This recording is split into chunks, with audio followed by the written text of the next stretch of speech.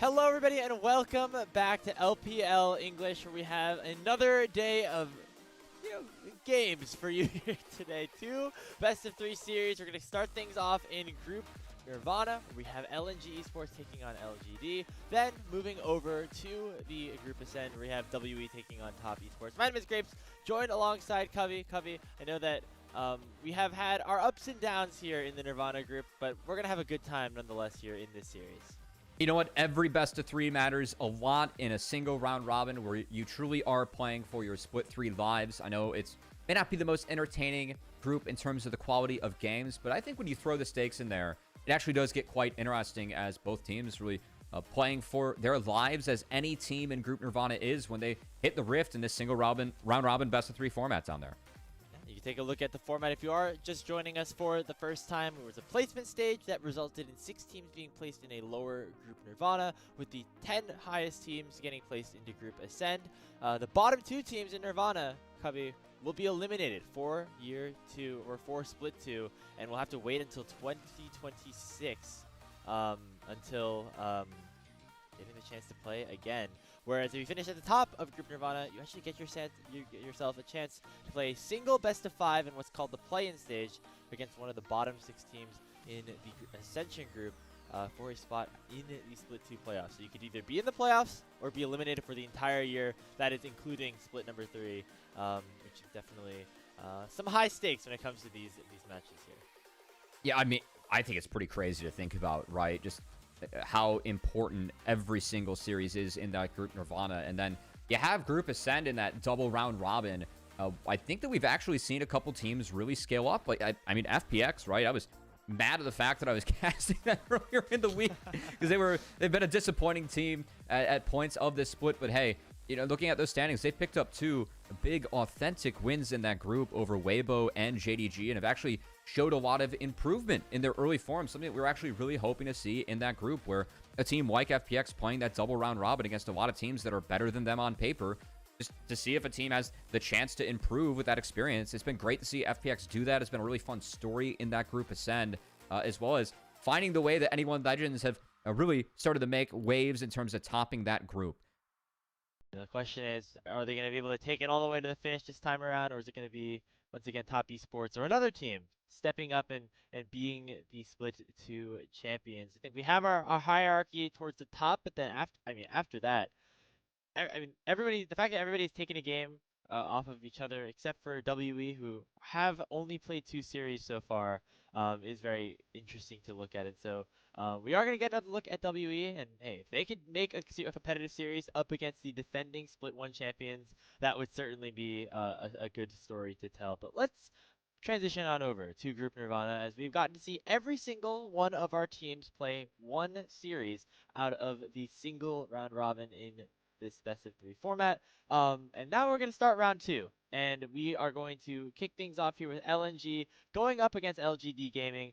And we're going to figure out, Cubby, are these teams really all super close? Is it going to be complete chaos? Or maybe is the hierarchy that we were expecting coming into the season going to carry through a little bit? Let's start off here with the team that did win their first series. That is LGD. This is a roster that I think we're mostly excited about going into the year, just the fact that there were a bunch of rookies that had a lot of high promise. However, they did make a change coming into split number 2, with Nio coming in and actually looking like one of the top players on this team. Yeah, LGD in their first series did find that 2-1 victory over OMG, and that was the one series that they have played with Nio so far. And again, like, Nio looked all right. I still think we need to see more tape on this team. I think for me, the biggest difference is that going from Split 1 to Split 2, Split 1, this was a team that a lot of us on the broadcast team, even a lot of people on Twitter, were talking about, hey, this is a young team that actually showed some promise in Split 1, even if they didn't make playoffs. They were right on the cusp of making it. And they were a team that we actually favored to make it into Group Ascend. Saying that they could maybe take 2 or 3 out of the group, maybe make to that Group Ascend. They did not. They find themselves in Group Nirvana. I think that the disappearance of lane swaps ended up really hurting this team in the end. And we're trying to really see what kind of identity they can find. I really feel like the player that needs to step up the most is XQW on this squad, and we'll see if he can do so today against Haichao and LNG. Yeah, I will say, during the series that that LGD had against OMG, XQW had a couple of questionable decision making, Rise ultis and things like that in the mid lane, which maybe is a common trend as we go over to our next scene. But I believe we have some clips just to go through here for LGD, just to take a look at what they did look like throughout both the early stages and during the placement stages, I should say, sorry, and then also that last matchup against Group Ascend. Yeah, What are we I mean, thinking? What are we thinking here? this clip's one where XQW, they ended up dropping this game to WE in the placements. XQW was so big in this game. You see 4, 1, and 3 there on your scoreboard. Just really didn't know his role in this game and really ended up throwing what was a monster lead for himself and LGD. And their series versus OMG was, they really had to actually fight back in this one. I think, again, XQW gets caught out pretty poorly in this fight. Gets juked here by the Aurora and shouldn't be taking up the space there without the Nefiri. Pops a stopwatch at a poor time, ends up being lined up by Linfeng. So for me, I thought that in split 1, XQW was someone that actually had a really good idea of when to drop waves, when to go assist the dives that were so popular with the swaps going on. Just haven't really gotten that same feeling from him consistently in this split, but it's still shown some decent moments as I know that he missed some auto attacks, maybe being able to be fired off early on in that fight, but I actually played the back half of the fight quite well, which didn't play, but was a goodie from XQW. So there's some high highs but some low lows potentially. XUW is able to get the leads and then it's just what decisions is he making later on in the games that could result in some bad things happening. It's a nice clip to kind of speak up, going from 4-1-3 to doing something a little bit tough like that. I will say Nio on this jungle Nefiri pick is definitely a player to watch out for. Both this he also got a pentakill in the third game of this series, playing the Lilia, and That's so a right. little bit of a different playstyle for this newer player compared to Climber, able to maybe have a little bit more agency, be a harder carry, which should be a fun thing to watch here. As it looks like we're actually gonna maybe I spoiled the result of what's gonna happen here. Yeah, well, I mean, again, I think that's something interesting about the series, the fact that we do have those 2 jungle subs coming in. We'll have to see who ends up being more effective, especially whether it's carries or supports. Of course, Nio has shown that he wants to play those carries early on, whereas 5T5 honestly does feel kind of the same way, Grapes, so could be a carry war in the jungle today quite easily. Yeah, as we have our next roster to go through, and it is a one that I know you can know him, you can love him, you can hate him. It's LNG Esports. This is a team, mind you, went to the World Championships last year, just a couple of months ago, and how quickly do things change in just those few months, because they are now probably power ranked last in terms of the expectations here for this team. Take a look at their roster with Zika, 5T5, Haichao, LP, and Zhuo. They made a couple of changes specifically in their jungle and AD carry positions going into this group Nirvana set, with Weiwei and Photic both now being out. But they had their series against EDG, and I think it was an infamous one, to say the least, early on in the season. I had the I'd say it's always a pleasure to cast LPL, but that series a little bit less so than usual potentially.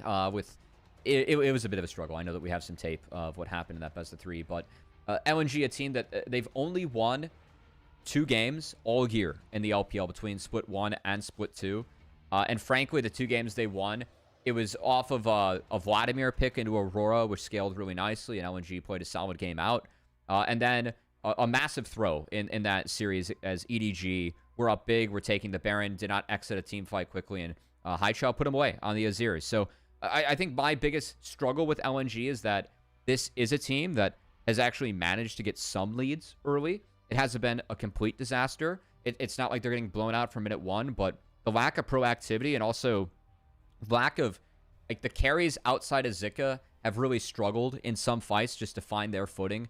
I think that Haichao, Photic, and LP, regardless of who's playing marksman, they've had fights where they didn't start off the fight with the right positioning, or they just didn't position, like, they didn't just put out damage at all in the fight because they weren't there, like, they didn't approach things on like the right way.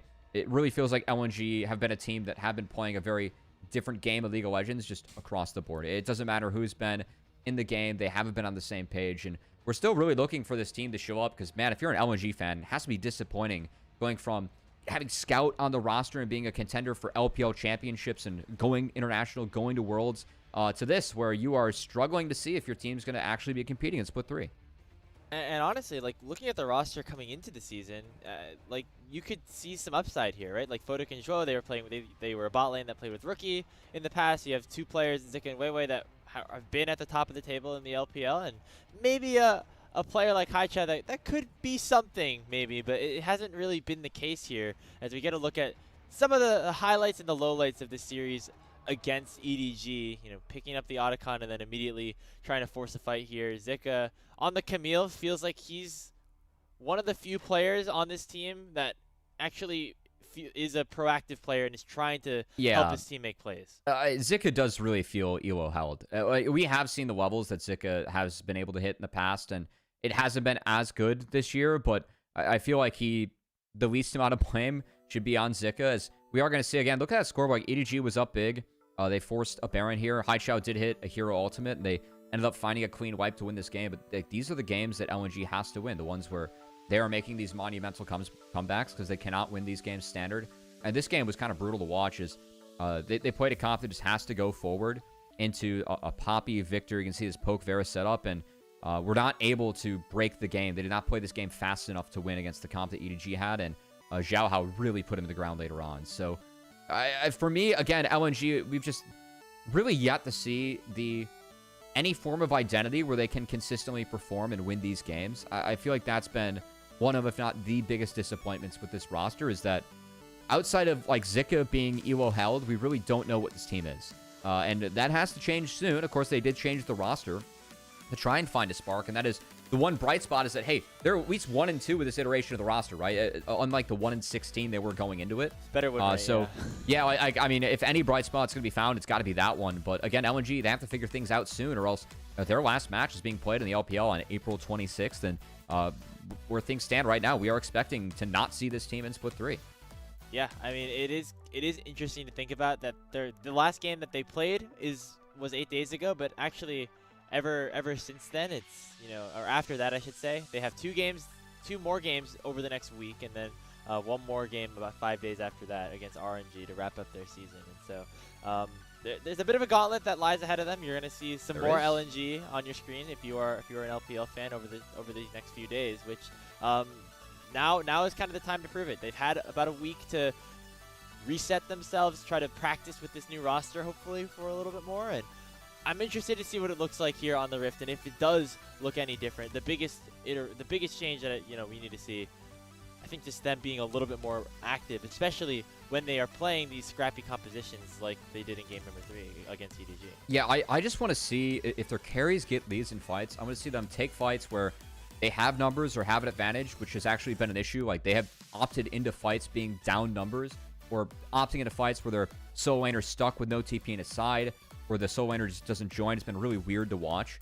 And then also, I need Haichao to step up in the fights. Like, the one fight that he played really well against EDG, it was a game-winning play and a game-winning fight for Haichao and LNG. But we have seen fights where, like, he plays not existent. Again, like, he just doesn't play well enough to exist in the fight, to whatever economy he's able to form early. We've seen that not be useful because he's just not doing damage in the fight. So if I had to put my thumb on one member to really step up, it has to be Haichao.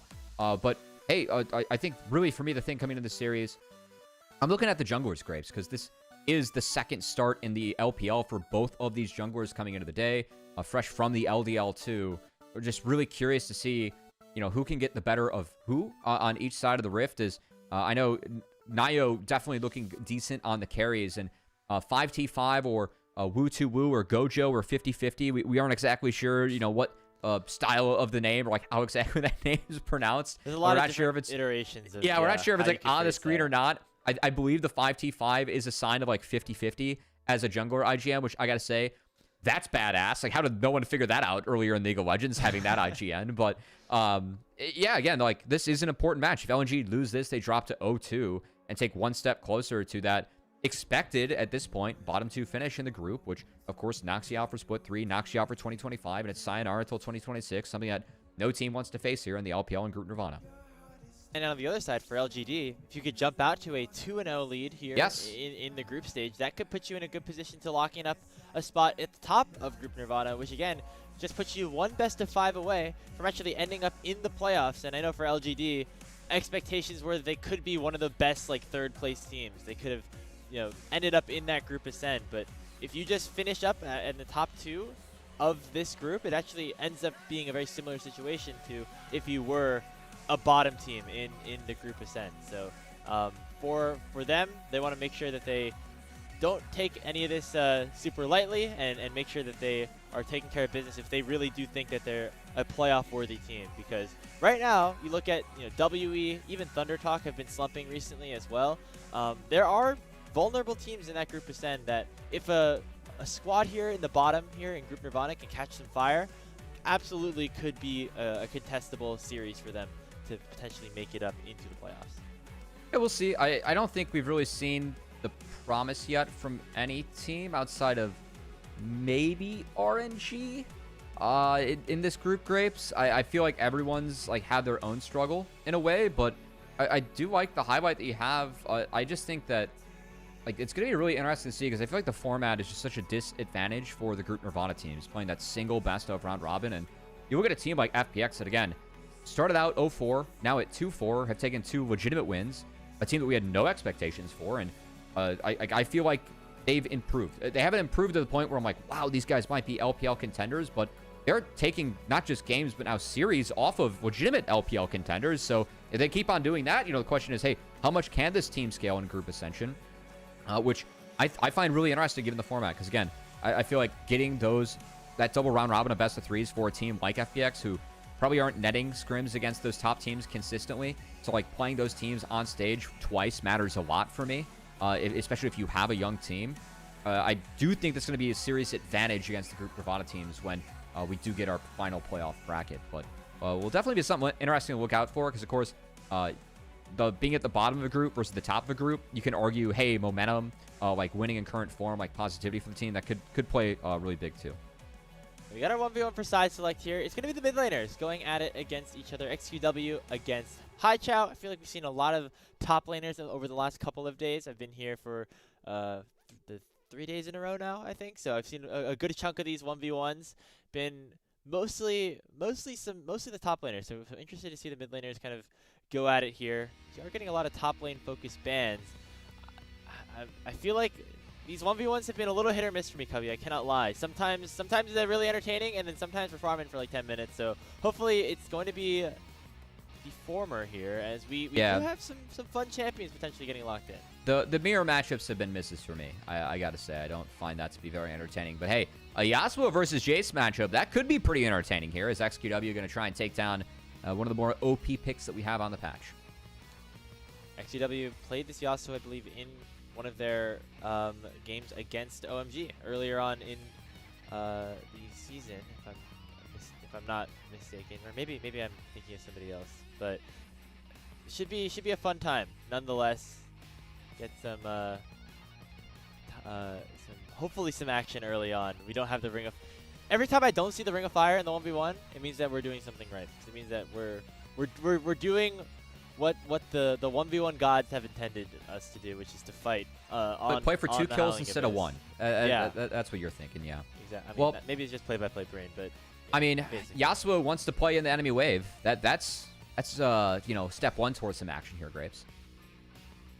That is true, and yeah, potentially, these are 2 players that I think we both agreed and were featured in our clips actually of being people who need to step up for their team in the series as a whole. And so, getting things started, helping them out in the 1v1, getting yourself blue side for game number 1, that could certainly help.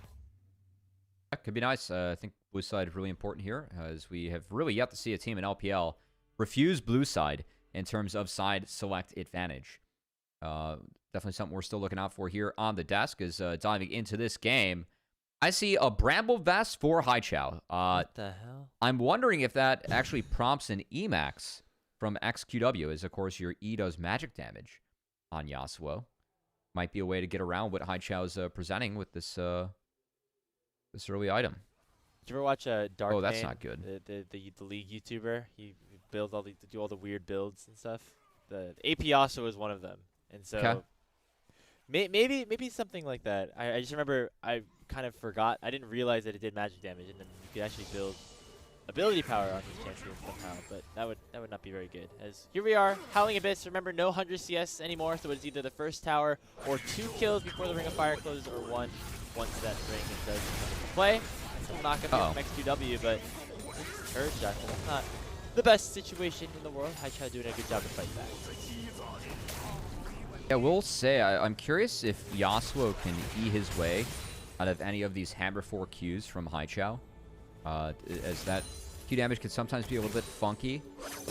Ability to, of course, flash out of it is a big one for players. The E, yep, that's one where it looks like he took some damage with the shield, but at least an attempt for him to get out of that. So definitely still something to look out for. Besides that, XQW doing a nice job of, you can see him leave in an auto attack before he fired off the Q against Haichao. So of course on Yasuo, yeah, had a lot of potential animations to cancel. As Ignite goes down, that prevents the healing a little bit on the plus sign, as we like to traditionally call those. And XQW gets the flash out. Okay. He was in E range, which is not where you want it to be. So Haichao taking a little bit too much damage here. Dashing forward, XQW is. He wants the plate. Pick up that plate, and these plates give you a lot of gold, as do the canyon minions. So a little bit of a modified map here on the Abyss compared to what you see when you play AREN, which means that now XCW is going to be very fed as he goes back to base. 60 gold up. There's the cannon minions in this, you know, I sometimes lovingly refer to as the caddies, right? The caddy minions. It's like the fancy Florida retirement home, like golf carts being busted out in terms of what those things are worth. As I think the first one's a lot of worth tin money in there. Yeah, the first one's worth like 170, and then it scales up pretty hard from there. As some special rules here for a special little 1v1 game format. The side select, I will say, I don't think this has been quite as fun as I was hoping for, but I do appreciate some of the creativity. I know we've seen a lot of different formats globally this year for League of Legends. This has been one of the attempts that I do really appreciate from the LPL in terms of finding a way that's entertaining for fans to engage with side select. And I will say, I think the teams and the players have had a lot of fun with it. We've seen a lot of people smiling in the cams, picking some unique picks, and it feels like every player at some point in time has gotten a shot to 1v1, regardless of whether or not it's best for your team. Like, if I see a support in the 1v1, I'm pretty sold on that not being the best, as currently I'm seeing Haichao miss his second acceleration gate of the 1v1, as that one was sadly dropped behind him. And the first one I saw was sadly dropped in front of the wind wall, which got eaten, so. We haven't even gotten to the series yet, and we're already seeing some questionable moves here. You know, it's all right. It's all We're good. scaling. You know, maybe we get him out of the way here. And we see Haichao jumping forward here on XQW. Actually, there, that's nice. Damage back. Getting close to that Conquer being fully proc. There it goes. As the Bramble Vest seems to be helping a little bit. Haichao, alongside all the healing that he's able to generate with Storm's Blade and the Conqueror, actually not really taking a ton of damage. Actually got the wind wall out of XQW there. Potential to really look here on the next wave as the Jace. Did pop the shield again, so well played. Haichao. Seen a couple positives here in the 1v1, but gonna have to see if we get any blood before we end up spawning in that Ring of Fire. I feel like that's the real question now. And then it's gonna be a little bit of a game of, you know, can Yasuo actually find that knockup despite Jace's hammer form, and can Yasuo make sure that he's not knocked into the Ring of Fire by Jace's hammer form, which could be quite dangerous if you're trying to E and skate through those minions. Look out for it.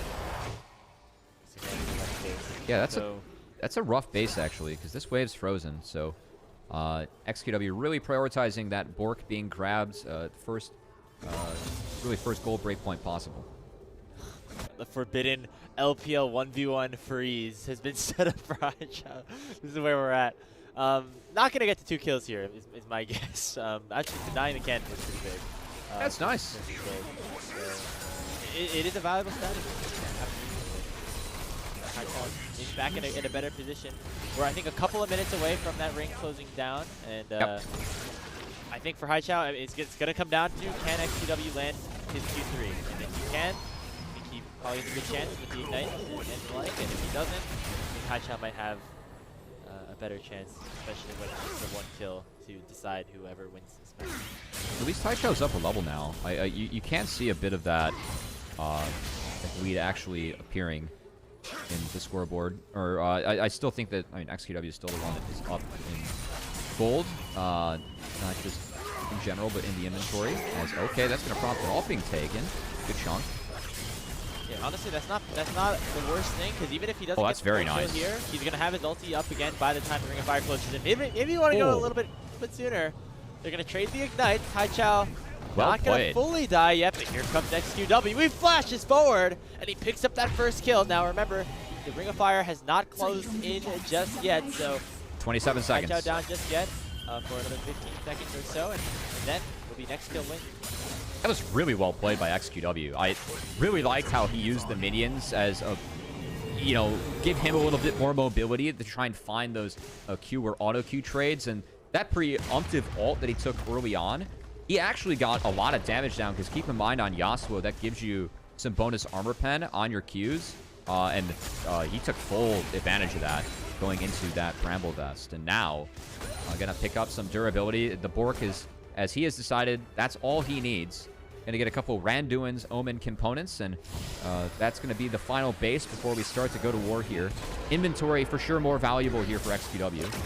Haichao going to stop his base. That's pretty big. That means he's not going to be able to head back. Item advantage very much in favor of XQW now. As the turret, honestly, could have been a win condition for XQW, I think. But he wants to win it the old-fashioned way. That's via a kill. He'll have his ultimate back up.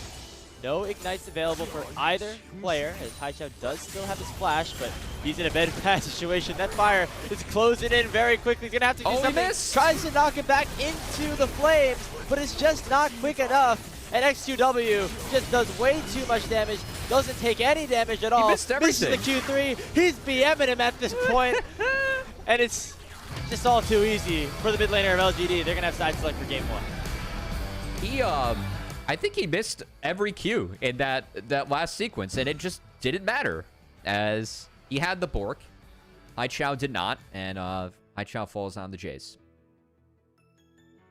Yeah, it was a valiant effort from Haichao. We saw a couple of nice moments. The freeze setup, the tech of going for the Bramble Vest, honestly, might have inspired XQW to go for some more tanky stats of his own, and after picking up that first kill. But likely will be now LGD with blue side for game number one. I think we can just kind of assume that at this point. Yeah, it's not very promising. Would you say that the good moments, though, after a 1v1, were the choice of items and the choice to freeze? They didn't actually involve the interactions in the actual 1v1, where XQW's Yasuo was a bit cleaner. I thought that first kill that he got was actually played really well. So props to XQW on that one for sure. The insect attempt was there too. I mean, I can give him a little credit. It's not obviously like, you know, he should have played that. Yeah, there were better ways to play it, surely. But there it is. LGD Always get blue side here for game number one. Again, currently in this meta, there's so many super powerful picks, especially here in game one of a fearless format, that it's a very good advantage to have. Yeah, and we're gonna have to see. I've kind of been clicking through where our priorities might lie for the night. Still a lot of Yone being banned against XQW. Definitely a big one to look out for. And then we've seen Xiaoya really be willing and able to actually play that Draven, which will be I know it's not a pick that we expect to be B1, but definitely something to have on your radar going into the games tonight. Yeah, remember that was actually a pretty big focus point for LGD in their, you know, quote-unquote reverse sweep, I believe, against OMG. It was, you know, they dropped the first game and then won the next two. As here we are, game at number one draft, our second go-around of things here in Group Nirvana, starting things off with LGD against LNG. Neither side wanting to drop a game here, or drop a series where there could be such high impact in terms of the future of your franchise, future of your history, of your career even as a player. You know, being able not being able to play competitive for 6 months, that's gonna mean something for 10 different roster spots. Yeah, I mean, something where it's going to be really interesting to see what happens to the two teams that drop, because frankly, like, Zika is a player that I could see going to a different LPL team and being able to help out, right? It still feels like he's in good form, just not the rest of the team. But As we dive through this pick, man, Grapes, looks like we're going to have that Gwen Rumble trade being taken. But curiously enough, Sawsett going for the Gwen himself, not grabbing that Rumble, which we have seen mostly prioritized when both are up, because you can win that lane matchup into the Gwen. So something to look out for in this one, as I'm fully expecting to see Zika lock in that Rumble on that R3 pick. Could see it. Gwen jungle is not as prevalent as it was earlier on in the patch, so might not see that fully here. We do see Haichao on the Azir, so that was the champion that they have won a game on so far here in Split 2, so that is certainly a welcome sign if you're an LNG fan, as the response is going to be the Sylas for XQW, another champion that can get really scrappy, and it feels like scrappy is kind of what we're looking for around that mid game for LGD, with the Skarner also getting picked up for Naya. Top side's going to be locked in. We'll say, at least for Nio, first pick that we've seen him be really supportive on. As, of course, that first series, he got his hands on the Nefiri, the Vi, and the Lilia. So, going to be a much different look on the Skarner that has really been making his way through picks and bans, with other picks just being more highly prioritized right now in the meta. We've seen more Skarner, and every Skarner we've seen has looked pretty strong, quite frankly. This pick's still a problem in the meta. And as we dive on through, going to likely see a lot of marksman bans being thrown out here, as LNG going to blind their marksman, counterpick support, and we'll see what kind of LGD bot lane they want to power pick. YCX has mostly the engaged champions, but can also play some of the enchanters if needed. I don't know how meta that's going to be, although LGD do have a nice frontline set up. If you pick something like a Seraphine, which LGD have played earlier on in the season, like that could definitely be a solid option. It was paired alongside the Ashe last time it was played here by LGD, and so that has already been taken away. On the other side for LP, a player that is new to LNG, but actually not, or new to this LNG in 2025, but was actually on the roster about 2 years ago and has jumped around a couple of these bottom LPL teams, getting another chance here, getting focused in the second ban phase as well. Yeah, frankly, with all the bans being thrown out, expect to see maybe an MF Jhin handshake. I wouldn't love MF for LNG. I think Jin's actually could be really nice for opening up the Azir and the Rumble. But we'll say it's a decent look for Corki. It's a little bit of a lower range comp showing at the moment for LGD, and some of the bad matchups for Corki are out. My concern now is that you open up potential Kaisa for Xiaoya if he wants it. And that pick, in the hands of pretty much every LPL marksman, has looked good. We'll see if that is the pick that Xiaoya wants to go for. Instead, actually going to be the Misfortune in the bot lane for LGD. So prioritizing a little bit more of that laning strength, that ability to wombo combo with a potential Rel and Skarner ult with that bullet time, and leave the scaling to the hands of the Gwen and the Sylas. I do like the Gwen MF pairing. I think at times MF can really struggle to deal with those frontline tanks. I feel like this game MF's not going to struggle with that quite as much. Will be difficult, though, to play into the Xin, Azir, Rumble, Rakan now being locked in for LNG, as that is a lot of ways they can look to attack that Misfortune and that backline. Yeah, so if you're LGD, you almost have to kind of divvy up your resources a little bit in terms of how much you want to focus on engaging versus actually peeling for your Misfortune to the backline. Because there's a lot of tools that can go forward here, but if you leave Xiaoya out to dry, LNG could potentially take advantage of it with a lot of really nice dive, as you state. Haichao on the Azir, we saw what he was able to do in some late game team fights for LNG. Zhuo on the Rakan, always a reliable source of all in. But for LGD, they do have that kind of pseudo wombo combo if you set it up correctly. We saw IG try to do this yesterday, although not too much success. The Skarner ult into the Misfortune ult, and that clearly is what LGD are playing for here in game 1. Yeah, we'll see. I will say I like the LNG composition right now. I think the ability for Rumble and Azir to get pushed early could open up the Xin to actually look for invades on the Skarner. And I also feel like the ability to play into Gwen and all these melees. I've seen the Xin Azir have decent success into Gwen, because you can use that Emperor's Divide to get Gwen out of her shroud into your team and try and really burst her down before she can take over a long fight. So we'll say that if Haichao is able to play these fights a little bit slower, find his point, I do think this is a good game for Azir to at least try and look to go in. Focus has to be on the Gwen this game and taking her out of the fights early before she can really cruise through fights and be that late game menace that we've really seen with Gwen on this patch. As she's been a lot more stable in terms of reaching those points, and is still as effective even after the patch changes in that late game from what we've seen so far. So here we go. Another matchup in Group Nirvana, split 2 of the LPL 2025. Will any of these teams get to that next level? Will they reach that next stage in their seasons? Or will it be right back into the drawing board, potentially looking into 2026 as the next angle for your organization? On to the way for game number 1. Looks like a very standard 5 points to start things. And you see those compositions for, looks like LGD, according to whatever algorithm is used here, favored a little bit early versus LNG later on. I still like a lot of the tools that LNG has. I think that the challenge is going to be the only piggyback that Rakan has in is really going to be off of 5T5 on the Xin Zhao, and Rakan can get stuck or stymied against the Skarner Silas Rel pretty easily.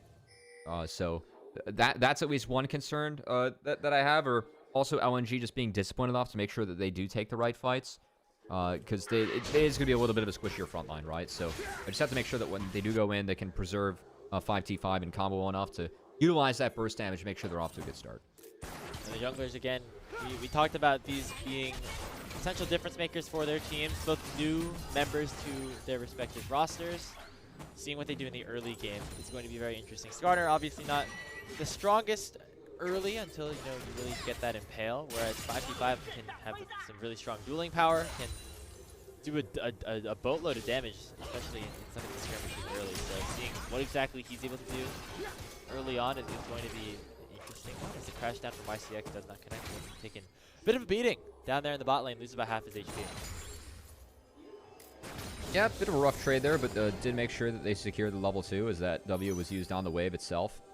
But of course, any health lost by the Rel MF lane at this point gonna hurt, as LNG are the ones that have access to the sustain with the Rakan, and not LGD. Still, at the moment, we do favor some of these lanes early on for LNG. Again, really like the Rumble matchup into Gwen early. Do see Sasa have the exhaust, very standard against the Rumble. The idea is that you pop exhaust while Rumble is overheating, dodge out on that big window of damage you have to really look out for as the Gwen in this matchup. We've seen Sasa have some good performances, specifically on these carry champions for LGD as well. Yeah. He's one of the newer players to this roster that was particularly exciting, especially for LGD, who in split number 1 played a lot of these closely contested 5-game series against teams that maybe we weren't expecting. Yeah, I mean, again, someone where we look at this team, again, having success at the LDL level, promoted internally for LGD, it really felt like it was the start of an exciting story for this team in Split 1, right? And a team that was close to being in that top 8, a team that we were excited to see in Split 2, and the fact that they ended up with a roster change and in Group Nirvana, again, really surprising for us here on the broadcast team, as our expectations for LGD were for sure higher and deservedly so after what we saw from them in Split 1. And we did like our rookie of the split votes for number 1. YCX got a lot of them. It was basically Jachi on RNG and then everybody on and then like the entire LGD roster. Yeah. Because they were all really they all had their individual moments, right? And especially through they 3-0'd WE, I think, in their group stage there, and that was when we really got excited about what this team could potentially offer. But since then, hasn't been the same level of success. They actually lost to WE in that placement stage match in that best of 3 that resulted in them actually being in Group Ascend and being a team that we're going to see a little bit later on today against Top Esports. At the moment, looking out for where this MF and Rel walk, it looks like they are going towards that top side, whereas Sasa gonna TP bot and actually get to pick up quite a big wave, as it is a cannon wave. So we'll get the majority of the creeps here. Only lost 1 melee. It's well worth it. And the swap should be matched. I will say, good freeze here by Zika, as it does deny quite a bit across the map. So Gwen gonna stay up and stay big, but this will deny the MF Rel a bit. And now the choice comes out for LNG. It looks like at the moment they're opting to send that Corki into the Gwen and opt into this 1v2 scenario here for both top laners. Kind of curious. I think that Rumble is going to have an easier time getting resources here compared to Gwen, but still a little bit surprised to see them not commit to an early Grubs. Looks like they're just going to take that Dragon and give up the grubs for free. An interesting situation, but I guess also if you are LNG and you're wanting to delay the game out a little bit later because you have some good scaling carries in the Azir and the Corki, so getting those dragons can potentially get you to one of those late game win conditions in a better way. As the grubs likely will be controlled by LGD because of that. Nio is still on the bottom side. Maybe we'll play in the mid lane, and XQW does get hit up by that when it becomes lightning. 5v5 jumps in. It's going to be matched by a stolen away Azir ultimate, and now 5v5 in a lot of trouble. Shwo, though, lands a two-man knock-up. Here comes LP, one more auto. It's first blood for LNG. But now Xiaoya's here. One more auto attack onto 5v5 will make it a one-for-one trade. Ooh. And the abscond of Duck from XQW comes through, out. And he flashes away to safety. LGD coming out on top of that trade. And now they'll have first dibs around the Dragon if they want it. Honestly excited to see the replay for this one because we asked for both mid laners to step up in this series, and we saw a bit of that there as another big look from the Skarner. And they knock Shwo into the wall, forcing him to battle dance away. Nio does take a good chunk of damage, but now has Dink level 6. Looks like he'll probably have to go back to base before going for any of these neutral objectives. But LGD showing some proactivity here early on in this game coming. Yeah, again, do want to see a replay of this because I'm curious. I thought XQW played out that fight really well. Curious to see how Haichao played it out, as that ultimate was a little bit surprising for me. You know, shoving the opposing team into a rather low 5t5 at the start of the fight, but was shoving them towards his bot lane and ended up being big in the back half, as that replay looking to be a little bit slow. We'll see if we get it in the end. But the action has continued here on the Rift, and of course, as you called out, Graves, Nio had the base after that second skirmish where he dove into the mid lane. Was able to get some health bars, but got a little bit too low himself. As we return to live, looks like it's going to be 2-1 in grubs. And yeah, here comes that fight. As I like the initial bait in from XQW and the engage from Nio. 5t5 kind of flashes into his team.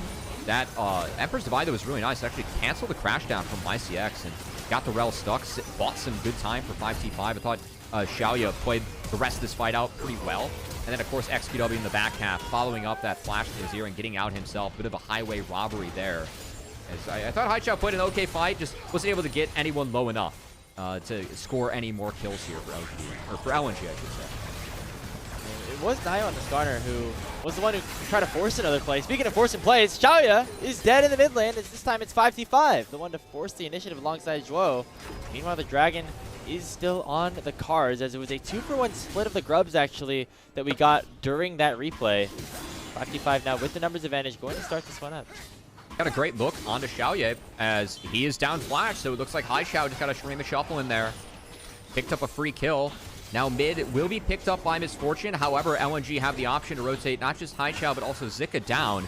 Try and contest this Dragon, which LGD looks like they want the fight. They do have ults up. Silas still has his ult coming up. Oh, LP forcing them out. That might be enough space. Yeah, Nayu's out.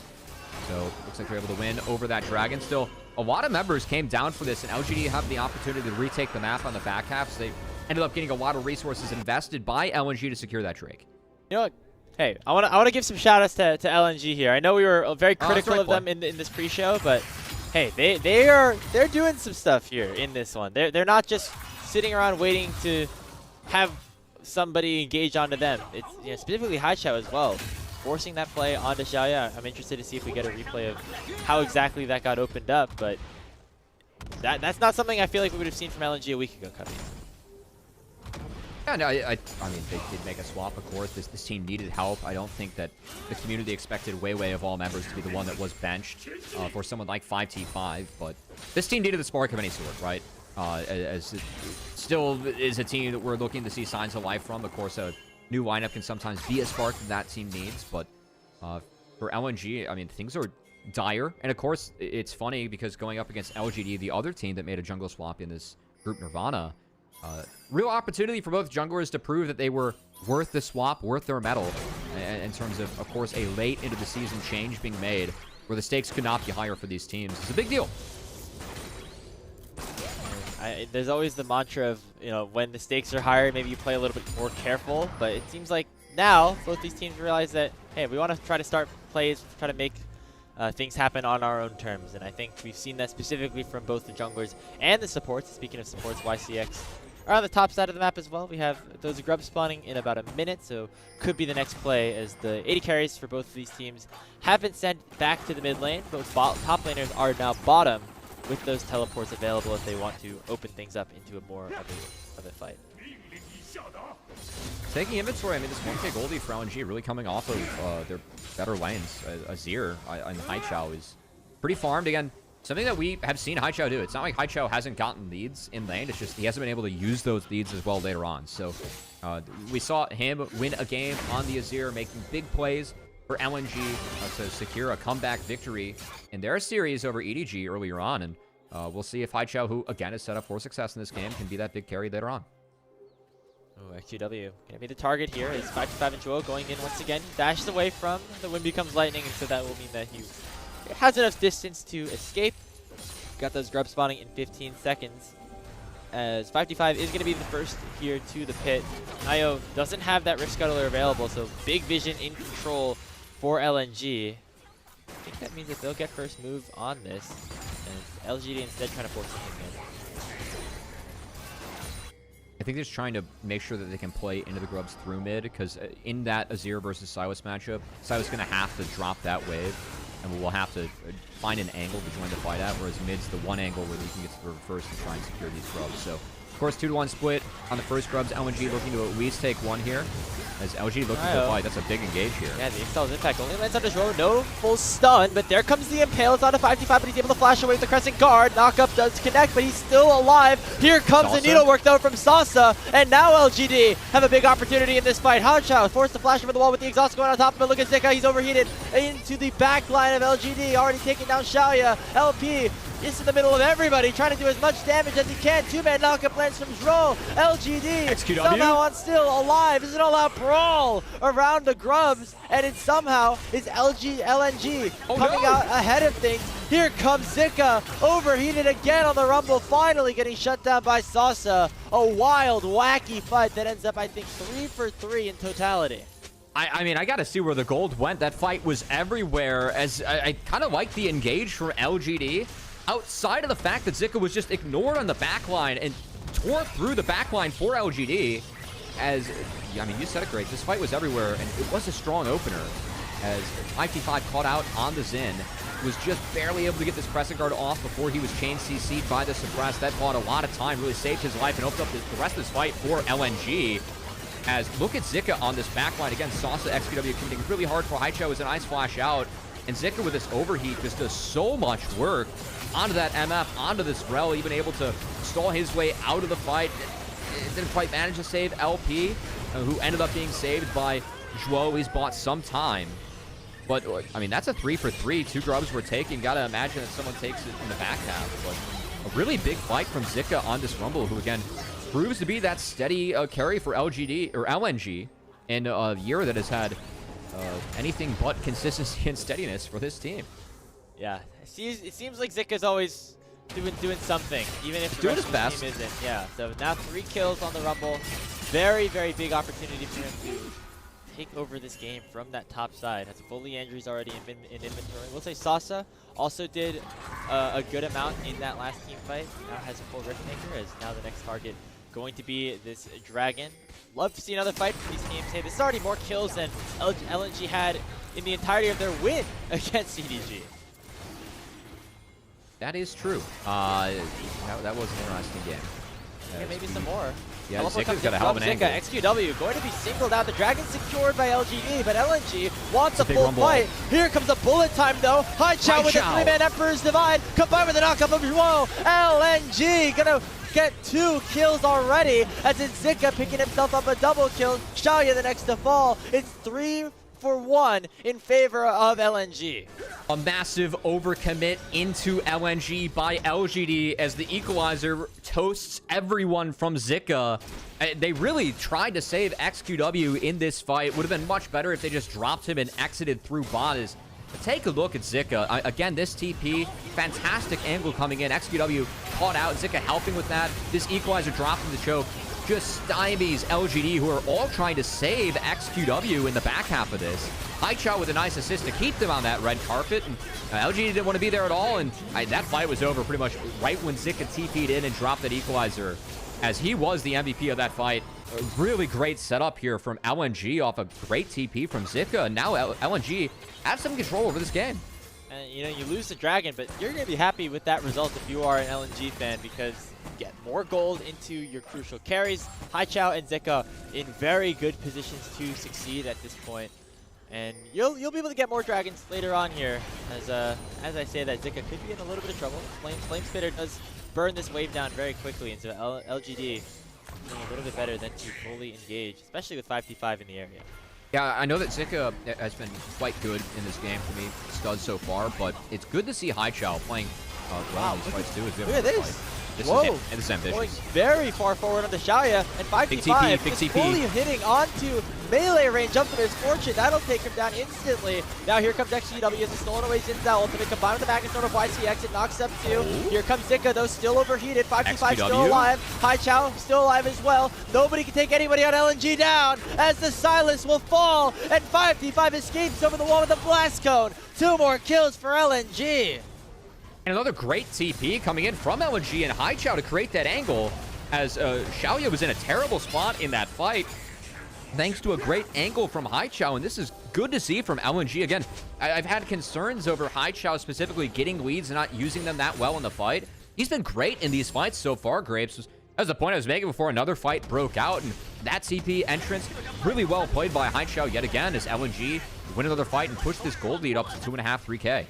These are the plays that we were hoping to see more of from LNG. We saw it was so few and far between in some of their earlier series, but the proactive teleport from Haichao, the one that started off 5v5, just fearless, going full in onto Xiaoya. I don't like how Xiaoya retreated that fight. I think that he has to go towards his Raptor camp and not kind of play in that choke, because again, really played into Haichao's favor and allowed for him to stay connected with his team. And then how about 5t5 with the exit on the back half to save his own life? That's big, staying up with the smites up. They stole a lot of camps away from LGD to take away some of their economy. So, again, more good looks coming out of LNG. And, you know, what if now you start to think LNG, they had a full week plus since their last series, since that loss against EDG, which I'm sure hit very hard for a lot of their players after, you know, all the losing that they had. They finally got to a point where maybe it was a winnable series against EDG, but not ending up fully able to finish off the job. I mean, if you ask me what that series is like, I'd say they got 3-0'd in that one. Yeah, it was really just a heroic Emperor's Divide from Haichao. To be fair, the game was kind of close, but I don't think that was a play that EDG should have made. They were playing too fast, and Haichao and LNG proved it. But I'm just impressed. Like, again, LNG so far, we've seen them have early leads. They haven't been able to snowball it into victories. I really feel like it's because there have just been fights or moments where Haichao or other carries of LNG just have not been in the right position. They've taken fights where those carries can't join, or there have been TPs that haven't been launched that probably should have been to help out the team with the fight. Just hasn't been a team on the same page so far. We have seen that LNG team be on the same page, stay connected. I just want to continue to see Haichao put up a good performance on this Azir. Again, this was the champ where he was able to hero up and beat EDG with a great late game Shurima shuffle, but there have been other games where Haichao has had a lead like this and then has just had a fight where he's been invisible, or he's gotten caught, or he ports in on the wrong side of the fight or at the wrong moment. If he can continue to be consistent in this game, Graves, this does feel like a game state where LNG is very heavily favored to win. The hater is slowly leaving you, Covey. I can feel it. I can feel it with every fight that LNG wins. It's still there. I just have to honor the good play this fight, or you know, like this game so far. But I'm definitely setting up for him to fail, which I don't want to see. But to be fair, that's what we have seen in the tape so far, Graves. So an opportunity for Haichao to prove me wrong. I feel like though some of these skirmishes were already moments that have been better from the players here for sure on LNG. So it's already a good step forward, even if things don't necessarily work out super well as we continue to move forward in this game. It is only a 2,000 gold lead, so LGD still definitely in a position to potentially come back here. Yeah, right now, I'm curious to see Salsa on the Gwen, dropping that bot wave to look to maybe pressure. Of course, we do have all 3 monster objectives on the Rift right now in the Herald, the Dragon, and the Anaconn. As Otacon, pretty much full control here for LNG. Looks like they're just going to sack their bot outer to make sure they secure this one for themselves, which is looking pretty free on the map right now. So good take here from LNG. Dragon up and available as well. As the teleport comes down from High Chow to catch that wave bot. As Sasa was able to get a little bit of free time. I will say he's rather strong on this Gwen. Slowly has actually picked up a decent chunk of gold and hasn't died yet in this game. Does have a shutdown. I will say that that's not going to be something I think that exists as we hit that new update. He's on the yes, team, true. But yes, do not get me started on the new update. I'm a bit disappointed, you know. We're back to the 5:30 Dragon in the 8-minute Herald is now the 5:30 Dragon in the 8-minute Grubs. And then 15-minute Herald. It's like the same timers that used to exist in the game. I don't know why they reverted it to that. We're going right back, yeah. Yeah, it's just early game comp. Mechanics halfway through the year. Early game comp, you know, take Drake, take Grubs, take Herald. Grubs are less suppressive, which is good. Grubs did need to be nerfed, but yeah, we'll cross that bridge when it comes to Grapes. But I was a little bit disappointed. You know what's gonna be good is I'm gonna make it through the entirety of the first half of the year, or I'm gonna just make it through without remembering the difference in the name between the two Otacons, because now there's only gonna be one. It's kinda, I've been spitballing a little bit for that specifically. As that is true. That is true. Anyway, looks like we have LGD still in a state where they don't want to take fights. I will say I don't blame them very much on that. Going into a 2-item Rumble, nearly Nashers completed on the High Chow's Azir.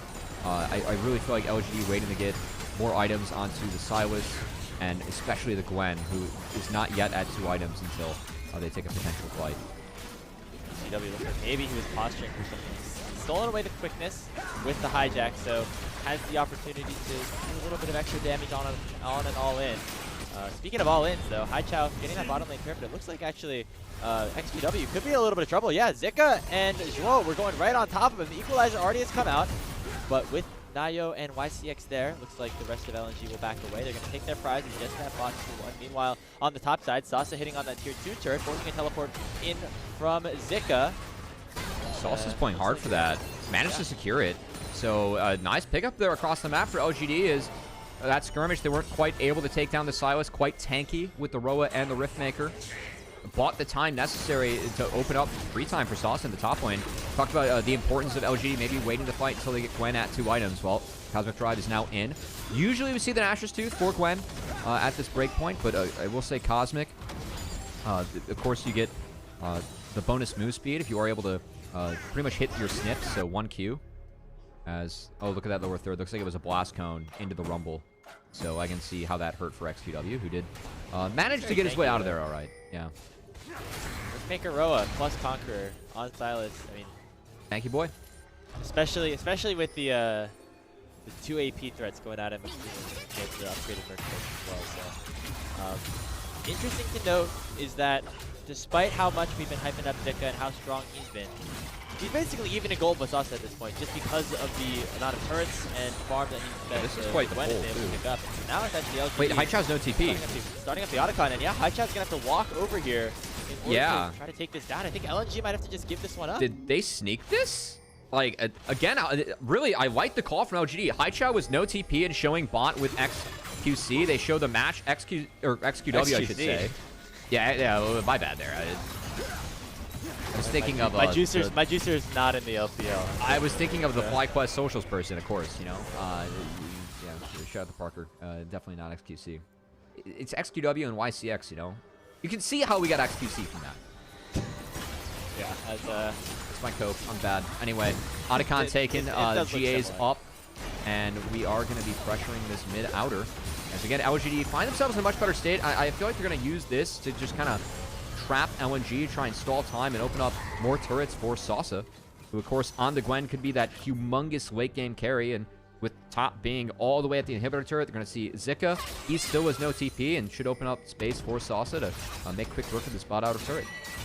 And so now, with these false lives, LGD, they can play very aggressive up until right around the spawning of this next dragon. And LP and LNG have to be very, very careful, because even if they do find an engage that they like, you know, just going to be LGD sent right back to base after just a couple of seconds. So they're not going to be too mad about that at all. They can kind of play with a lot of aggression and maybe even recklessness if it means that they're able to pick up more structures. And as I say that, here comes Dio dashing over the wall, looking to try to lock down 5v5, who has to just burn that crescent guard and get the hell on out of there. Don't mind the preemptive burn there from 5v5. I really don't think they want to fight while the GAs from the Otacon are up. Of course, you're fighting with diminishing returns there if you are LNG. So, throwing some econ out at you here at 2:50 in the morning Pacific time. Yeah, I mean the EV is not great on yes. going for a fight. You get less gold per kills, and you are at the risk of potentially losing a Baron if you lose too many members. The reset timers work well. So LGD, speaking of that Baron, actually going to start up this time. This is spotted, LNG and they know it's spotted. They should know this is happening now. Problem is, False Life still exists for 30 seconds, so this is a good force here. Meanwhile, in the mid lane, XQW forcing LP down. He'll have the ability to get back in a little bit, but yes, no teleport available, so it'll be a long walk back from the fountain. YCX going in here with the Magnet Storm. 5v5 doesn't have that ultimate available just yet. Sasa with the needlework looking to try to burst down Haichao. He dashes away from the Emperor's Divide. And it means that there is no blood being shed, just the one false life available or taken away from XQW as LGD can go right back to the Baron. Crazy. So they did get LP and Haichao both pretty low, and of course they have the control ward still set up here. So they're kind of calling the bluff of LNG, like, hey, you got low enough where you have to reset. So are you gonna call that we're doing this Baron like as Dragon spawns? And XQW is not showing this. So okay, they just spotted that Blue Trinket was cast. Now LNG gonna sprint towards it. LGD gonna drop. And even though there is no crucial team fighting ultimates on Zika or Haichao for LNG, just their threat of the damage that they could output is enough for them to back away. I will say, I mean, that play pretty much loses them this Dragon, which is sole point for LNG. I don't know how worth the risk was. I do like the idea, though, by LGD. I got to be honest. Like, Dragon spawning, you know they have to base. Just like, okay, are they going to be lazy about this reset? I feel like that, like, there was more opportunity there to actually snag that Baron, but of course, LNG, they do play that smart. They do scout out the Baron that's being taken, and that gets dropped by LGD, so no Dragon for them. As this now puts LNG at sole point, so still advantage in the last sequence from LNG. Even if I gotta say, I kind of like the gamble here from LGD. I can see it. For me, they just went way too hard at this portion. As XQW, unwarranted engage here, finds the Xin Zhao, and he can't grab Xin's ultimate. As that was the one that he just had access to. Of course, his hijack was also on cooldown there. So, a bit of a mistake from XQW, who I feel like could have played to not all in and just played the chunk. It could have been better, but as we say that, though, he charms up 4 people with a stolen away quickness. The bullet time doing a lot of work, and LP caught in the middle of nowhere. But there comes Haichao with 3-man Emperor's Divide into the tier 2 turret. 5v5, doing some damage to when becomes lightning as well, but there's not enough damage to take down any members of LGD, so they just lose LP in the fight. Great find, though, from XQW, who kind of makes up for his, or makes amends for the last play. Of course, he was the one that got caught in that Baron sequence, but a great snag on the quickness and a great engage from him. And with the marksman down, there are a lot of summoner spells down here for LNG. Would not be surprised if LGD want to look for a turn. We'll say that they have no ultimate. So for me, a little bit of a risky take here. No ults on either team. I think that's a scenario where surprisingly, like, Rumble might really thrive. 5v5, he gets shoved right back in. There's the crash down. The jungler for LNG is down. Yeah, that should now be an easy Baron take for LGD. I actually think there's a world there where like LNG can kind of use their range, pick and poke, and try and make something happen. But 5v5, of course, did mention Summoner Spells being down for LNG. That's a big one. Down was found, and now Smite down means that this Baron likely to fall for LGD. They're looking for the turn hard. LP has 2 items. He has respawn. Threatening the turn. Just going to be the Baron taken down, so they don't want the turn. Okay. A little risky. Yeah, I agree with the no turn. I do like how they were posturing to at least threaten it, but good sequence from LGD, and that Baron's big. They're going to pretty much have that up to set up the next Dragon. Look at XQW here. Found this pocket.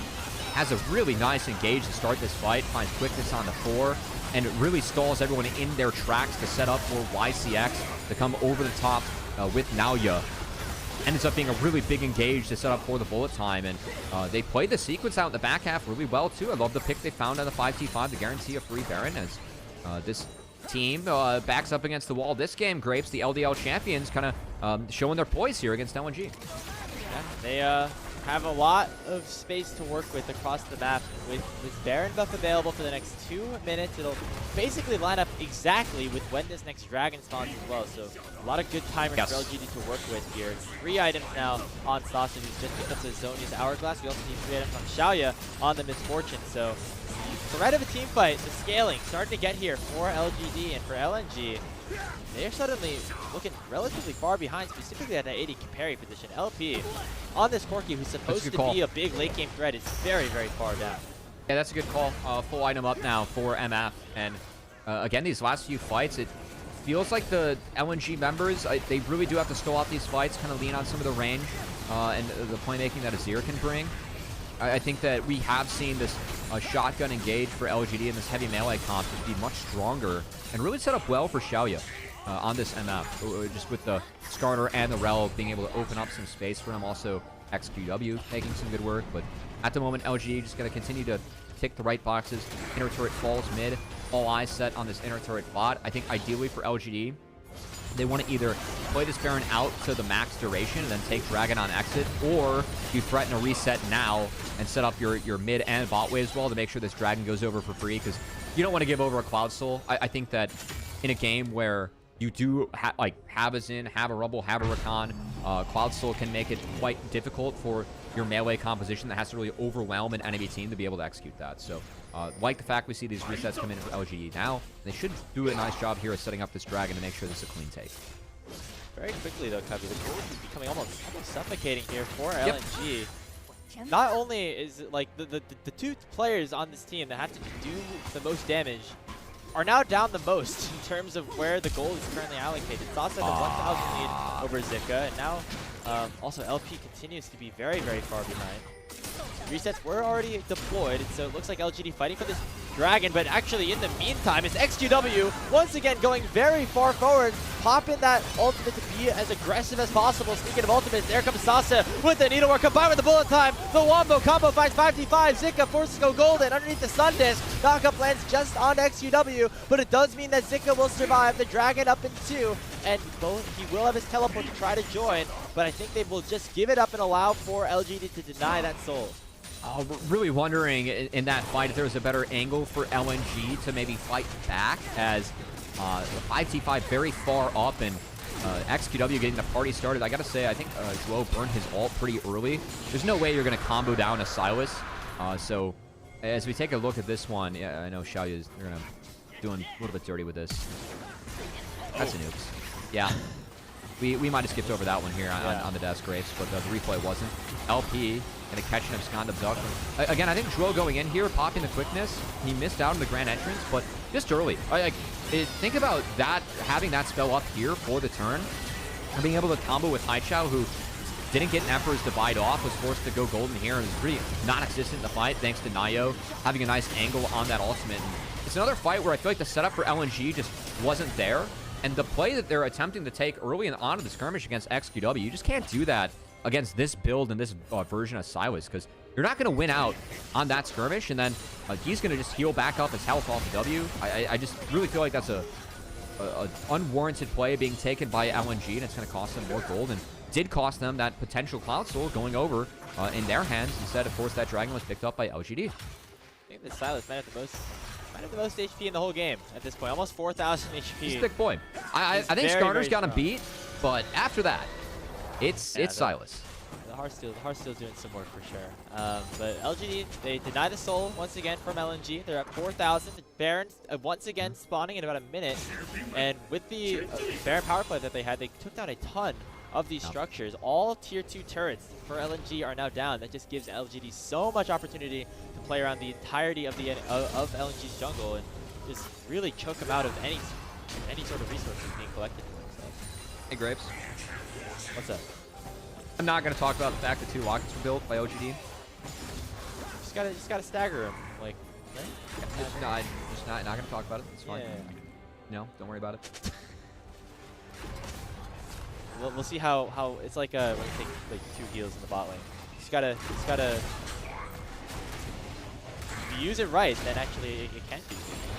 I will say that if a double lock gets cast, it diminishes the effect of it by 75% if it was used within 20 seconds. So I actually really don't get that buy, because like items like Zeke's Convergence actually like pretty gold effective and valuable on Skarner.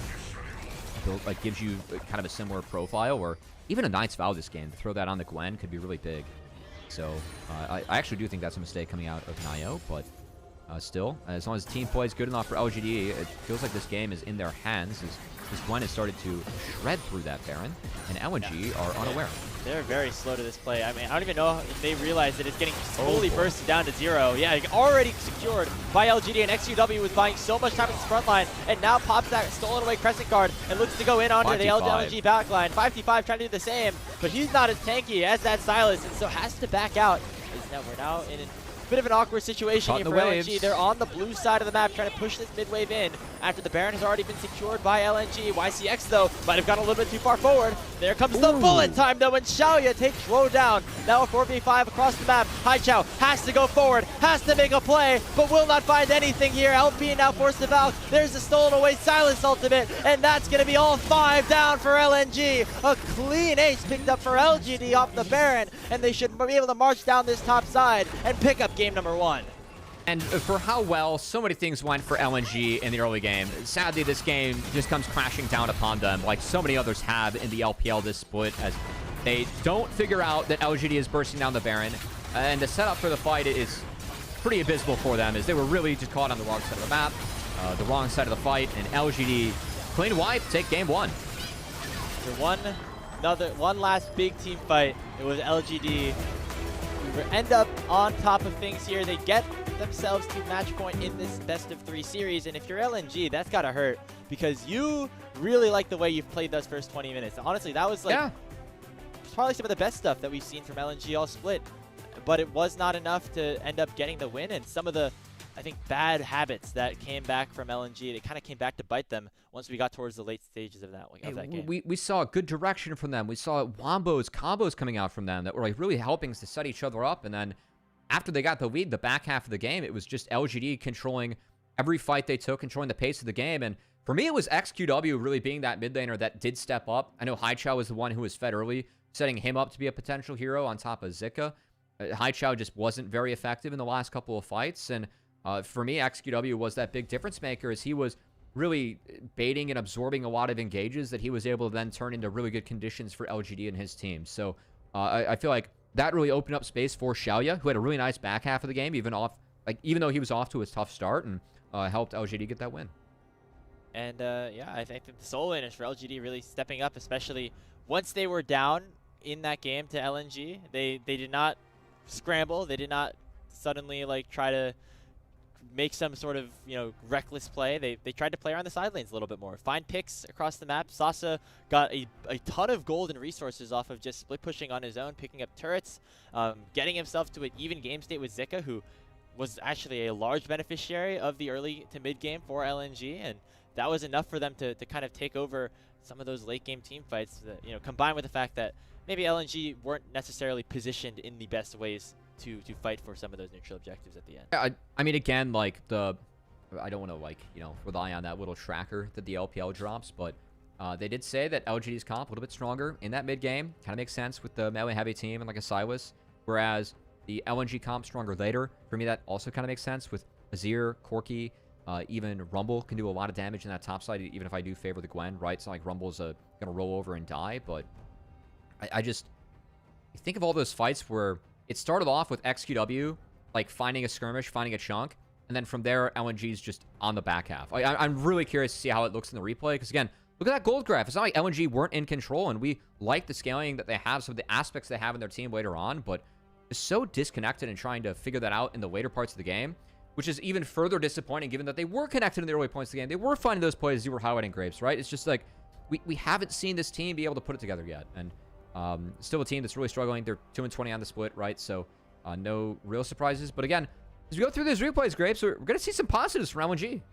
If they're able to piece together a little bit more of that, just for a little bit longer in a game, I think we can suddenly start to look at them as being a team that maybe had some expectations going into 2025. Remember, this was a team that was literally at Worlds just last October, albeit with a different roster. Scout and Gala were on the team at that point, and being Yep. replaced by Scout's pretty Haichao and good. Fodic are Yep. definitely a different iteration of the roster. But still, I think people did think highly of a player like Zika coming in and having a team full of some players that have established themselves at least a little bit, and we started to see some of that come together here in this mid game here for LNG.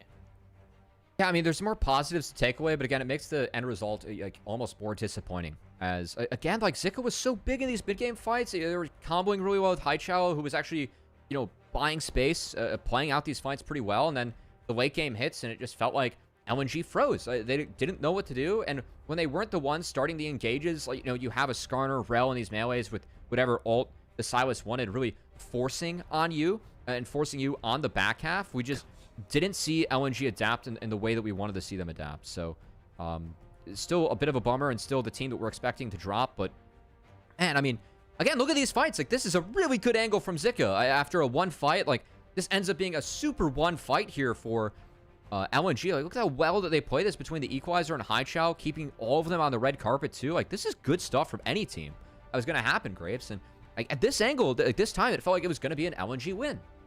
And this is one of those instances where I think about the format currently in Group Nirvana, where it's only a single round robin. If this is the difference that we see from LNG from Series 1 to Series 2, imagine if they got to play 18 series instead of 5. Like, how much of a difference could that have been? Again, talk about a team like FPX, who already have played the same amount of series that a team like LGD or LNG are going to play during the entirety of their group stage in just a week and a half. And the improvement that we've already seen from a team like that, they're going to have to try to accelerate that pace a little bit, Cubby, if they want to have a chance at surviving into split number 3. I mean, going 0-2 when you only have 3 series left, like, you got to imagine that 1-4 puts you in danger regardless of the rest of the group. And, of course, game score matters. So every game matters here in this group. And I got to say, I know I teased it once in the cast, but this LGD team, they're very young, but they have accomplished things in their career to get here. Again, 3 or 2 now LDL champions. Of course, Climber no longer on the roster. It's Nio, but like, I believe it was YCX, XQW, and Sasa who were the 3 LDL champions that are still sticking around on this team. Xiaoyu was, of course, already in the LPL, but I really feel like, I mean, that was a game where LGD going up against a comp that is tough. They were down early on in that one. I don't think scaling is 100% in their favor outside of Sasa on the Gwen, and they played out that game really well. Like, what was their solution? They got Gwen in outer and inner turret in that mid game. Like, then they were able to find these big engages where XQW was really the bait that really opened up things a lot, and looks like it's going to be a Nio MVP. I got to say, XQW did get caught out a couple times. I thought that in the end he had more positives than negatives, but it was a consistent performance from Nio. I probably would have given that one to XQW, but still a nice paw coming out for Nio in this game as continues to prove early on that this swap seems justified for LGD. Yeah, I probably would have voted towards Silas as well. But hey, for Nio, that's now 2 MVPs for him in just the 4 games that he's played in the LPL for this split. So that's going to do it for our first game as LGD do take care of business against LNG. We'll be right back for the draft of game number 2. But before we do so, we want to thank all of you for tuning in and supporting us here on the LPL English. And we are extremely grateful to our Coffee and YouTube subscribers who help level up the show. A lot of the initial payments have gone into upgrading the broadcast, but a huge bulk of it also pays on-air talent and content creators. So subscribe to our Coffee. It's linked in the chat right now to unlock perks like early access to content and the ability to ask interview questions for our unique on-site interviews. You might have saw yesterday, we got to talk, or our interviewer Patty got to talk to some of the members of Anyone's Legends, and a lot of those questions actually came from the Coffee chat. So if you want the access to that, accessibility to the players, definitely check that out. The link right here in the Twitch chat. Make sure you check it out. We'll be right back in a few with game number 2 of LNG versus LGD.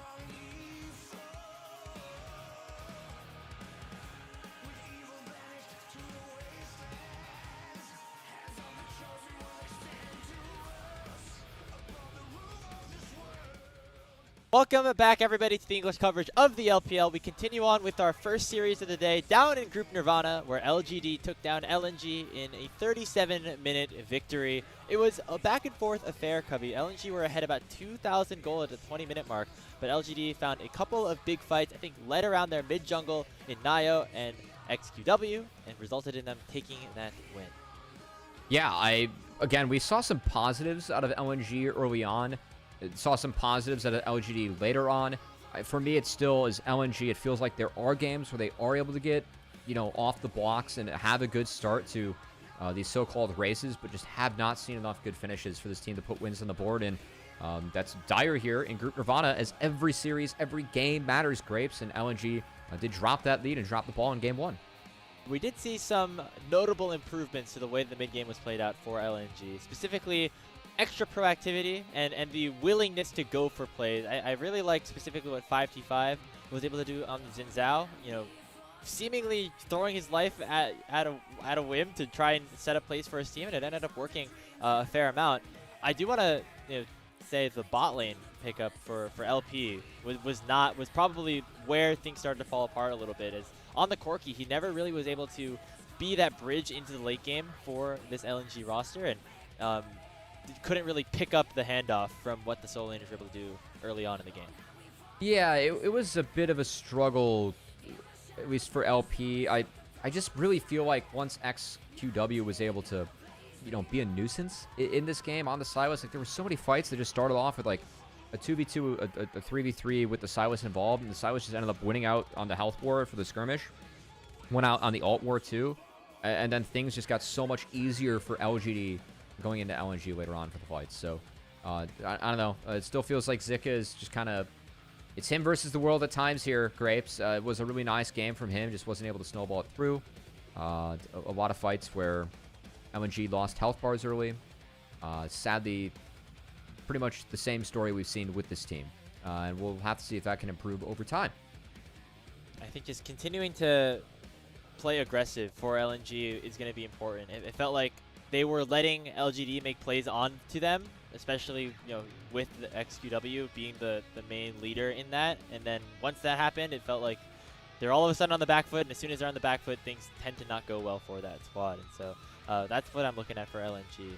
Specifically, even in terms of the willingness of a team like LGD to start up these neutral objectives, kind of go for these, not flips, but go for opportunities to make LNG have to, make some sort of decision.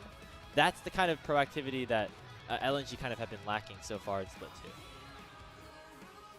2. Curious to see if that changes here for Game 2. As, of course, LNG need to win this game. LGD would like to win this game and send this one to a 2-0. But at the moment, we are going to have a side swap. No surprise there, as the losing teams are pretty much prioed blue side for the entirety of Fearless Grapes. And we'll see what LGD decides to give over, as those Renekton and Yone bans at least are staying consistent.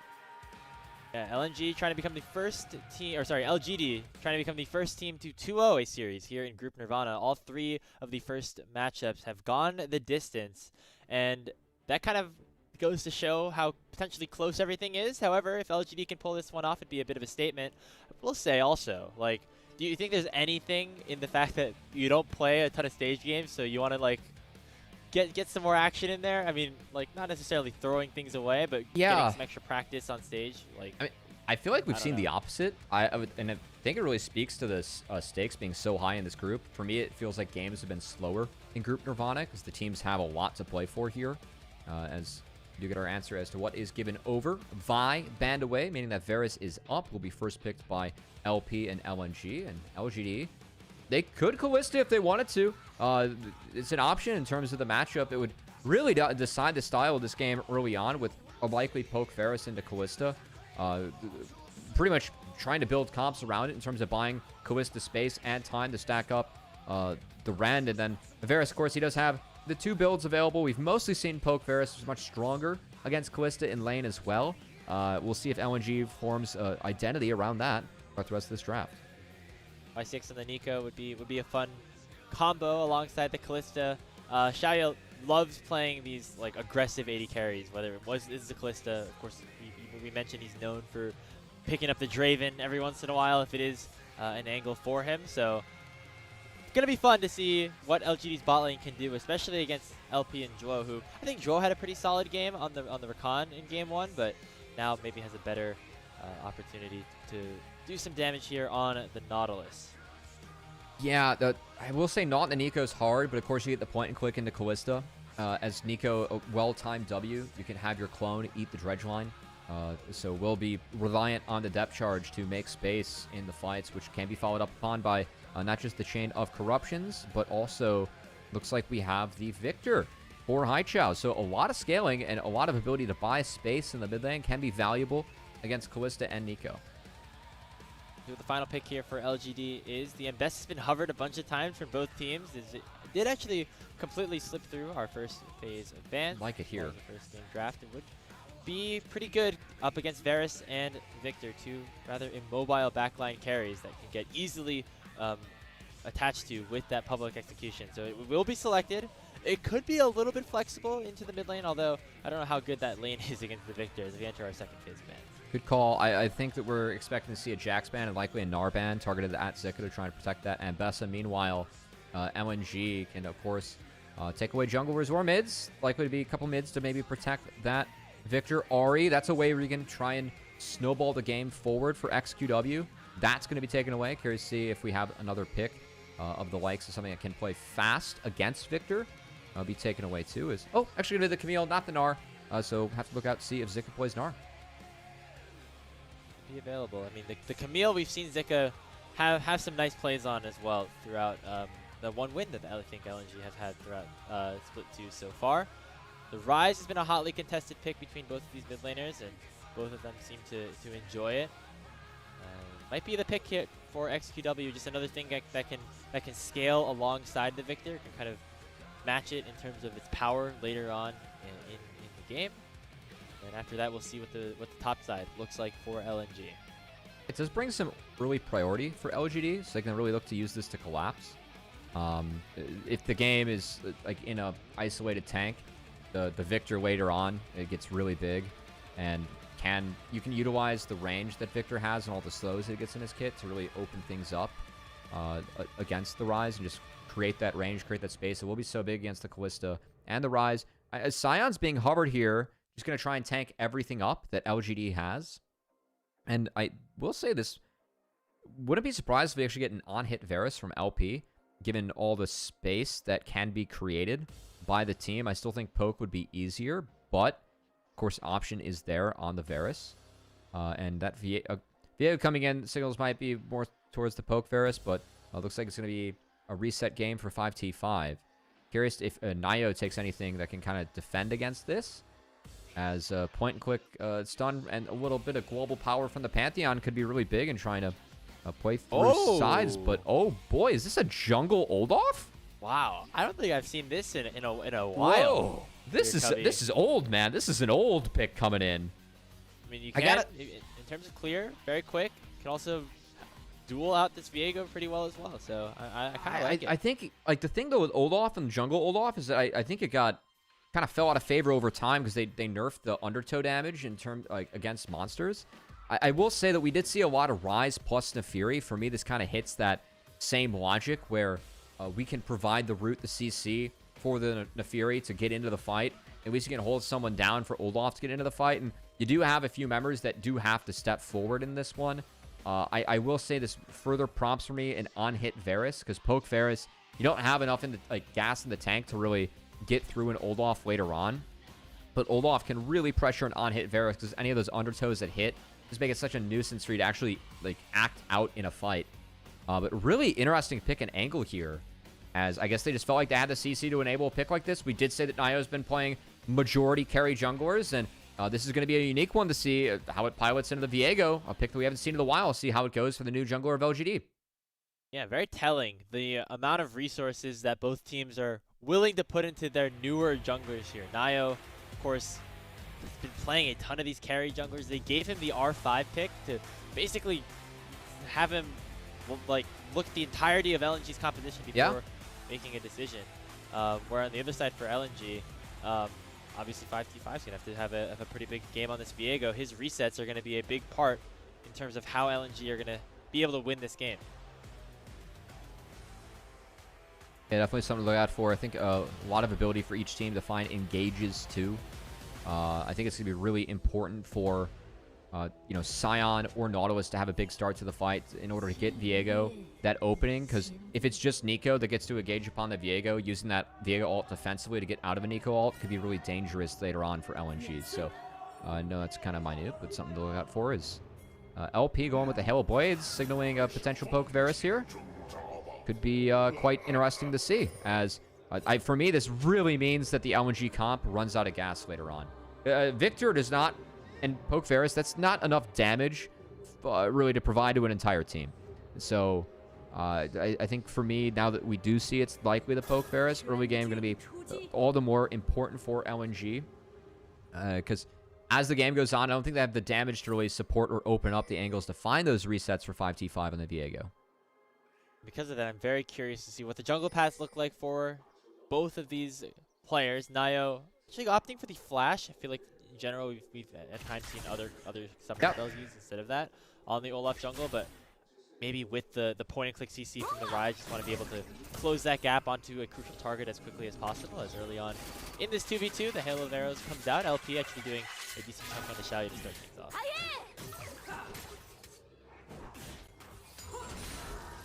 Again, this early lane should be pretty close to favored. Just have to avoid the Halo Blades trade coming in here from the Varus. There it is. Good trade from LP. That wasn't avoided. And okay, flash. Flashing forward, forcing the cleanse out of Xiaoyu. Now he used it earlier, so he did not get the full cleanse of the Ignite. That chunks down the Kalista to less than 100 HP. And will make that wave crash all the way in. I mean, we have this double range bot lane here, Cubby. You should be able to push this in, get level 2 first, but that's not going to be the case. A pretty big mistake, and that arrow. Oh! Yeah, it did clip Xiaoyu, who really, I mean, I gotta say, it might be worth to even just stay now and try and burn the heal off the Nico. Because you're missing so much from having that base be delayed. Like, I know that dying and giving away first blood could be terrible, but it's almost like we have to risk it for the biscuit and yeah, look what mentality. 5T5 can do. Yeah, this is brutal. And Nio is going to have to drop camps and is going to go escape towards the other side of the jungle and see what he can get. Actually, going to sneak around here. Okay, it does get a ward down, but of course is spotted out now. They're really trying to play around this one carefully. Opting for the Gromp instead of the blue buff there, as it would have taken a little bit longer to go down. But after they have checked out what everybody on LGD are doing, now 5T5 will start this up. Now he's on a ward. So can win the smite ward. Collapse angle here. It's going to probably be a 50-50 in terms of who can land that smite first, but it actually gets picked up by Nio, even though 5T5 tried to drag it away in terms of getting that vision out. And here comes XQW. He lands the Rune Prison, and that's now Nio picking up first blood. That's a brutal start for LNG again. The early game going to be important for them. Important that 5T5 is going to be able to get resets in this game, but sent back to base early through the gray screen. Not even able to get the buff off the invade. The Crab's going to fall to the old off too. Was only able to deny one camp and sets himself miles behind off that failed play.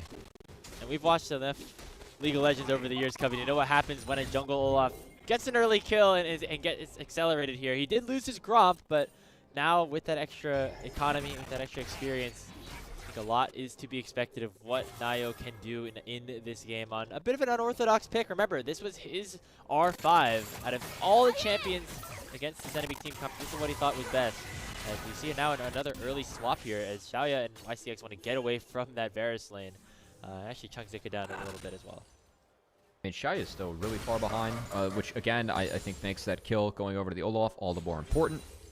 As I just kind of bummed that LNG, that is a play that you can make, but Zhuo needs to stick around if they actually want to make that play. Just to guarantee that Viego can get out. Because you don't have mid-priority early, and that's not on Haichao. That's just the matchup with Ryze into Victor and how it was played by XQW. But just way too easy in the back half for LGD to actually make that play happen. And the swap comes in. Zika going to be a little bit better off than the Ambessa in the 1v2. So that's why I think LNG is okay when it comes to signing up for this again. And might just go for that first dragon, as they don't want a grub fight against a Kalista Nico. Again, I can't really blame them for that, but it still is them being in the hole off of a play that happened in the jungle that was forced by LNG, was not fully seen through. and puts themselves in a tough spot early. And it looked, again, like so much good was going to come out of what the early plan for LNG was. They're burning all those resources in the full HP bar out of Xiaoya, but instead, he's also going to beat down a little bit. They're going to match it up by trying to go full into this dragon. However, you're not seeing Xiaoya and YCX coming back from base down to the bottom side, so I don't think they want to contest this, but Nayo's just going to farm things out instead. Honestly, it's kind of an oopsie coming out from LGD, because they're sending their bot lane bot after dragon was taken, and they're about to show the fact that Grubs might be open and available for the taking for LNG as well. So I think a bit of an error on this rotation from LGD, who may not have wanted this one. YCX doing a little bit of minion shenanigans here, as Nayo does have the first move towards the Grubs in response to that dragon being taken. So that's going to be the trade likely that is made. Yeah. 5-5 has to go back to base after clearing his bot side. All right, they end up getting out of this one okay, as they walked up the Nico, pressured out mid, and going to make sure they get at least 2, and looks to be all 3 of the Grubs. I was a little bit concerned when I saw the bot lane walking bot, but LGD able to fix it by having YCX do a little bit of cross-country hiking across Summoner's Rift. And just makes that play in time, and we'll secure those 3 Grubs. And with that, it's about still a 700 gold lead in favor of LGD. A lot of that in the jungle, obviously, as Nayo was able to pick up that first blood.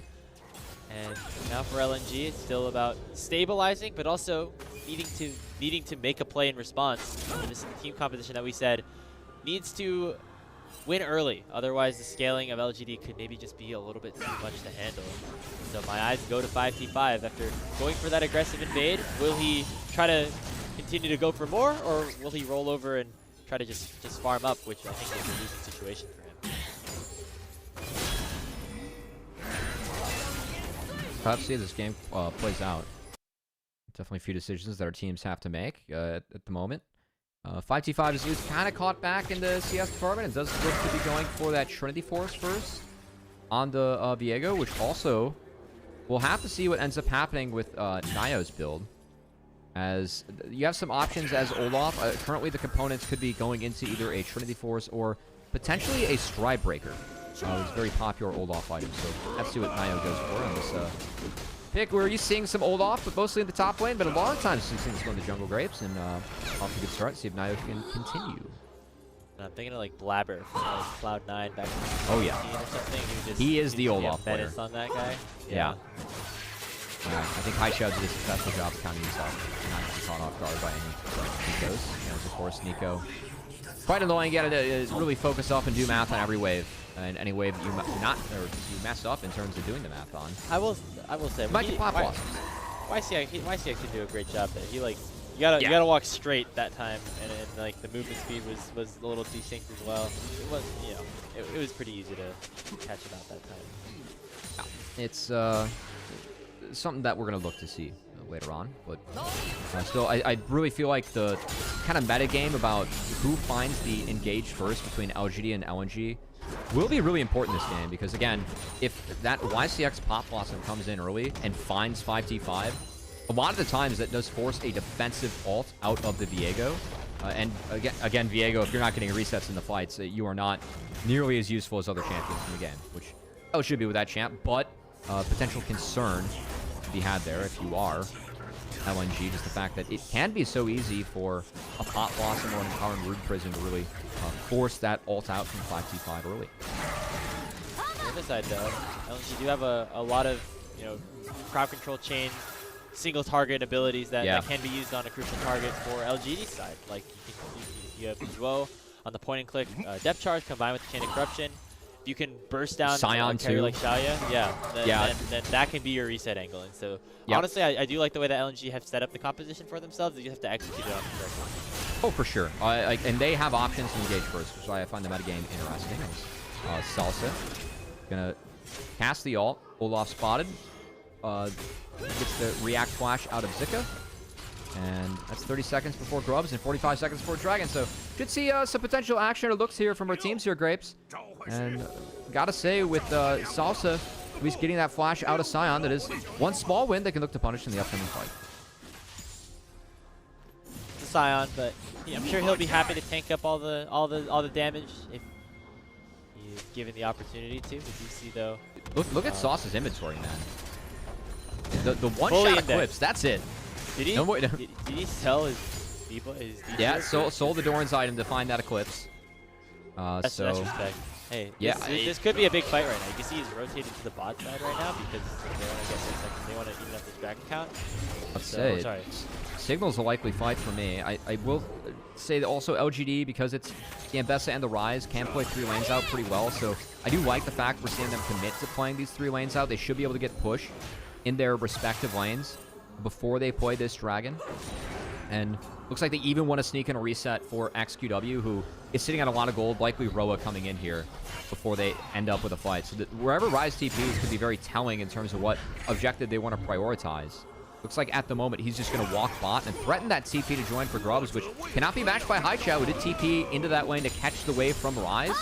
And I think really decides the fact that LGD will focus on the Grubs.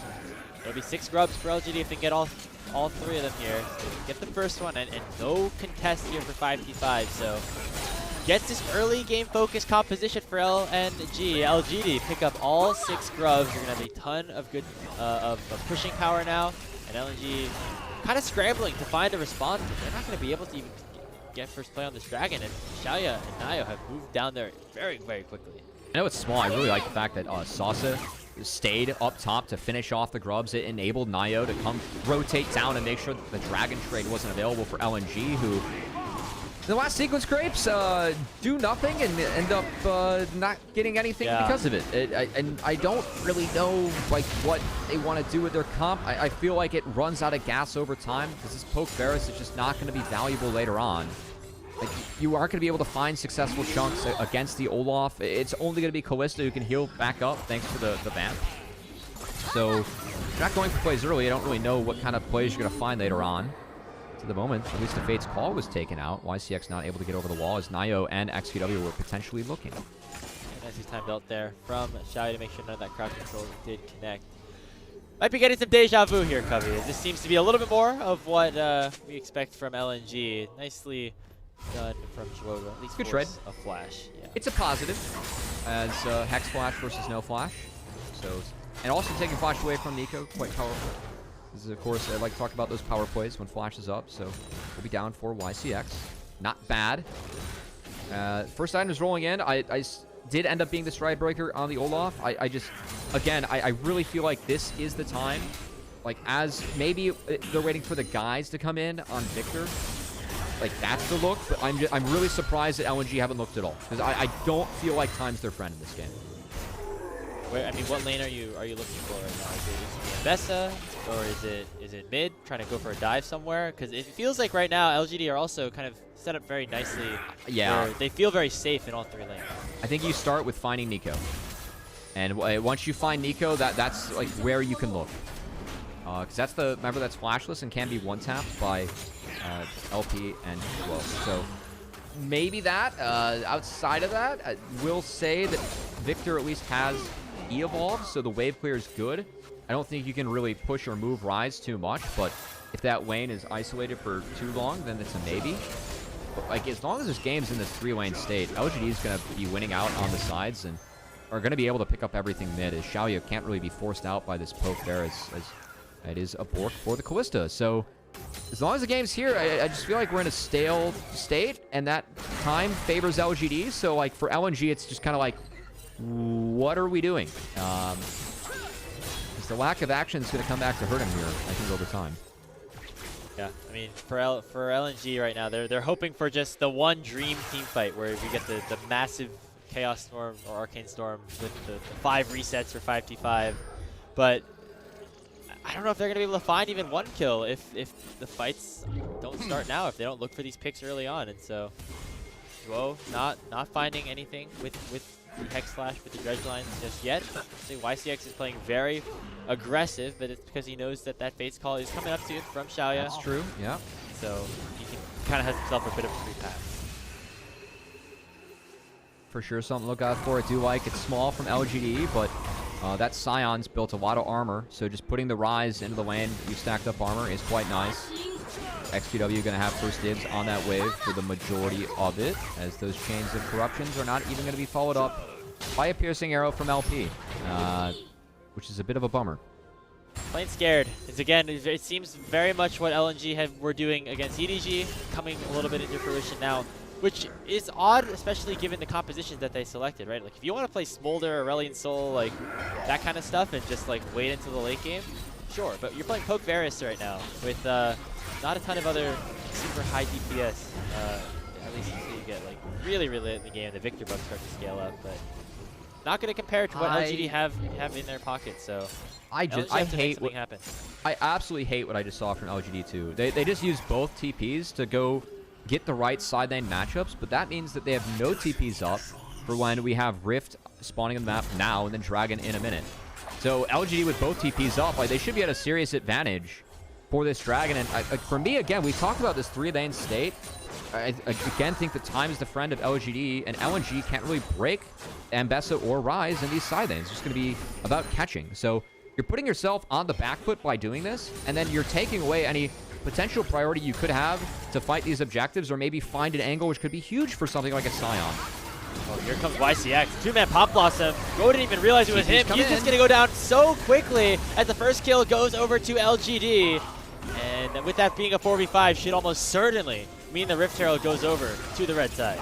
Yeah, look at the responses for LGD. They have 2 TPs to none. They use them to get a pick and get a positive play, right? So the 3-lane pressure and that side lane pressure pretty much pays off in forcing LNG to TP to catch waves. And, I mean, they use their TPs instead to get a neutral objective and could potentially set up for the other one. So the TPs just get so much more value off of LNG, for me, really playing into the game that LGD wants them to play, which is play out these 3 lanes and make sure that their side lanes are strong, they scale up, and enter the fights big and at advantage because they have push. Side lane, another part of this, with the Rise specifically, that we haven't really gotten the chance to talk about. I love this response too. Like, screw the Dragon. You just used like your entire play to impact the top side. So just continue to commit to the top side. What do?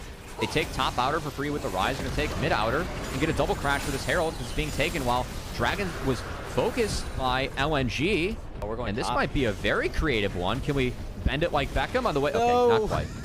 Not quite for Nio. That's not going to be a second charge. Gotta retake your test next week. Yeah. Still, it's fine. It is at least still get the tower. And now the question is, can LNG find a fight now on the back end of things? LGD try to escape. Sussel hits the flash away, and so I think that is all of the engage tools that Zhuo and the rest of LNG have to offer. All right, so it is a Rift Herald and 3 turrets taken for a single Cloud Dragon. And a kill. The trade, that one of the greatest trade deals, history of trade deals. I feel like LGD just walked away with Doncic, you know? The Cloud Dragon is Anthony Davis. Yeah, and the GM's like, wait to see what happens when we start winning, what you think about the trade. It's like, you just got a Cloud Dragon for Doncic, man. It's fine. Anyway. Yeah, again, I don't think he realized this was the Nico. I'm gonna assume no. But again, do want to praise LGD. They use their TPs. You can see both Sasa and XQW use those TPs to find that angle, find that kill, and set up with the free Rift Herald, and then do a very positive sequence for LGD.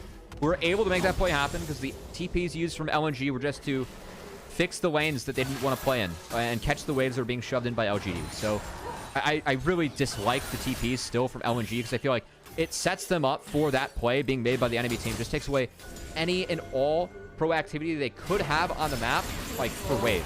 It's just not worth. And now it's like walked out of the bush until we got spotted out. Then it's a depth charge onto Xiaoyan. So with the Ragnarok already unavailable for Nio, actually forcing the flash away. The response though will be the Pop Blossom from YCX. Public Institution though from Sasa is massive onto this backline, but he gets hooked up. He will get taken down, and that's the first reset picked up here for LNG. 5v5 in the Ambessa body. Maybe looking for a little bit more. Dashing forward.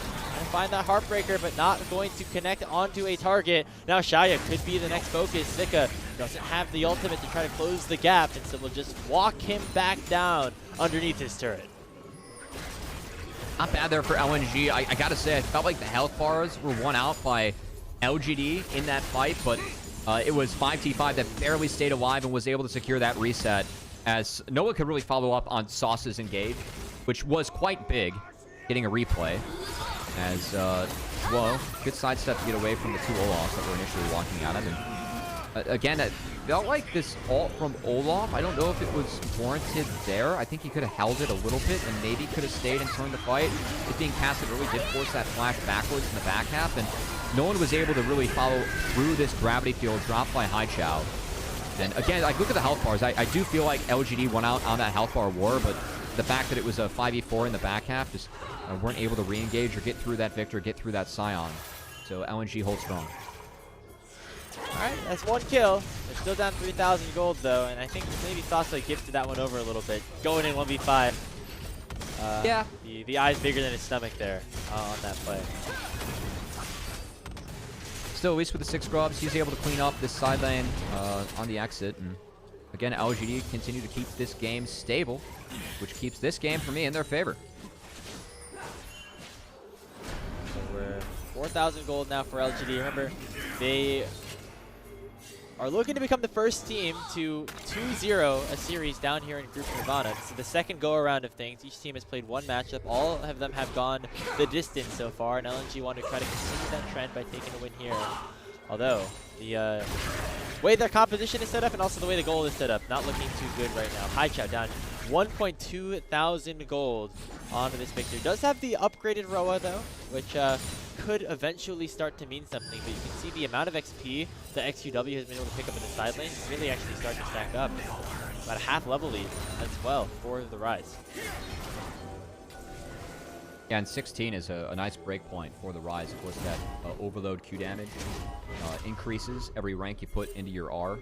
So it just means that the QE, like when it bounces, is just going to do more. It goes from 40 to 70 to 100. So level 16 is a nice little boost for XQW, who, for me, is about to hit his really big spike once he gets 16 and what looks to be a Seeker's Arm Guard that he's working towards in the inventory.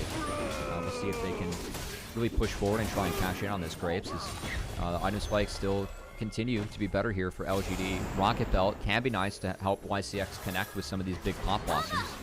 And Sundered Sky going to help Olaf really just stay alive and thrive in these fights too, as Nio going to try his best to be an auto-attacking menace in these fights. I think really key that next time we see his ult pop, he's able to keep on walking forward in the fight and auto-attacking if LGD wants to be successful. Dragon is now available, so Nio can get started on that one before the fight opens up. Your LNG is going to be very hard to try to fight this in a 5v5. Dragon's already getting taken low. I think that's already going to just be secured by LGD. So another objective, kind of giving it over for free. The response is a mid-wave getting crashed in, but there is no opportunity to take this turret down. So LNG going to have to just back away, as I think the side laning for LGD helping them set up around these objectives and be able to get them that first. Yeah, I didn't really see how that whole play set up. I will say that the lanes are pretty even right now, so I'm a little bit surprised that LNG was as late to the Dragon as they were, but I think they really want another fight where they force LGD to overcommit into them. I think, again, that last fight, it was really significant that Nio popped that Ragnarok and it wasn't able to continue to auto-attack to keep it going. Because you can't really fight as Olaf when you're down Ragnarok. Like, it gets a lot harder. Especially when you're going into something like a Scion, who can really just make it hard to get to the back of the fight if you don't have that Ragnarok going as the Olaf. So for me, that's the big thing I'm looking out for in the next fight, because I think that if LGD do get that scenario where Olaf gets to play the fight how he wants to, things go a lot better. As Zika has flash. Might get caught out here. Already has used the ultimate and the flash, as both of those engaged tools down. And I think this Scion's just a little bit dead. Sasa is the one to pick up that kill. Baron not available for another 37 seconds, so not going to be able to turn towards that one, but LGD find another time. He doesn't care. He's walking forward. He just face taking everything right now. Has to pop that arm guard already here. YCX looking for the engage. The Protobelt not closing the gap enough. So that's a couple of big cooldowns already used, but now Xiao wants to go forward here. Nio flashing forward for the undertow as well. Here comes the fight in a 4v5, and it's pure evisceration for LGD, at least for now. The Arcane Storm, though, it will pick up a shutdown as LP and 5T5 looking potentially to find something, but no, Xiao flashes forward and secures the full ace. That fight, just bad conditions for LNG. They're missing their big tank, and the re-engage from LGD, well, it didn't come from YCX. He got a couple big flashes out in the fight, specifically Zhuo and Haichao, that were followed up upon with the second re-engage from LGD, as Xiaoya really put the finishing stamp on that fight, and LGD looking to put the finishing stamp on this series. As this game 2 has been a bit slow, but again, a game that we feel like the pace has been in LGD's favor, and they're starting to cash that in here in the back half. Yeah, slow pace was exactly what you were hoping for if you were an LGD fan, Covey, as you were alluding to in the draft. As I'm a bit surprised to see XQW go far forward. Remember, this was one of those plays that we saw him get punished for in the earlier series against OMG, but it ends up working just because the walls are too big. This time he had the Seekers, which was really important because it got some big cooldowns out. He baited out the depth charge and the chain of corruptions, and then the re-engage coming in, just throwing YCX in there, throwing now you like throwing himself in there as a sold off. Yes, he goes down, but it's well worth it in the end. And Xiaoya, it's a nice little finishing mark here in the fight is this QE flash. Really nice to clean up that double kill. And 5T5 too low on that Viego to make anything happen for his team. As we get back to live, Baron was secured by LGD. Otacon gonna follow in the same, and that gold lead pretty big for LNG to overcome, Grapes, as this one looks to be cruising towards that 2-0. Yeah, LGD looking a little bit more like the LGD that we were hoping to see going into Split 2. Of course, you could maybe attribute some of the lack of them being in group percent. And of course, it is a one weekend affair to try and just play out this little bracket that was set up. So yeah, if you don't have your best day, and if somebody else does have their best day, like WE, I think kind of did. Kind of just end up down here, but still opportunities for LGD to prove themselves. Remember, top 2 in your group Nirvana still get a chance to play into the postseason, so you have an opportunity to get a best of 5 against one of the potential top teams fighting for that spot. As right now, they're going to try to make quick work of LNG and prove that they don't belong here in this game. Salsa already going in. Doesn't get hit up by the Death-Spinning Smash. Could be in trouble as a reset coming through could be big, but they do have the Otacon resets. That means that none of those kills will be fully secured. Meanwhile, XQW just one-shots the Varus on the other side of things underneath the own tier 3 turret. It's a double kill picked up for Xiaoya, and now it's only 2 members alive, the solo laners here for LNG, trying to defend things alongside 5v5. Xiaoya going to continue to go forward. They still have the revives up, but they're not even going to need it at this point. Hai Chao goes down, and that should do it. It's another clean ace picked up for LGD in one of the most dominant games we've seen from them all season long. In under 28 minutes, in a 2-0, they will win the series over LNG. Yeah, and disappointment for LNG, who I thought played a pretty decent game 1, but really had nothing going for them in that game 2, as the inactivity led to really just LGD running through their comp in those later stages as the scaling really kicked off. And I gotta say, we asked for both mid laners to step up before this series started today, Grapes. Really felt like we saw that out of XQW, who for me in Split 1 was at his best when he was leaving lane, empowering his team, really covering those dives that were so popular in those lane swap scenarios. And now to see him with Nio really feels like that Olaf jungle pick. Again, a unique one we haven't seen in a while, but there has been a commitment for LG to play these carry junglers from Nio, right? With him entering the lineup. And it feels like XQW has really done a nice job of setting up for that in these early series for LGD and Group Nirvana. And so now for LGD, they're 2-0 in the Group Nirvana. They are the first team to obviously pick that up. And as we continue to go throughout this group, maybe their confidence continues to grow. And I like the point that you brought up with Nio being a new addition to the roster, maybe just being the little boost that LGD needed, finding themselves a specific play style that they want to continue to focus on, which is getting this guy on a more carry-oriented jungler and allowing for him to take control of the map. Yeah, and again, like, we can say that for LGD being the positive. LNG obviously trying to do the same thing with 2 swaps they made with LP and 5T5 coming in. And man, just haven't seen it. I think that game really, in a way, kind of sums up LNG, where it's just like Sion and Victor as a pairing together.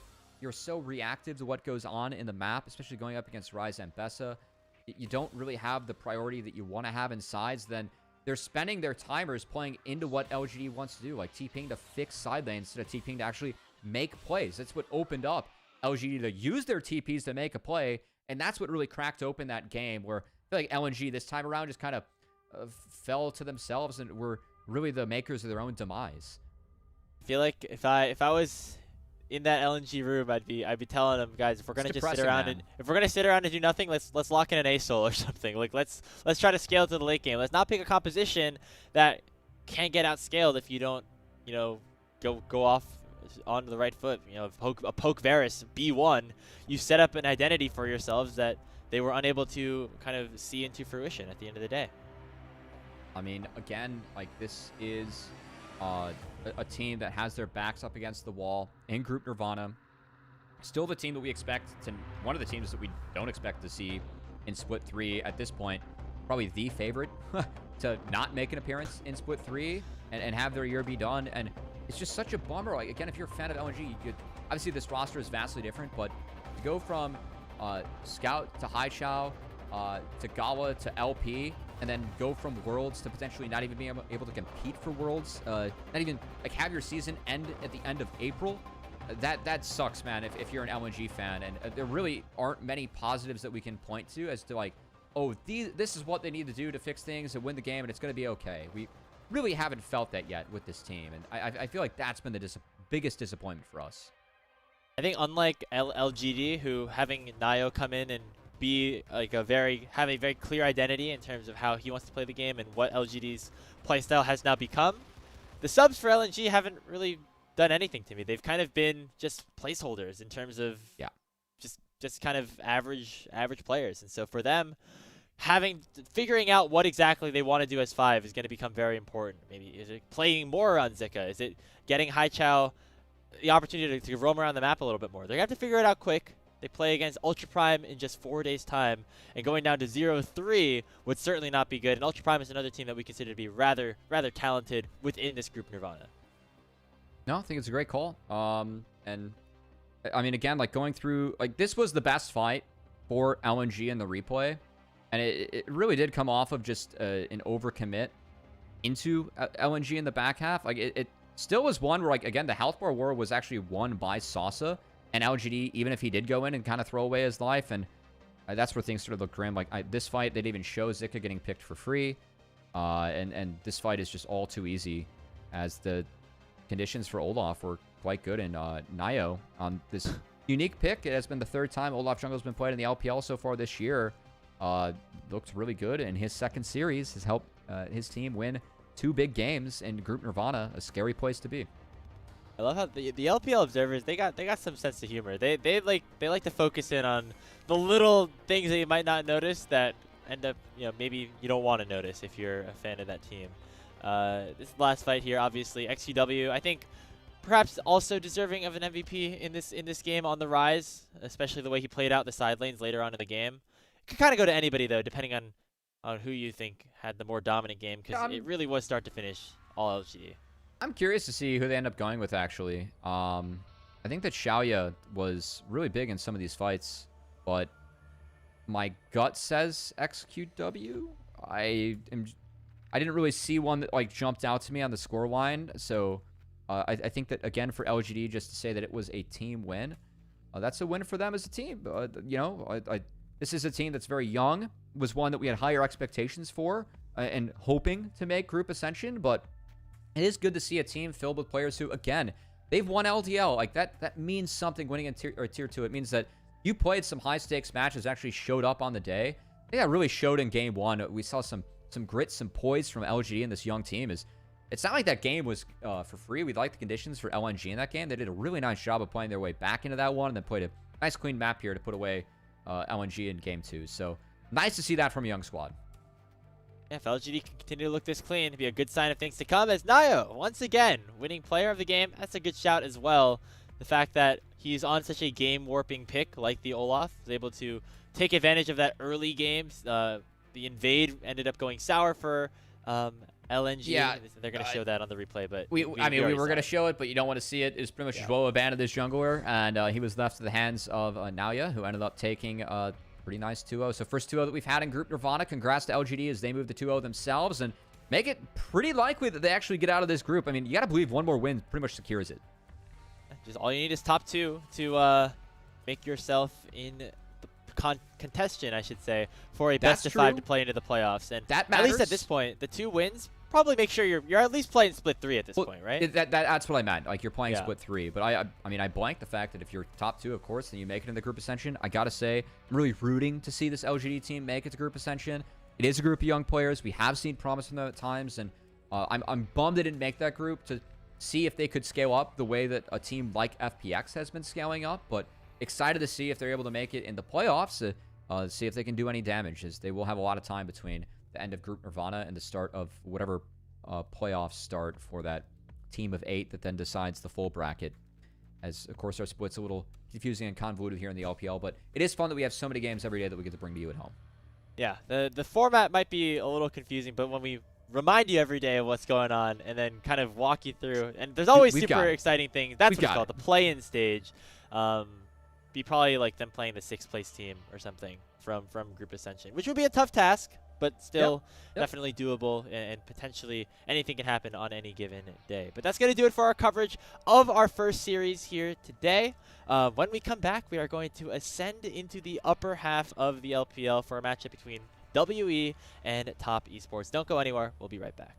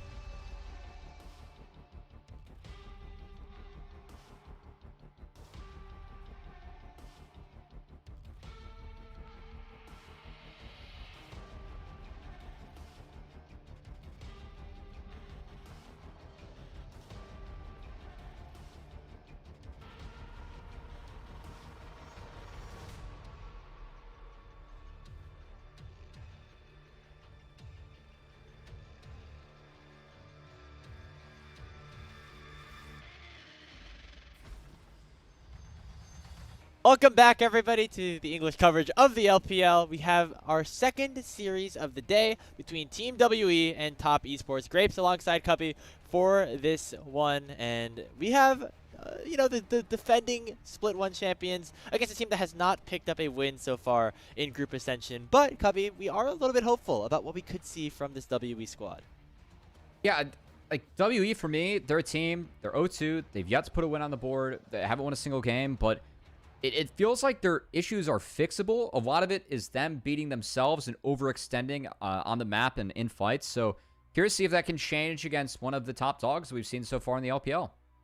Yeah, and different things on the line for both of these teams in this series specifically. Let's start off with WE though, as they are definitely our underdogs coming in. I don't think many people expected them to be in this group ascension at all. But take a look at their roster. Obviously, you got some LCK veterans on that team with Karis and Taeyun. You have Cube on that team as well, and some other players that have had their ups and downs on this team. Yeah, and for me with WE, looking at this team, for me, it's been a lot of lack of consistency. It feels like Taeyun is the one player that is really consistently performing, and it's just if the pieces around him can enable him to carry games, or do they end up overextending or making life hard on the rest of the team, which I feel like Monkey and Vampire have had some moments where they do take good plays and really open up the map for their team, and then they take other plays where their team can't really be spotted on the same screen as they're engaged, and that makes life pretty hard for Team WE.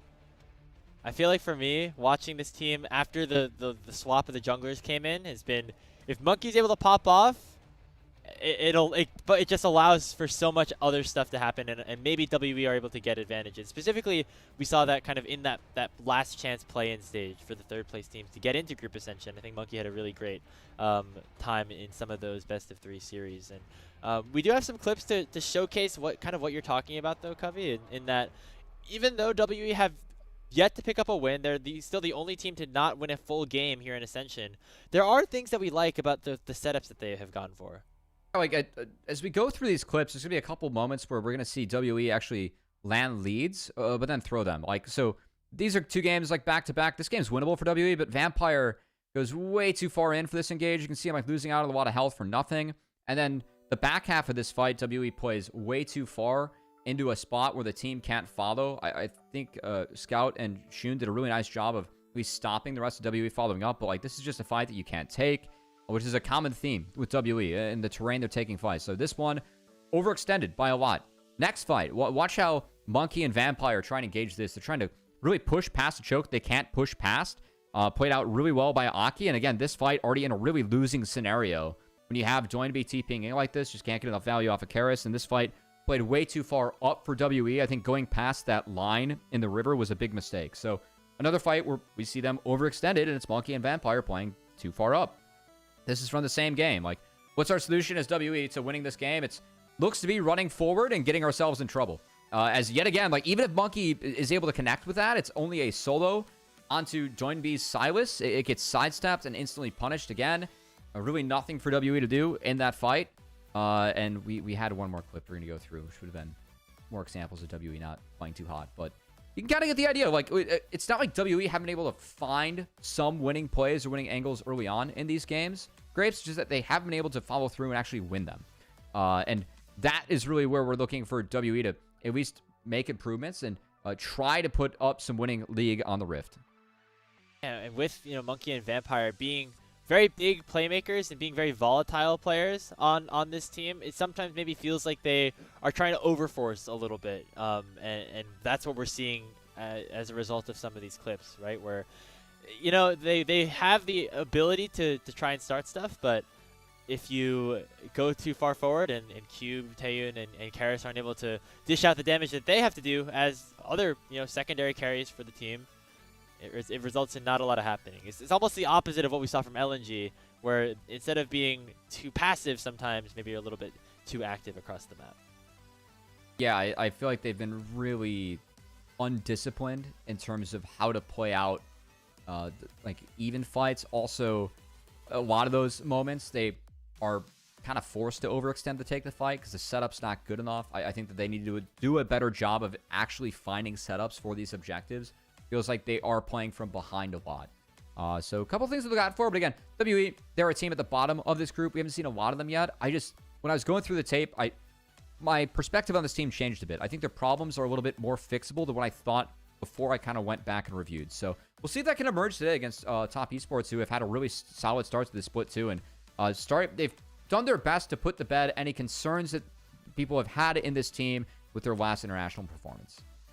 As we're preparing for our walkouts, you know and love this top esports roster. Maybe we don't need to introduce them even at all, but I think the fun thing that they're playing for right now is that there still is that pretty established top 2 with them and anyone's legends. They want to try to hold serve almost against them. As if they 2-0 this series against WE, that'll tie them both in terms of match score and in-game score at 11-4. So that is what they are playing for here. Wanted to keep things very clean and not throwing away any unnecessary losses that they might not want to give away. Yeah, I love how you said it's the team that everyone knows and loves. I feel like it was the team that everyone knew but didn't really want to love after that last international performance, as it left a lot of LPL fans disappointed.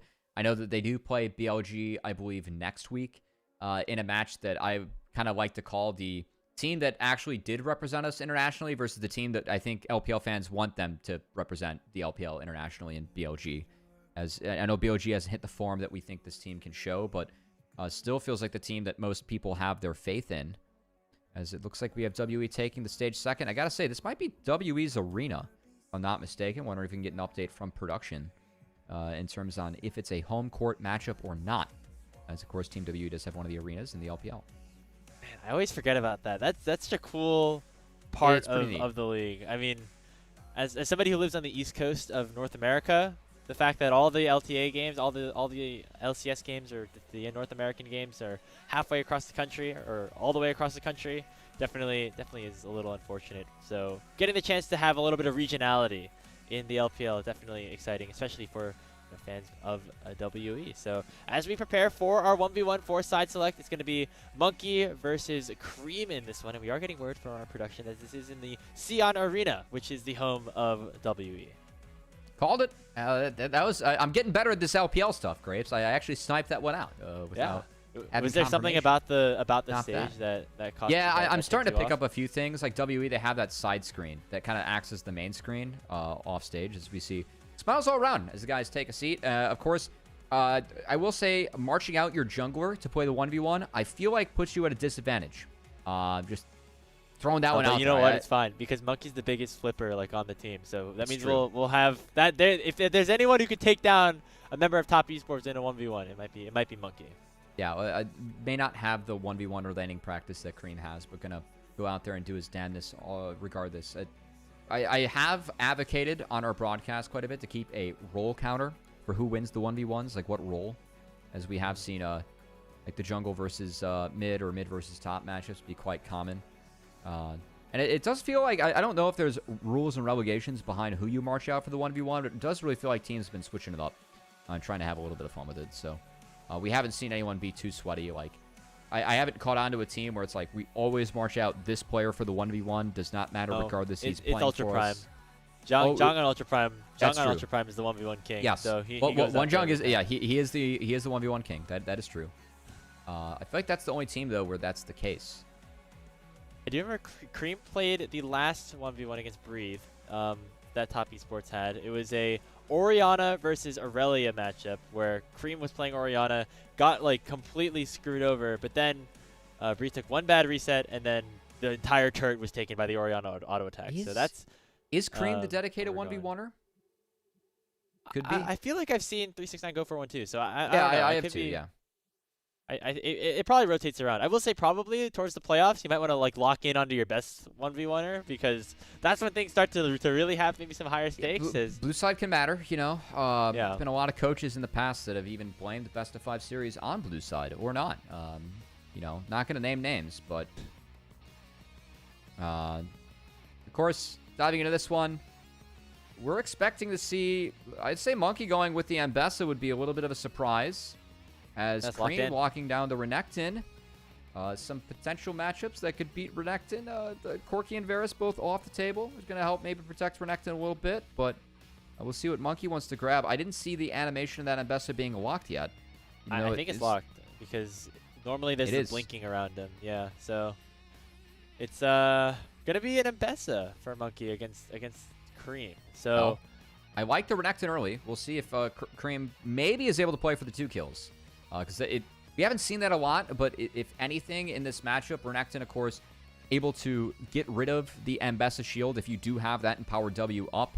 Going to be a big one. And then Mbessa, a lot of her kit, it relies on level 6 being hit because her ultimate gives a lot of stats that you just get in Mbessa's kit in terms of like every level you get more Omnivamp in the kit, and a little bit more pen too. So really important that Monkey's able to hit those breakpoints.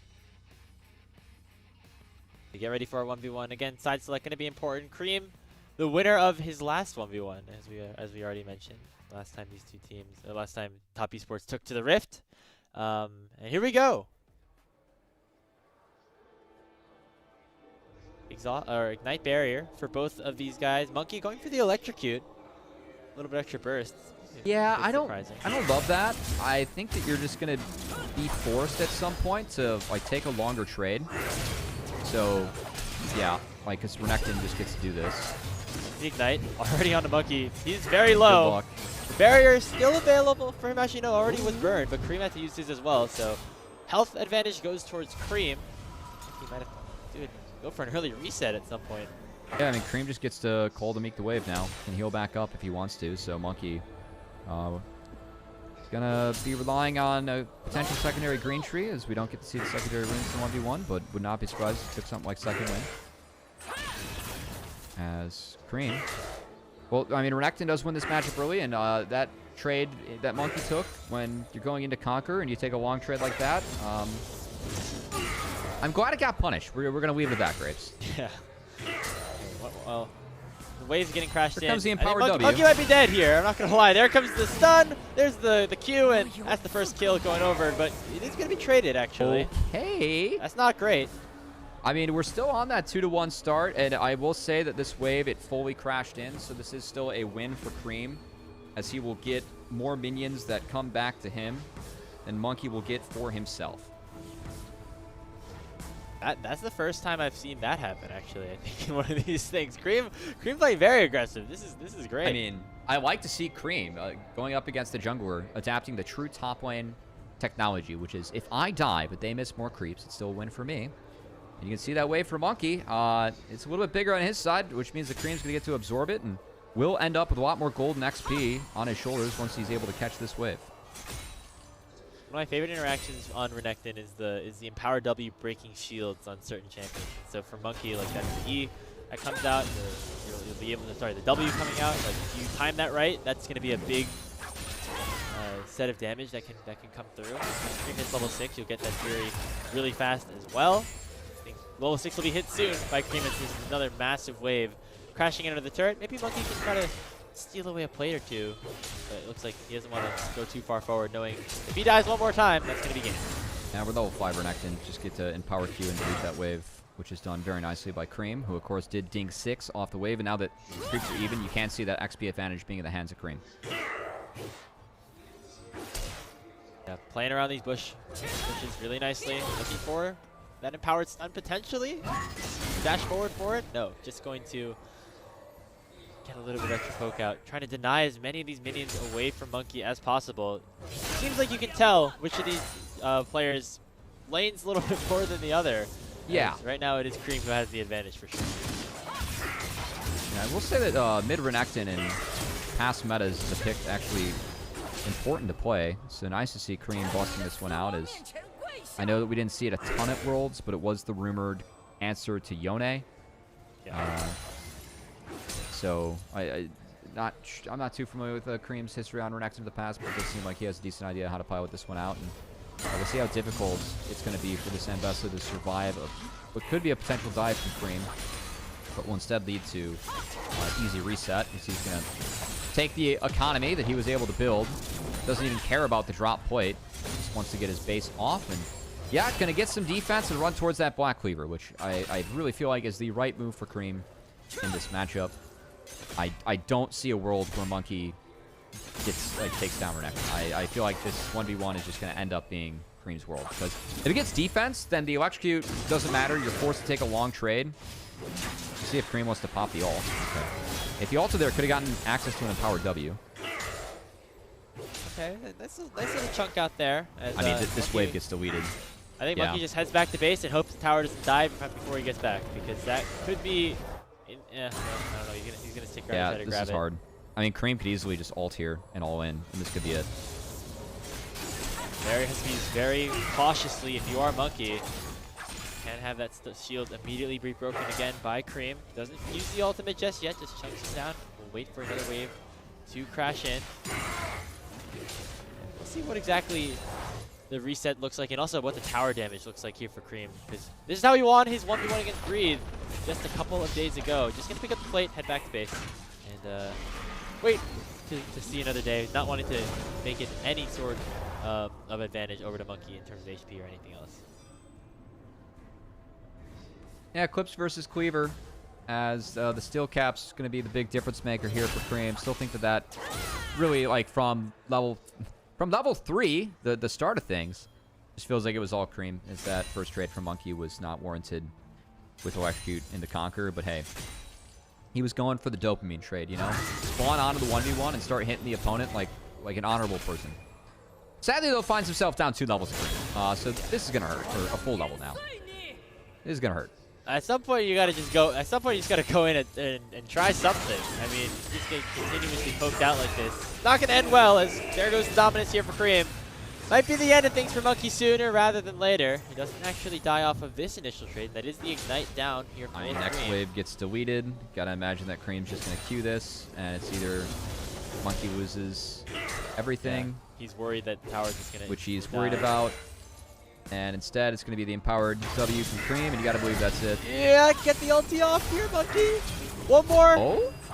Barrier popped. There goes Public Execution. He's not even under the tower. He lives. And so he will live to see another day. But That's actually well played.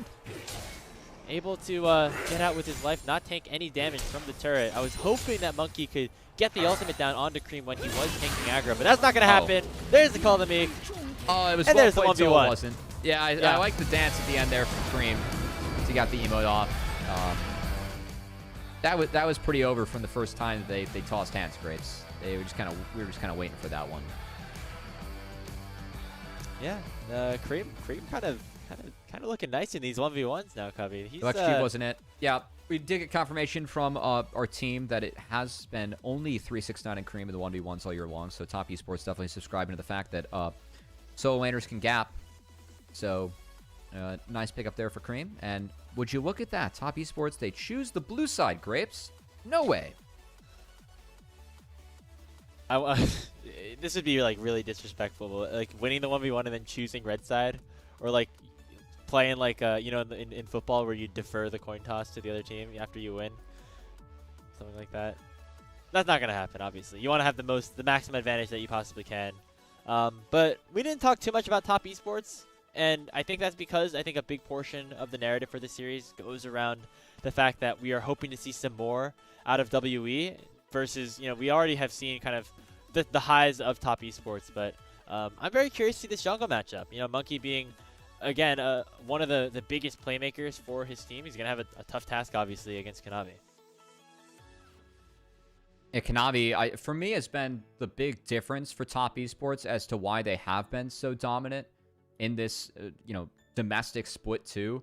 His play from not just first stand, but even split 1 has been a lot better this split. It really feels like Kanavi's been mixing in some of those carries. Has been really big for Top Esports and how they find their identity, Grapes, as it almost feels like more so a return to form for Kanavi rather than him, playing at crazy form. Obviously, Kanavi has been an elite player for a long time here in the LPL, if you've been following, but every once in a while, does have ups and downs like any other player can in a long career, and it has been good to see Kanavi at least feel to be on an up for himself and returning to some of that really great form we're used to seeing out of him. For me, that's been really the biggest difference with Top Esports from first stand to now. Just Kanavi feels like such more of a rock-solid jungler rather than someone that you're just kind of hoping puts up a big game. And two of the champions that Kanavi's been the best on here in Split 2 are the Vi and the Nefiris. Both of those taken away by WE. Seems like they did their homework just a little bit here. On Top Esports' side, they're just having their pick at some certain target bans. the Varus for Taeyun, the Jason and Talia can both be some flexible picks. As that Rumble has been left up, as well as the Gwen, and it feels like now we're getting more and more of that opening up for a trade. Yeah, it seems a little bit more apt to trade it. Of course, Gwen did see a nerf coming into 07. Not big enough to push her out of the meta, but did see change in prio coming through for Nefiri and Gwen. I just assume from Team WE it is going to be Skarner Gwen slammed or Gwen slammed on 3. As we'll see if Top Esports want to get crazy and play something like Gwen jungle, but into Skarner and Azir can be quite difficult against all the displacement.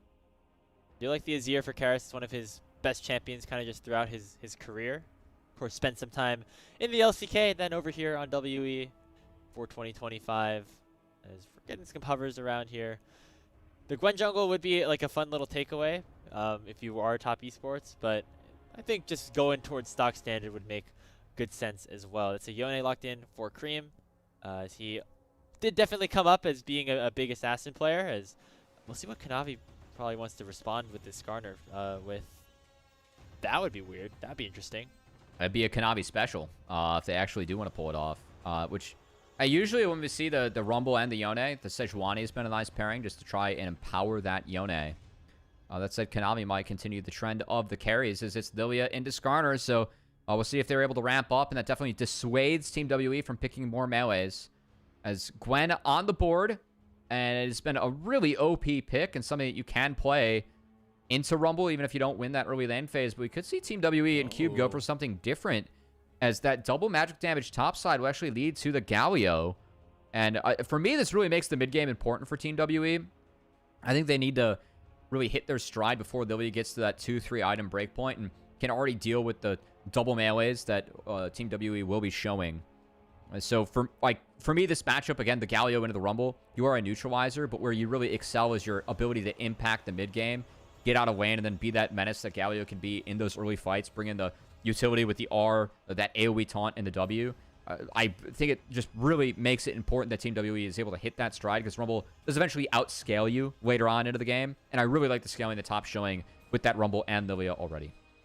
Yeah, I do like the way that W have set up their top side, though. And if it gets matched with a nice scaling bot lane for Taeyun and Vampire, can result in some really good 5v5s overall for this WE composition. However, the Top Esports, they've got some skirmishers, they got some scrappers, and they definitely have like the damage profile on the top side in an advantage right now. Yeah, I gotta say, Taeyun loves his Ezreal. And yeah, okay, that's gonna be insta-locked in. I think Ezreal made sense for both teams here. I would have kind of liked an Ashe, potentially, for Team WE. Just the slows could be really valuable in making sure that Skarner and Galio can actually get on top of the comp that Top Esports has. But, of course, would be pretty immobile into the Yone, Lilia, and Rumble. So opting for that Ezreal, as Team WE now can kind of fully dive and make sure that Taeyun can handle his own business in that backside. So see what ends up happening here for Jackie Love.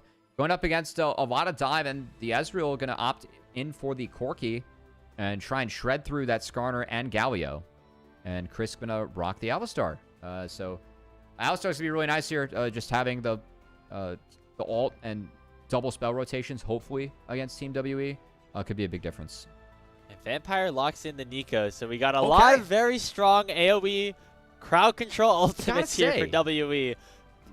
It's winnable for WE. Like, they have a lot of circles they can bring and try and overwhelm Top Esports, who will be a much squishier composition and are at risk of being overwhelmed by a Galio, Skarner, Nico, and these guys can force really hard with Azir. So I think that WE really has potential here. My concern is that we have seen Monkey on the Skarner, and we have seen Team WE, Monkey and Vampire, sometimes play too fast. So they need to play fast this game. It's just, are they going to take fights that are good and on their terms, or are they going to overextend and take fights that, while they might be finding the engages, can their team follow up? It's been something that WE has struggled with in their early series games. So I think a real game to look to see if that has improved going into match 3 for Team WE. Of course, we'll play 18 best of 3s in this format, which is just ballistic to think about. We're only at number 3 for WE. Yeah. Again, they've played the least amount of games actually so far out of anybody in Group Ascend. They have yet to win a game, but obviously that could change at a moment's notice. We've seen teams like FPX grow a lot ever since, you know, the early games that they played. And now with WE on their home court, per se, have maybe an opportunity to do that with, I think, a relatively easy to execute comp. I will say Taeyun, I think, has to do a lot in this game on the Ezreal to match up on the DPS, because while there is a lot of setup, it has to be followed up upon by some of the backline carries that W have. Definitely something to look out for. Curious to see if we can see Team WE. For me, like, what this comp needs to do is something that they've had an issue with, and that is forcing, but forcing at the right time, at the right mark. So just really curious to see if they can patch that up against the much stronger expected opponent in top esports. But I do think their comp has winnable angles. So I feel like this is a good test for Team WE to see if they really have improved, and if they are a little bit closer to maybe finding wins than what we think. I definitely felt that way going back through the tape, and see if they can prove themselves today in their home arena against top esports. Hey, what a first win it would be against the defending champions, right? I mean, would not be super crazy, just given some of the other results that we've had, obviously, but definitely an upset for WE if they did pick up this win. It feels like, honestly, at this point, any win for them would be an upset, just given the expectations that we had from them coming in, but that can all change as soon as they look just a little bit better in some of their games. Yeah, for sure. You know, at least we're hoping to have a glass half full scenario here for Team WE, who again, Taeyun has been really the performer on this team, who we felt like has been strong, the most consistent performer, and this Ezreal has been a big pick for him. So do want to see if Taeyun's able to keep on playing well, as he has been a real bright spot on a team that again has seen some struggles. They had such a tough split one, and had to make that roster change. Monkey coming in split two. They were barely able to make it into that last chance qualifier off of, I think, literally a tiebreaker match that they played at the bottom of their group, and that eventually led to them making it up here. So pretty impressive stuff from them. It's been nice to see this team, we again try and show some signs of scaling early on, but still looking for more. Going to need more today if they want to take down top esports. As we take inventory of this game, Grapes, looks like our jungler is going to have a mirrored clear, as Monkey and Konami both winning their respective red buff sides will find themselves on opposite sides of the map, doing the same camps. Nice scenario here for Konami on the Lilia, who really wants to have that super clear by taking the respawn Raptors and Krugs early on after that first crab, and just start the Raptors to try and set that up. A mirrored clear for sure makes it a lot easier to try and pull it off. You're only really worried about the respawn Raptors. Should be a rather stagnant game unless Monkey wants to contest those. But Lilia, really important that she's able to be safe early and start to ramp up throughout these games. And should be able to do a good amount of damage, especially to the front line here of WE. Going forward a little bit onto Karis. Be able to just get a little bit of poke down, as there's the headbutt pull actually on a Vampire, but it will be matched by Monkey, who skipped over the blue buff to be at this play first. Jackie Love forced to flash away, and nicely flashed by Crisp as well to make sure that Monkey cannot throw that boulder onto Jackie Love to keep the 80 carry alive. It's still, for me, kind of a disrespectful trade from Top Esports. They know that the Monkey's going to... They didn't know that Monkey was going to be on this side. They do know that Konami was far away from this side, as was a blue buff skipped over by Monkey. So it looks like he is going to smite this for level 4, and Konami is going really deep here. Monkey has help from his team. Konami going to try and get help from Cream, but he's a little stuck. Lands onto the Lilia. Konami might have gone a little bit too far forward here. Cream going in as well as Vampire, and it will be first blood secured by WE, matched by Cream, but surely to be a 2-for-1 as Top Esports bite off way more than they can chew. Just a really puzzling invade from Konami. There is nothing that warrants that, as again, like Jackie Love and Chris were forced out. Jackie Love had to base off the back half of that, right? Like, you're guaranteed to be down numbers going into that play. A really puzzling one from Konami.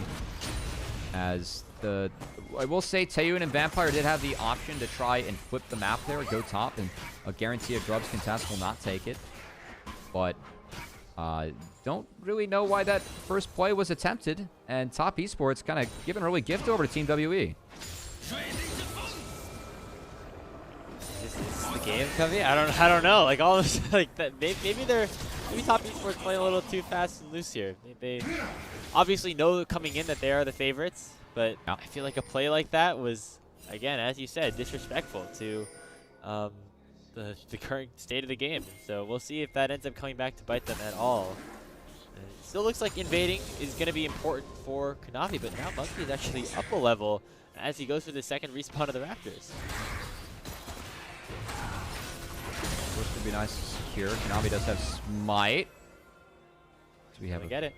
Yeah. A little bit of traded the whittles for the bigs, you know. Splitting up those chicken nuggets a little bit.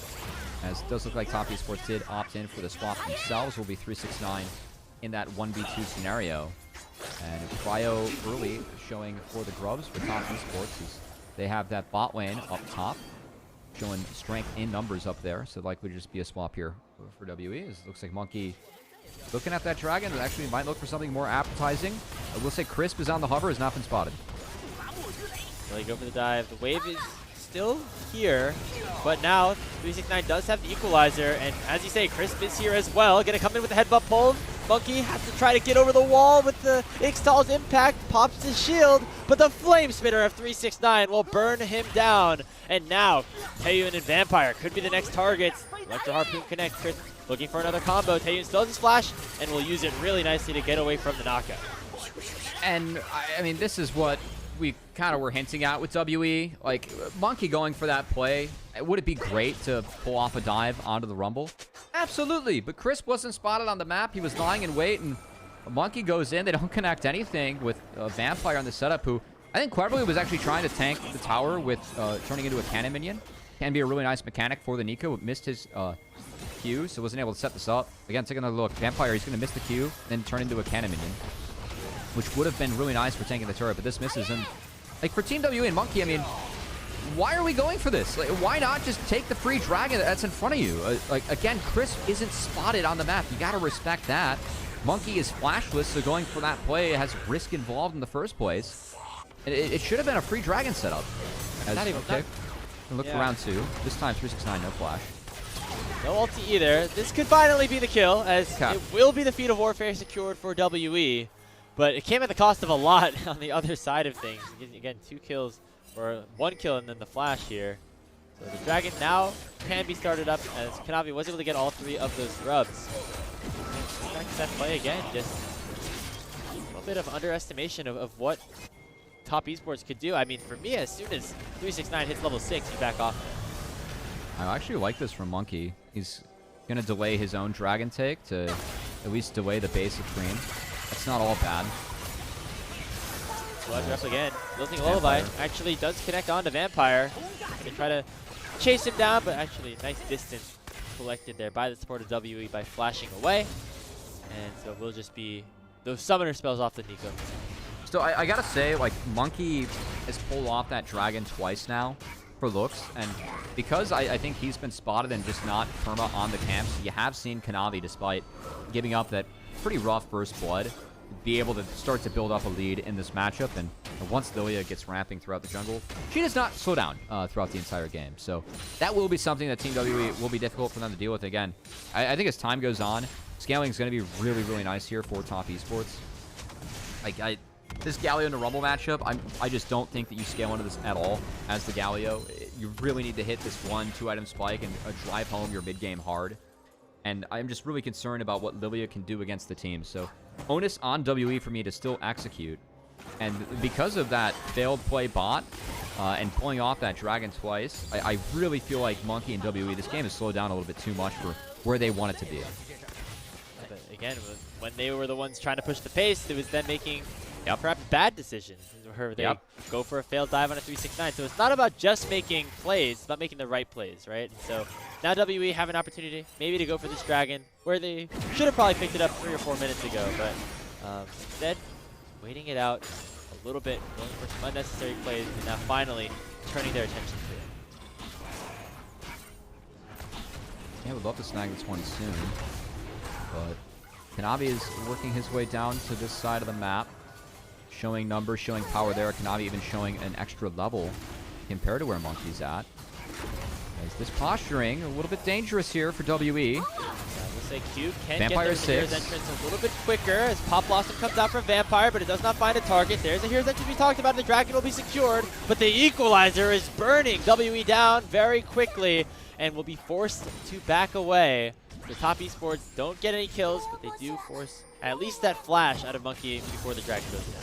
Honestly, that was really well managed by Crisp. He baited a lot out that was used on the hand that's going to guarantee the fact that the second grubs go to top esports. So for me, I actually don't love this scenario for WE because I think they're going to be down 6-0 grubs here in a second. That's going to make the game really hard for them. See if they actually are able to reset. It looks like it not should going to be the case. Monkey, yeah, the tools for top. Right, like the fact that we use or throw an entrance there, that really hurts the fight. As Nico ult, Galio ult, both very significant. Chris did a really nice job of baiting that out. And those 6 grubs going over. And this is exactly what you want as a Yone. 6 grubs and going into the Galio. Like how they're looking for this side lane matchup. I actually think this is one of the reasons why not only we see the Yone Rumble pairing, but we have seen a lot less Galio in a Rumble. Oftentimes, these champions get paired together, and in the mid game, just sending the Yone into the Galio really nerfs a lot of his power because he doesn't have that big magic damage shield and the first MR item to slow down the Yone, right? That's built to slow down the Rumble. So it can really put him in a tough spot. Now we'll see how WE decide to allocate their lanes here. It's Kanavi going for a very aggressive invade. Looks like Cube and Monkey want to maybe try to punish this a little bit, but Kanavi sniffs it out, ends up backing away, and will not end up securing that last grub. Wow. He's like, Kanavi might be cooking a little too hard here. He can get away with it. I don't know. He can get away with that one for sure. As throws out the ball and take the ward, and it's like farming clips right now in an official game. Oh, this is nice though from WE. They managed to sneak in here. 369 has flash. Try to get away, maybe from the Pop Blossom. No, he just knows he's dead. And so that is WE getting themselves another big pick. I feel like 369 playing a little bit too far after seeing everybody, you know, because of Kanavi. So that's a bit of a mistake. That was a good look. Again, free play taken by WE. And again, like the theme of this team, it's not like we haven't seen WE make plays or take leads. We just haven't been able to see them snowball it from start to finish. As Harris going back in there, actually the TP from the Galio gets the flash. But again, a grubless push coming in from Monkey. There's nothing really able to happen or do on the map. He's going to try and pick up some plates for himself in a kind of goofy scenario. You don't see this happen very often. No. He's rocking the wave. This is like a jungler's dream. Oh, I TP'd. Alright, you can take the wave. Try to get a plate. Yeah. This is actually how Rafa thinks jungle should be played. on the Nidalee though, it makes sense, right? Just period. in general. Calling out our boy. He's fine. still down in CS though. He's still down like 20. That goes to show that Kanavi really has been power farming here in this game. Yeah, and there's after mistake too. Again, I feel like W and Monkey just really slowed this game down by refusing to take that first dragon, looking for other plays. That one was unwarranted. The revisit on the 369 was nice, but like taking that dragon out of time was just more important. Risk. Very tanky right now. I mean, yeah. Kanavi has to pull the entries. I feel like even at this point, not going to be enough to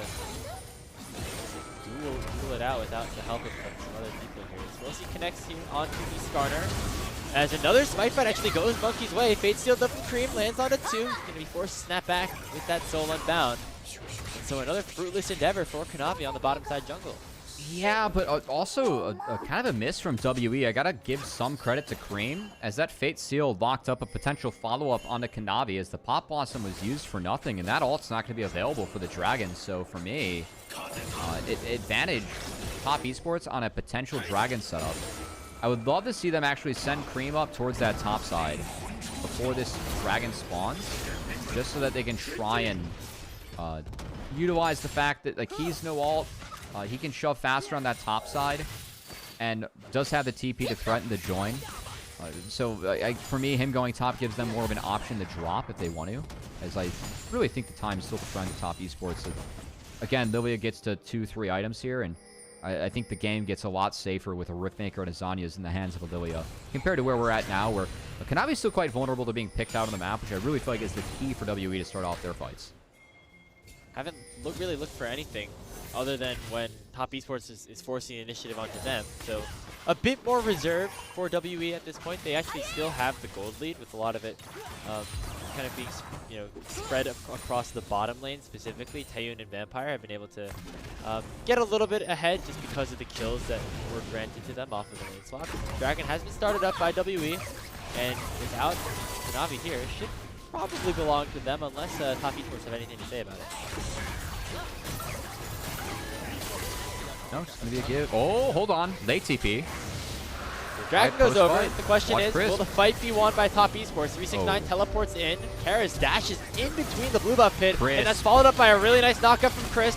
He gets popped up by the Pop Blossom. Two-man pop will connect from Cube as well. WE winning out on this fight is now 369 is in a lot of trouble. Cream trying to salvage things here with the Soul Unbound. Will use the Fate Seal to try to escape from Blasco and to buy some time as well. But the Top Esports again just don't have to go for that fight, and it ends up costing them 2 of their lives. Yeah, we talked so much about WE, how we feel like they've overextended on some plays. This was an overextension from Top Esports to try and find the fight after the Dragon was taken. And they committed I think too hard and too far into WE. But the big key, we teased the fact that Kanavi could get picked off. Doesn't have the tankier items and the Zanyas especially to help protect him. But when Karis dashed in here, I got a little bit concerned, but 369 missed out both harpoons. I thought it was a nice in from Chris, but Kanavi... Oh! Cream, we can't be flash, getting soloed no by flash, Karis. no ulti. Yeah, it was no flash, no ult. It looks like Karis, Cream TP'd here and just died. I'm kind of curious what that full fight looks like. It's Vampire, no flash, likely to be caught. Okay, they get one back here, but overall, I think I used the word disrespectful a little bit earlier. Like, that's continuing to be a trend here for Top. Not really understanding how to play the composition out. The big thing here is that just Kanavi got picked. They really need fights to go long for Kanavi. Kanavi being there and that far up, getting Starner yoinked, being at threat to be Galio bonked too from the heroic entrance is a mistake. One that I don't think we're going to see Kanavi make again in this game, quite frankly. But was a nice win for Team WE. Still up about 1,500 gold. Lead still very small at this point. And Top Esports rolled a nice soul. We're able to get some other things across the map. Yes, the Hextech Soul will be good, especially like for the backline carries of the Azir and the Ezreal. Going to do a lot. How do we die here? Oh, because we TP'd there instead of the turrets. That's actually just it. Yep. Yeah. Also, 8 the Emperor's Divide. You know, more action on the top side as Monkey now very, very low. The Equalizer ate almost the entirety of it, but will be able to get away. It looks like there was a Impale burned from Monkey. I see no flashes being used by 369 and Kanavi, so both sides walking out of that skirmish. It will be Team WE keeping pressure up in that top side as they have Karis and Vampire still hanging around. And that should lead to this turret being knocked down. So it will be traded for that bot outer, as Cream and Chris make sure to make quick work of that one. So Top Esports is going to keep things stable on the map, but still find themselves a little bit down to this game, Grapes. This game, again, like we said that WE had a couple of winning, a couple of potential winning angles here. And so far it's been so good. I don't think they've played this game quite as fast as they wanted to or needed to, but they have been making, for the most part, the right calls. I think outside of dropping that first Dragon a few times and taking it way later on the clock than what it should have been, that's been the biggest mistake we've seen so far, but besides that, it's been pretty good for WE. And remember, they have a composition that can win out on these 5v5, especially if they have a lead for themselves. That lead definitely is available for them right now. Taeyun at 2 completed items. He's going to have to do the bulk of the damage in a potential fight around this Hextech Dragon that is spawning in about a minute and change. But the setup for him is going to be amazing. You have the Azir, you have the Nico, you have the Skarner, the Galio, so all set up for WE to have a really good opportunity to break this game open around one of the neutral objectives. Dream trouble here. He buffers out really nicely all the crowd control from both the Impale and the Emperor's Divide. Teleport comes in from Cube. but it's not going to find anything as WE only get themselves that tower on the bot side as their reward. Yeah, honestly puts WE in a little bit of a precarious position because I think Paris is going to have to base and fix topside. His TP is coming up. 369 with 3 grubs, likely to clean up this outer turret, so it'll just be a trade in the end. As you called out, Cream Furnace Flash, but put his way out of that one nicely. Actually, they're sending Cube up there, so WE maybe okay to give up one of these dragons, as Kanavi is the jungler right now in the bottom side. As the Otacon is also there. Karis now just use the shifting sands to escape, because this entire team not around this pit for the objective setup.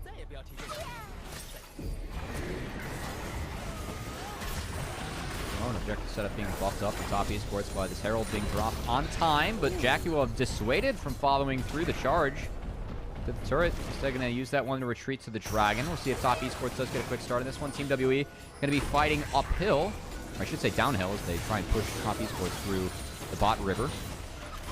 Do have an angle if they want it around the lower side of the Dragon, because no one is there marking them. Fire has a splash, but here comes that's 269 with the equalizer. equalizer. Does a lot of jobs buying space. Crisp. Really nice knockup from Crisp as well. Pop Blossom only going on to the Alistar. At the hero's entrance, we'll try to lock him down as well. Two-man taunt though. Yeah, Connects. Kanavi is down. The Dragon goes over to top Esports, but now it is a 5v3 across the map for WE to try to take control over. Cube lands some damage onto Jackula, force him to back away, and that will be it. But WE win yet another engagement. Hey, we started the day saying that WE, they've really thrown away leads by overcommitting into opponents. And what have we seen so far from top Esports this game? It's been pure overcommits in the team WE, as again, Kanavi goes in too soon, doesn't have a Seekers or any Mercury Treads yet to try and get out of all this hard CC that he's facing, and gets schmelted again. Also, the equalizer from 369, I mean, it bought space to try and finish off the Dragon. Pretty low value overall. Chris has a really nice engage here, but they're not in the position to follow it up. The Galio ult buys so much space in the choke, and then Kanavi just pretty much throws his life away going in there into the hands of Cube, who was channeling the taunt. They just really haven't seen the angles that Kanavi has seen so far in this game, as it really feels like he's thrown his life away all 3 times. Yeah, it's half the team was still focused on making sure they didn't give away soul point, right? And so when you're Crisp and you're going in, sure, the 3-man knockup, it looks nice on paper, but there's no follow-up. And it's a very funny dichotomy, Covey, between what we were saying about WE coming into this game, and now top Esports is down 3,000 gold to them. Yeah, Chris is probably dead. No ult. Yep. Lands a knockup on a 2. How quickly will they get these person down? That Actually, still surviving. Oh my Hold gosh. on. Here comes Kanavi. Jackie Love, though, getting chased down by Monkey, but a teleport comes in from Cream. Nice flash away over the red buff pit wall. He will not get stopped by the Fate Seals, but Monkey just doesn't have enough DPS. It is going to be another kill picked up here for Jackie Love, and the equalizer comes down into Karis as well. This could be the throw right back, as it will be a double kill picked up for Jackie. And the overcommit comes in for WE as the big difference in that fight. Chris lived for so long, managed to get the stun off onto Taeyun, and he got deleted by Kanavi. And as soon as we're saying something good about WE, it goes right back to what they were doing and what some of their mistakes ended up being earlier on in the season. It will allow for Kanavi to start up the Otacon, likely to go over the top. It's going to be contested, though. Taeyun's firing that ult off. That actually could get a kill. Oh, he's dead! Oh, he snipes him down. The Otacon doing the final hit. Down to 4,000. Cube is here as well. Cube's in there. Gotta try to smite this one, and it is secure, but now the Rose Petals are here, and WE can be the one to claim all of this unless top Esports fight their way out of this. Knockup lands on a Taeyun. He's tethered right back out as the hero's entrance will prevent it from going down. But Taeyun is having his free reign to hit as many of these Blood Roses as he wants, and now Monkey can dash in as well. Takes a hard steel proc onto Chris. Cream lands a knockup onto 3. Jackie Love doing a lot of damage. Him and Kanavi have to win this fight themselves in a 2v5 right now as Karis is joining the fight with ult. Or sorry, doesn't have the ult, and so will not be able to get much. And now Monkey can claim the reward. Top Esports did the hard and did the heavy lifting for them, and now they have the Blood Rose advantage. And that Otacon was really forced hard by top Esports, unwarranted, as they weren't able to tank it up as a team and not able to get the flowers. I mean, that is the true prize when that Otacon spawns. You can see the 37-16 and showing in some of these experience bars for WE. As, okay, we're going to go all the way back. Chris gets caught out here. The big thing is that Taeyun eat in, and it looks like he missed that Essence Flux. If he hits that, Chris gets deleted, and the rest of this play doesn't happen, but that goes to the wayside, and then Taeyun, who was Sunless, already burned shift, gets deleted on the way in. And top were way faster to TP, and this is a WE TP from Paris, where it's like, why exactly do we like TP in to fix that, and when? I think that these are the types of TPs where when you see the enemy going in, you just kind of have to TP to be on time with your team. But him being in late was tough, and then Top Esports again covered that one as we saw 369. He did go down to that Ezreal R, don't be fooled.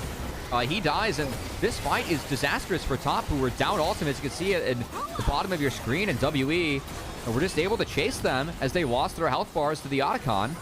And Monkey takes a really nice angle here. I feel like this is a good commit from Monkey, who did get out with very little HP, but at least he split the fight with that E on the Starner and got a flash out of Kanavi in the back half. That's well worth it. Gives them a target to look for as Kanavi, now flashless and still doesn't have that Seekers, and we've seen how one-sided the fights for WE go if they are able to take the Lilia off right away. And gold lead's only about 1,000 in favor of WE at this point, but this Blood Roser is going to do a good amount in terms of the adaptive force and also in terms of the experience. Look around the map, specifically Vampire, 2 levels up on the Crisp right now. That's a big advantage that WE will be able to possess. Also see level 16 dinged early on for Karis, who goes with the upgraded boots. After finishing off that 2-item spike, you want to be at as powerful of a position as possible for the spawning of this next dragon. Cube does catch that Harpoon on the way out, actually going to be looked at by Cream. Knockup is going to connect. Just a little bit of chunking down onto the Galio here. As the teleport also came in from Karis into the mid lane. He's gonna fight around that chunk too. Yeah, Top Esports not chunked out yet, so Cube gonna missing a little bit of health before this fight starts. He's doing a nice job of fogging and hiding. They haven't spotted 369 off the side yet, as he does just show his face. Here comes Chris. He's gonna look for the engage. No smite available. It's Kanavi not arriving yet. And so that will just be. I mean, this is tough for Top. Over WE. They're completely cut off. They're not committing to the inner. This could easily be the mid inner falling in favor of WE2 as Top Esports shifted towards bot to contest that objective. Kind of played a game of chicken as W say, you're not going to extend and hit that inner turret. We're stronger than you. You'd be positioning yourself for a fight.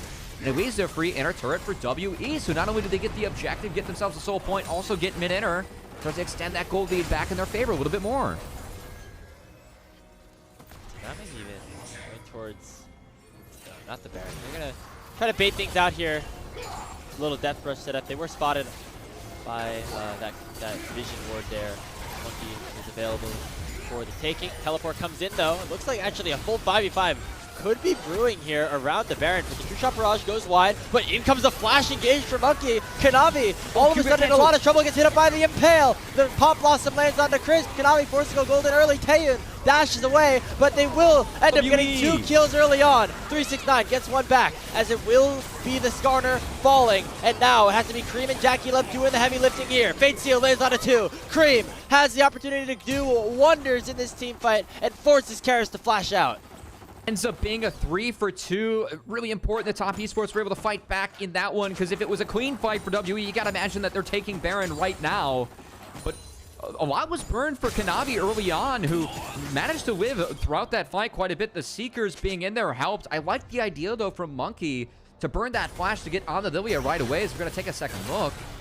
Again, executing Lilia, taking her out of the fight, I think is really important for WE in this game. Monkey burns the flash, actually finds a stun around the corner. The big thing, though, Q being canceled at the heroic entrance leads the Vampire not getting the best Pop Blossom out, as it only hits that ulted up Alistar. And Karis gets a little bit stuck on this side of the fight, with Taeyun being forced out thanks to 369. So the rest of this fight's kind of on even footing, and Kreen gets a lot of value in the back half on the Yone. So again, really important that Top Esports were able to actually force Taeyun out and make sure that he couldn't run the rest of the fight with WE, because if he lives in that fight early on, Grapes, you got to imagine they're able to chase and potentially start the Baron in that one. So I know the ult from 369 didn't kill Taeyun on the Ezreal, but the fact that he got him low enough to force him back was really big to make sure that Top Esports could somewhat even up the fight and prevent those neutrals from falling after. Yeah, an effective kill in terms of like combat stats in the fight the rest of the time. Taeyun was unable to contribute the rest of that, even though he was avoiding the death timer and some of the gold going over. Again, it did allow for Top Esports to get themselves back into this one, and the scaling is starting to arrive here, Cubby. We're nearing level 16 on both Jackie and 369. Jackie Love specifically also has 3 items, and Infinity Edge picked up for Cream. And once we get that Zanya's in from Kanavi, Top Esports is really fully online, and that's when we can really start to see them shine. Yeah, and I gotta say, too, we haven't talked a lot about the Yone changes, but this is one where I feel like it's really important for the game. Because, of course, he got the crit scaling back to 100% from 90, and got some more damage in his kit, but the trade-off is that your E no longer snaps you out of CC, which is a really big deal in this game with stuff like the Galio, like the Azir. Cream has to be really careful on how he's able to execute this one. The fact that he has that Infinity Edge in his inventory, if Yone's not dealt with, it's going to be really scary. Yeah, I mean, it's Whoa, we're ripping this. Potential risky situation for Top Karis, Esports no TP now. yet. Kanavi, again, doesn't have that stopwatch as he uses Seeker's Arm Guard early on, but this Baron does burst down quickly with Jackie Love hitting on it with the Corki. Monkey already in the pit and not actually allowing that Baron to reset. Chris goes in with the headbutt pull. Hero's entrance is going to come out and knock up Cream, and there comes the big impale as well. Cream could be in a lot of trouble. Cream is dead, but it is matched by Monkey falling. Jackie Love can still do a lot. Look at 369 to the back line, but he's going to die anyway. Karis dashing in. Forces the flash away from Jackie, and it's only him and Kanavi left alive. Another 3 for 2 for WE. Should be a reset, though, from WE as they have more people on the map to hit the Baron, as that just misses Jackie Love. And we teased the changes to the Yone and the E, the snapback. We really saw it come to fruition there, is at the expiration of the E, there was so much chain CC that went down on the Yone. Cream got 100-0'd in a fight that kind of looked like it was Top Esports' favorite at the start. Big engagement on the Monkey, just keep your eyes on the Cream. It gets stunned up there, gets heroic entrance, gets suppressed, gets impaled. You can see that E cooldown. It's off with the chain CC that came in. Yone was never able to snap back until he hit that gray screen. And yeah, 369, he melts through the Galio on the back half, but Taeyun melts through him in return, so the carries stay standing here for WE, are out on the map first. They're going to help out with this Dragon setup a lot, as now it's going to be Top Esports that have to try and fight their way uphill in this one. Big key, though, Kanavi did wrap up that Zanya's, so Kanavi much stronger for this fight. Karis, though, we saw how powerful he was in that last fight, and now Monkey going in again with the Expel's impact. Kanavi already forced down half HP. There comes Vampire with a two-man Plot Blossom. Crisp is locked down as well, but here comes Cream. Fate Seal, though, only onto one. Jackie Love goes down. Karis with a massive play, and the Emperor's Divide will take down another. Kanavi forced to go golden. He'll flash away, but he gets taunted up again by Cube. Taeyun finishing the job there, and he shifts over the wall to take down 369. It's a triple kill for the Ezreal, the Ace, and the Hextech Soul for WE. I was about to say, that's a Hex Soul for WE. You gotta imagine that might just spell the game here, as the QSS for Yone Cream has it now. Maybe it gets them out of something. Maybe they can find a big fight afterwards, but WE, this Hex Soul is going to be huge for them, at least trying to match some of the scaling, and also just enabling them to really find picks on the Lilia, close the gap with this starter and Galio later on. Going to be huge for them, as quietly Taeyun has been doing his job in this game, and we really see the impact that Taeyun finally felt to max impact in this one as the start of the fight for Top Esports. Jackie Love and Kanavi just throw away half of their HP bar for nothing. I thought for a second that it was Monkey committing too hard in here, as this looks a little bit scary in the back half. It's a nice equalizer into Fate Sealed from Cream and 369, but Taeyun gets out of the combo. Karis makes sure to pick up Cream on the back half, as I thought Karis had a brilliant fight on this Azir and opened up all the space that Taeyun needed, who was keeping himself healthy, keeping himself mobile on the back line of this fight to clean up and play janitor in this one. And that's going to be a huge advantage now for WE as Cream. You have to go QSS. Yeah, that's the difference in terms of Crisp is stuck. New patch here. Now Kanavi into some trouble as well, and Karis just bursts him down. So that's the jungler for Top Esports dead. WE should get this Baron easily and add to their already massive lead. Cream dashes of the wall. It looks like Top Esports want to force a fight in a 4v5 situation. Cream with the Soul Unbound. The Baron surely to get bursted, and that will be Top Esports forced to run away. Monkey dashing forward, looking to try to find somebody that gets buffered with the Fate Sealed. It's Jackie Love now has to Valk away. The chase continues though for WE. Will Monkey go too far forward? He gets knocked up. Vampire though, with the Pop Blossom, only finds one, and Taeyun is hunting down Top Esports. That's 369 dead. 3 more kills for WE. WE continue to put the finishing touches on this game one. Again, have yet to pick up a game win in Group Ascend, but we felt like going through the tape, it was a bit closer than what we thought for WE. And in a really poor game from Top Esports, I mean, I gotta say, Kanavi has been so off in this one on this Lilia. it feels like all these deaths have been coming in too early in the fight. And of course, picking Lilia into Skarner Galio, you do have to be careful about getting CC'd. He really played into it early on in this game. They really slowed down the ramping, and also just the lack of dragons being taken. This Hexel for WE is massive. Is Cream. He's just already dead. He gone. just gets sent underneath this tier 3 turret. 369's up in 10 seconds, but I think that could just be it. It's 3v5 on the map with the Baron. The minion wave crashing into the Nexus turret. Only one of them still left alive. Taeyun in the enemy fountain finally gets shut down here by Jackula. And all of a sudden the Nexus is exposed, but will it be enough? There comes Kanavi trying to get down the Nexus, but no, it's WE who win their first game of the Ascension stage. It was nearly a surprise in the end, but a huge win for WE on red side too, as they really stepped up in that game. And again, the onus on them was to make plays with that Skarner and the Galio. It felt like Top Esports made it easy for them to make plays because they really overplayed their hand into the comp with WE multiple times here, Graves. That opened up the angles for WE to find the win in that game. And yeah, I mean, that was just from start to finish, WE outplaying the defending LPL champions. As that was a surprising result, but again, you were highlighting it in the clips. You believed a little bit in this team, and you thought they had more in the chamber to offer. But yeah, I will also say that was Top Esports playing one of their worst games of the whole season. It was not good. I mean, like again, with looking at some teams that aren't top of the league, some changes are more easily fixable than others. And when I looked at WE, it's like, okay, let's just not extend past certain lines in fights. And like, how much easier does life get for us? Well, it gets all the more easier when the enemy team then starts extending past those lines that you were messing up in the first place and playing into you. And like, how many fights do we see, Cube's Galio just take up so much essential space for his team? Or Kanavi died early on in like the first handful of fights, regardless of that first invade. On a champ where you are Lilia, right? You want to ramp through the fights and be big later on. It just really felt like Top Esports did not respect the win cons of WE. And it gave WE a really solid game where I feel like we're used to seeing Taeyun perform on this team, but Vampire had a decent game. I thought that Karis had a really nice game, actually stepped up really big for this team, and Monkey had a couple iffy Skarner games in the year so far, put up a good one that time around. So nice to see WE put it together, take a game off Top Esports, and now it's going to be a real challenge for Top Esports to play their way out of this one. Gotta win 2 straight, which I think was their expectation coming in, but now it's a necessity for them in order to win this series to keep pace with what Anyone's Legends has to offer. They're already going to be down now in game score because they have picked up their 5th total loss, I believe, of the season. And this is what is surprising here for Top is that, or for just this LPL Ascension group in general, is that as soon as we start to think we understand what's going on, a snap of a finger and all of a sudden WE is facing a match point against Top Esports here in a regular season game. We'll see. Not exactly what we were expecting coming into the night, but let's see what happens at the end of the night. We'll play the games for a reason, and it is nice to see, of course, W and FPX were the 2 teams that joined the top 8 teams from Split 1 to make up this group ascend. And we have seen FPX in more games really be able to scale up, put up better performances, take games off of good teams in this group. Nice to see Team WE do the same here. Again, we're hoping this group's a little bit more competitive than what the expectations are.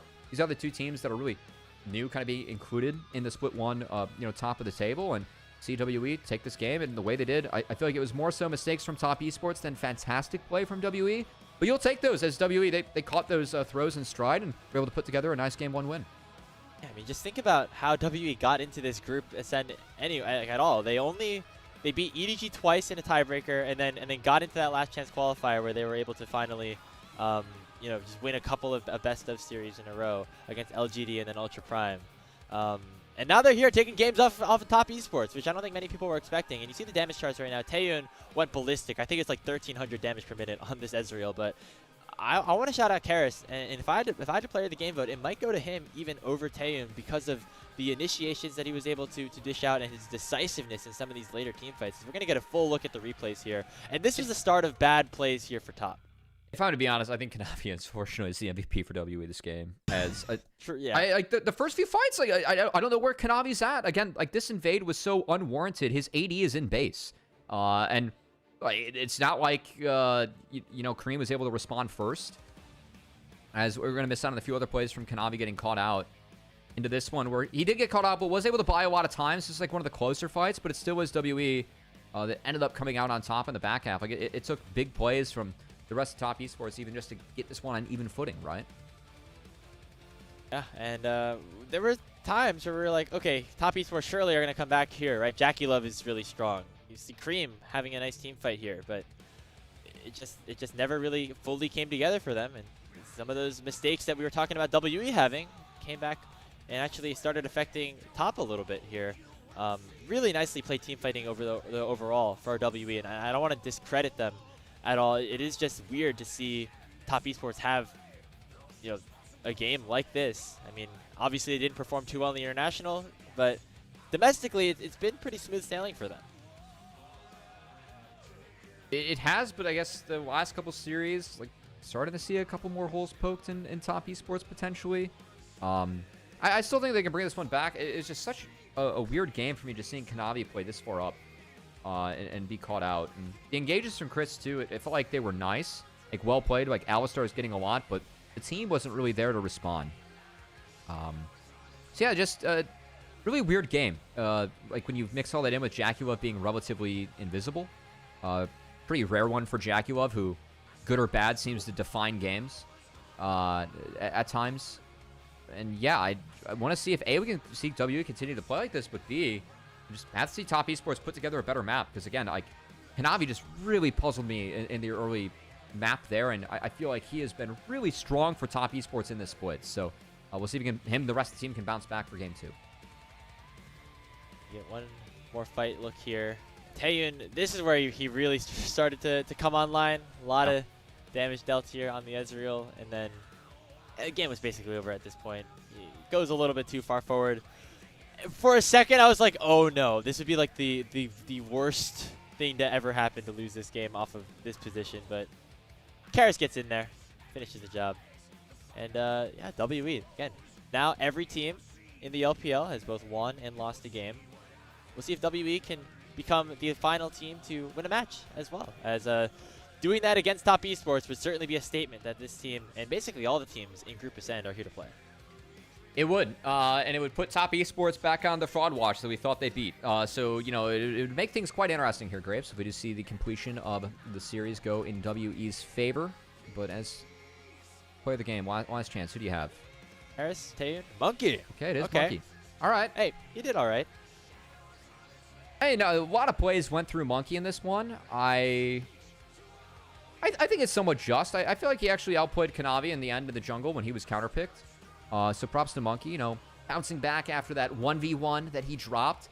You know, maybe he was just trying to give them blue side to give them false hope and then get his hands on the Skarner.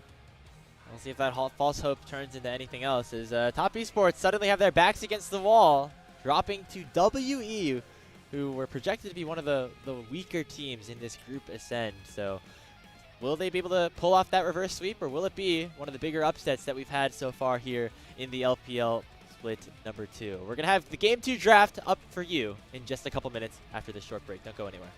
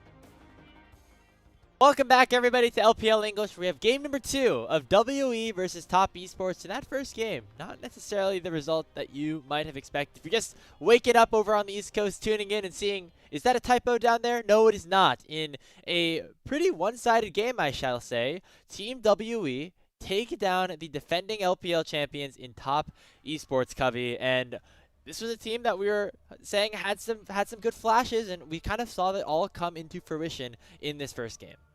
Yeah, saw some members step up. As I think for me, the story of that game still was really Top Esports and Kanavi. When you play Lilia, you can't get picked. You got to ramp up through the fights. And the first few fights we saw from Kanavi on this Lilia, he was gone in an instant. And Top Esports played really split up. I think WE deserves some praise, as I think Vampire and Cube did a nice job of splitting up the fights, as Top Esports did take some engages where they overextended. But yeah, just that game was really played at the beat of Team WE's drum. That's something that we've been used to seeing out of Top Esports, and especially Kanavi, who has really ran the jungle so far in the LPL this split, but struggled in that game. That was a bad game from Kanavi. Yeah, no other way to slice it. It was not a good game, and you know, Kanavi has, as we said, going into split 2, been really good. Like, been back to that top jungler, best jungler in the world status that we have kind of known him for over the last couple of years when he was on JDG. I think he's won like over half of the MVP votes that Top Esports have had in all of their wins, but in both the placement stage and here. That was definitely not one of them here on the Lilia. So going into this game 2 draft, I like the decision to go for that Lilia pick. It just didn't end up working out. And I feel like it was not necessarily just a draft problem for Top Esports. It was about the decisions that were being made against a team that they probably came into expecting to beat pretty handily. Yeah, I mean, we'll see if Top Esports can really dig deep and kind of punch back with their backs up against the wall. I will say that we have seen a lot of scenarios where this happens. You know, like we saw a couple series where FPX got a game, then like the next 2 games were stomps against them. Thinking back to what was it, the Anyone's Legend series they played. And we'll see if this one with WE and Top Esports, we can see Top dig deep and be that really solid team that we have seen so far this split. But yeah, that was not a good game 1 for them, and curious to see if any trends from that continue, as Top Esports were not on the same page in that game. We'll see if that can change into being on the same page for game 2, or not being on the same page for the day against Team WE.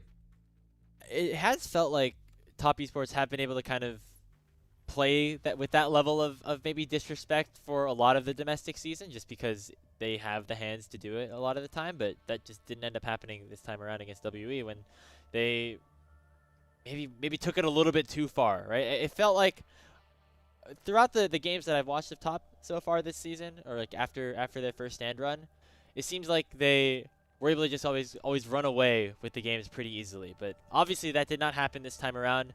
Maybe we'll have to see them play a little bit more reserved, a little bit more careful, as we are back on the blue side for game number 2. 2 games of blue side for Top Esports. You don't normally see that. It will mean that Team WE will get to end the series on blue as well, since they did win that game 1 on red side. Could be big for them. But Top with that Scion ban instead of the Jace ban, maybe looking to prompt a Jace ban from Team WE here. As that's a pretty expected first pick, and something we're seeing that's a little bit more common, banning out that Scion to then prompt a Jace ban. And it's a choice here because Varus is up too. Something that Jackie will be thrilled to get his hands on. So a real choice for WE whether they want to let that Varus or Jace through to Top Esports. Renekton banned away instead, so it's going to be an opting into a trade potentially here of those 2 power picks. The Varus we saw not have too much success in our last series, but I think that was due to a number of other factors as well. So we'll see what exactly Top Esports want to select this time around. The Jace hover would definitely make a lot of sense. Can be a little bit flexible, but we're expecting that to go to 369. And Bessa Varus, pretty good start for Team WE. Would not be surprised if that comes out here at all. Of course, they have the option to save Ambessa for 3. Could take something else here, but you imagine you gotta lock in that Varus. Prevent that from going over to Top Esports. Other prio picks could see a Xin Zhao maybe being considered here for Monkey. But I feel like, yeah, Varus and Bessa is pretty strong. I'd be very surprised if they drop Varus and give that over to Jackie Love. Jackie Love can play a lot of different things into it. I mean, you know, things like Kai'Sa still available if you want to go that direction. But so, no, it's going to be the Varus. Locked in here for Taeyun. We'll see what Top Esports want to respond with, though. Misfortune has been something that Top, I think, almost like kind of like began the rise in priority with. Like, I feel like Jackie Love and Chris were one of the first bot lanes to whip this pick out. And it's had varying levels of success for them, I'm not going to lie, but a lot of people aren't thrilled with seeing MF like across the globe, think that she's too high a prio. Top Esports is definitely a team that for me has the MF pass. Like, they are a team where when Jackie Love and Top Esports gets MF, I think they play the pick really well. Not just with how Jackie Love plays it individually, but also you got to make moves and rotate across the map if you want to play around with this pick. And I do feel like Top Esports are able to do that effectively as a Rise coming in. That is something where you can play into the Ambessa in sides later on, so I do like that pick for Cream. And of course, Team WWE really wants to snag that Ambessa into the Jace, so now Top Esports have the option to throw out 2 picks that might protect that Rise in the mid lane, whereas gotta imagine that we're going to see a couple bans being thrown towards Kanavi here. Yeah, just continue to pinch that jungle pool. Yeah, I'd take away the Wukong for sure. Away. Those were 2 of the big ones that he's been playing a lot of, and continue to see. The Sejuani, maybe less priority, given the fact that you have like 1.5 range soul laners in this game. So instead, maybe targeting the Jax jungle, which definitely could do good into the Xin Zhao. Yeah, I was about to say that Jax jungle we pretty much only see as a pick into Xin, but interacts well with Ambessa and Xin, so gonna get rid of that one for Kanavi. We'll say, though, that I really wanted to see a Wukong ban. I think that tank buster identity could be kind of nice going into the Xin and the Ambessa. And also would pair decently well with the Rise and the Jace. So, yeah, that's going to be taken away from Kanavi. Always been a really big pick for him. So, like those 2 bans. Whereas, wouldn't be surprised to see a Victor now taken away from Karis. Just trying to get a couple of control mages that are really nice against Rise out of the pool. Rise does struggle into range. And, of course, Rise can delete waves and pump out a ton of damage, but has to be in range to do so and fire off those kill shots. So, expect to see... I like the Orianna ban and expect to see Victor taken away here as well. Ooh, Poppy instead. It allows for Karis to maybe go towards that pick. I think maybe they want to show Rel here, if that ends up being the case. So the Poppy pick, like maybe worried that Vampire could play that on 5. But it does leave up a pick like Victor, where you are now going to be outscaled. This game goes really late by the Victor. So Top Esports going to try and make sure they end the game a little bit before that. I will say, showing the MF too. I think you might be okay playing into the scaling, as MF and Rise both want to play quite quick in this game. So maybe that's what prompts the Poppy ban versus Victor. And of course, that ban to be signal that Rel would be showing here for Chris. So no surprise to see Chris probably lock in this Rel. Then leaves up to Kanavi.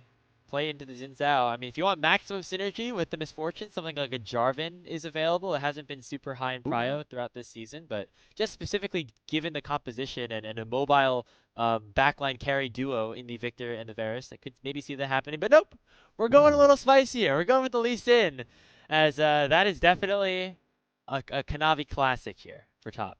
I gotta say, Rise Lee, you can win a lot of mid-jungle fights with that early on, so we'll see if Cream and Kanavi able to sync up and make that happen.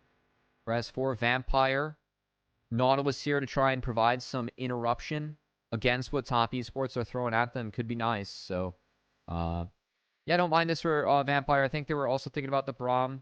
Could be good with the Xin and the Ambessa, but a little bit of engage lacking. And I think the disruption that Nautilus can provide this game when you go up against something like a Lee Sin, like an MF, can be quite nice. So, ends up being the choice for Vampire. Is we gotta say, these comps being routed out, I feel like Top Esports have a better chance to win this game, Grapes, as this feels like a very comfortable composition for them.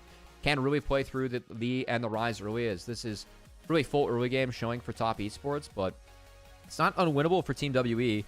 They have a lot of scaling, just gonna need to have that, what we assume to be a poke Varus, make sure that he's able to bridge the Victor and Ambessa into the later stages of the game.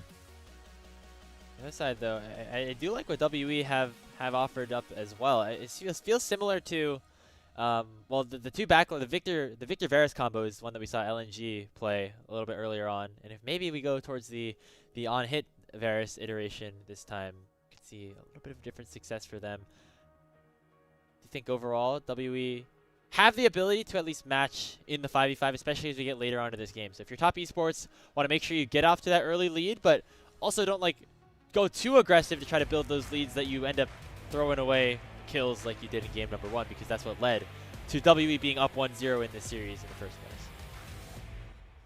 Yeah. So, I mean, I really feel like Top Esports have to clean things up, but again, this is a comp for me that feels comfort for them. I think that the Jace and the Ryze going to be really, really strong in the side lane here.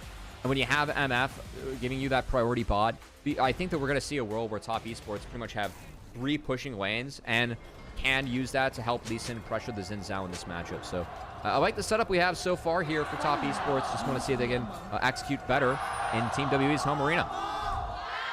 See some Top Esports fans, but I feel like a lot of them were cheering for WE after that happened. And oh my goodness, we're about to get a bit of a scrap here. Chris Crashdown is canceled early on. Monkey in trouble as Kanavi dashes in with a resonating strike. That is first blood to start things off for Top Esports. And now Cube gonna get hit up by the W2, forced to flash away.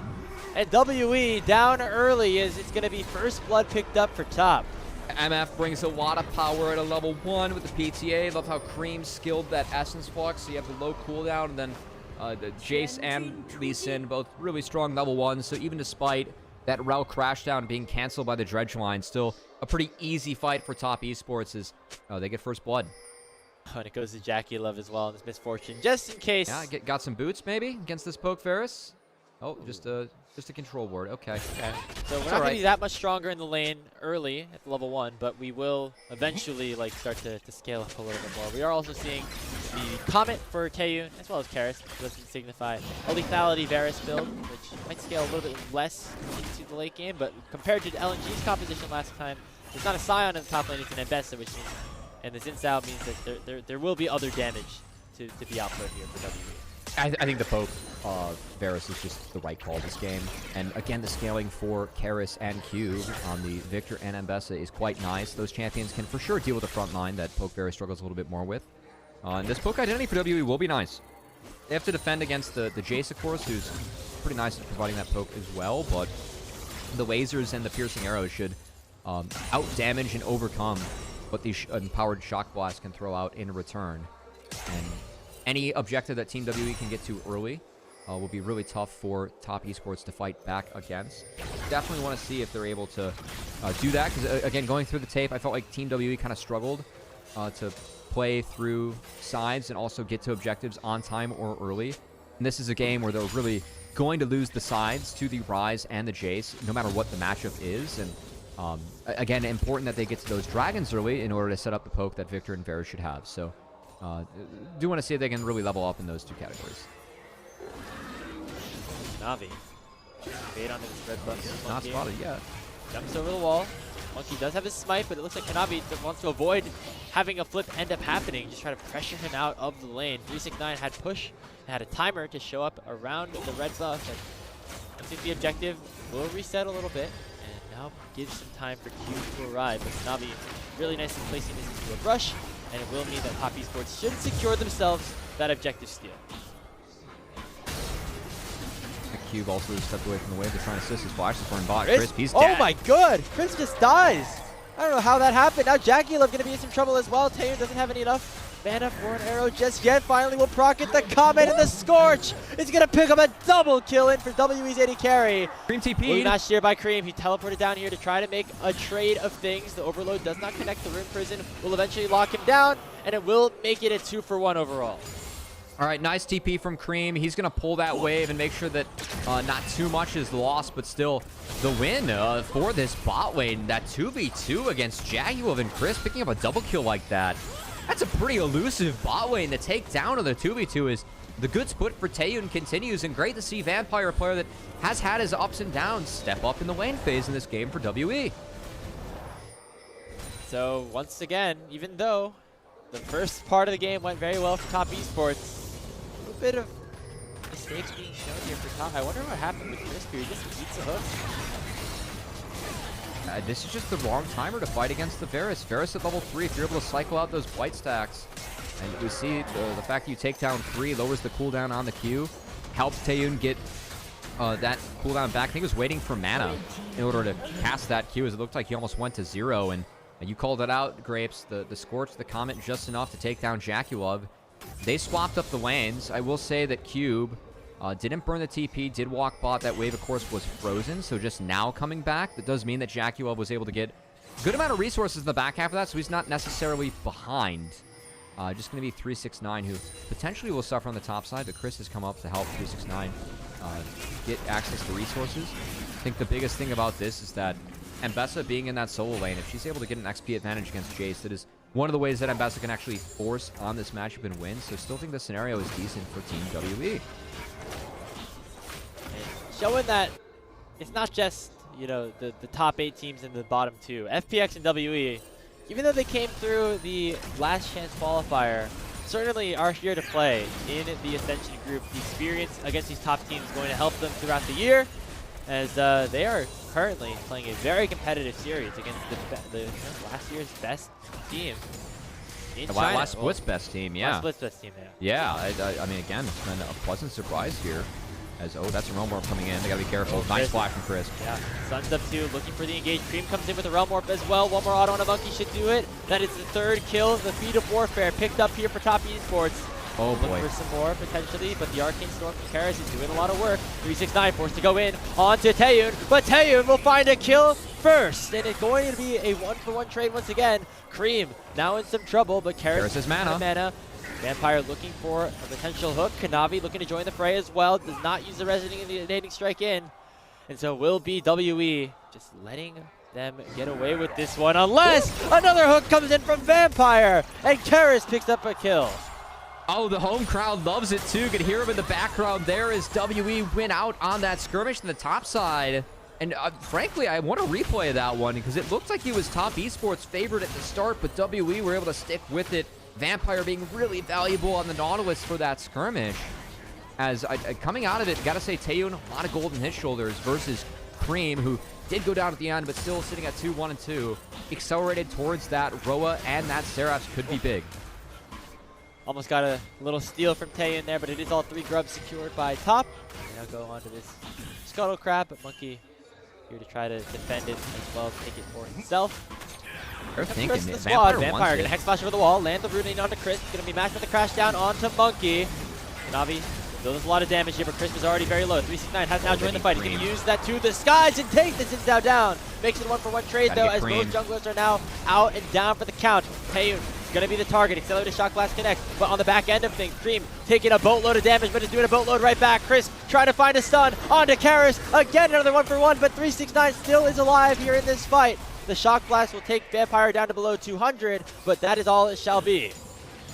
Cream was so big in that fight. Again, he's doesn't really have the items completed yet on the Rise, but just being ignored and being as tanky as Rise can be in these early fights, was able to get a lot of work done. And I gotta say, well, all this craziness has been happening on the top side. It has been Jaculov getting some plates here on the bot side, and I think both Cube and Jaculov kind of benefiting from this, because again, called out that if Cube gets a level advantage against 369, can use it to try and push his advantage against that top laner.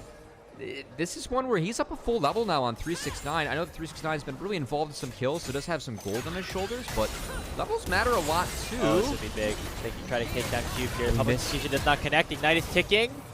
Oh, he's healing from the potion is going to be enough. He still has 2 biscuits as well. Still, nice summoner spell taken away there as a good look from Chris on the find, but I'm a little bit concerned for the Jace later on in this game, as again, Cube is ahead in XP. I think important that top Esports were able to force him out there, because we'll lose access to this wave and buy some time for 369 to catch back up, as top Esports looking to cash in on those first 3 grubs. And the fact that MF has had this lane all the way in to try and guarantee a first brick, which would be really tough for WE to defend against. They don't have any tower close to falling. In fact, they've yet to take a single plate. So top Esports doing good work here on the bot side. With that pressure, allows for Kanavi to potentially start up this dragon. Monkey gonna match with a little invade over the 3rd spawn of the Grom. 369 forced back into underneath his tower. And he's down level. He is very singled out. He's very under leveled as well, as Monkey actually has the XP advantage over him. 369 without the flash probably actually will just go down to the 1v1, as it gets a little bit of assist from the death ray of Karis, but Monkey is the one to secure the kill. Yeah, and I know it's first brick being taken for top Esports. They will secure feats, and they do secure the dragon, but I gotta say, 369, I mean, when we spawned into this game, Graves, we talked about the importance of like Rise and Jace. They should be able to win both side lane matchups regardless of who they're going up against. When 369 is this far behind, that doesn't happen anymore. Jace is a champion that completely scales off the economy that he has, right? I mean, he's only here for the damage. He's not a utility champion. And him being behind like this is something where now all of a sudden, Karis and Cube, who have a big advantage, should be able to actually press into him and maybe not guarantee the fact that Top Esports are going to win 2 sides, something they definitely drafted for. Yeah, 369 is the head and gold over Cube right now, but the XP is what you were talking about. A full level, basically being the differential at this point. 369 not going to have a good time holding his own in the side lane, as we just saw. Even a champion, even a Xin Zhao, like Monkey, was able to come in and make quick work of it. So now 369 kind of forced to play with the entire team stacked up here. Target now going to be this top lane tier 1. Karis, Vampire, Monkey, all in the area, but I think that the numbers advantage will mean that Top Esports are going to be happy with just forcing WE away from their own structure. This is all 5 groups. We're not playing out more lanes, though, as WE. We're kind of just losing out this lane, and Taeyun walked to help, but wasted time from WE as that cross-country mile for Varus. Going to cost him some free time on a mid lane turret and potentially a better setup for the second spawn of Grubs, as we'll say 369's TPing out is down, again, a level and a half to Cube, which is I'm really concerned about as this game goes on for Top Esports. Well, they at least get one of these Grubs. Actually, opponent of getting either all 3 Grubs or the turret, so a little bit too aggressive maybe in terms of their oversteps here. As a really nice chain of corruption lands from Taeyun and ends up taking Kanavi down. But the crash down from Crisp is going to be big, also combined with the Magnet Storm, forcing the flash away. WE, though, stacked fully as 5, and off of a really nice play from Varus, allows for Kanavi to go down, and they're going to pick up the rest of these Grubs. There's a big TP from Cube, too, but, I mean, Vampire continues to have just a monster game here on the Nautilus, sitting at 2-0-6 Graves.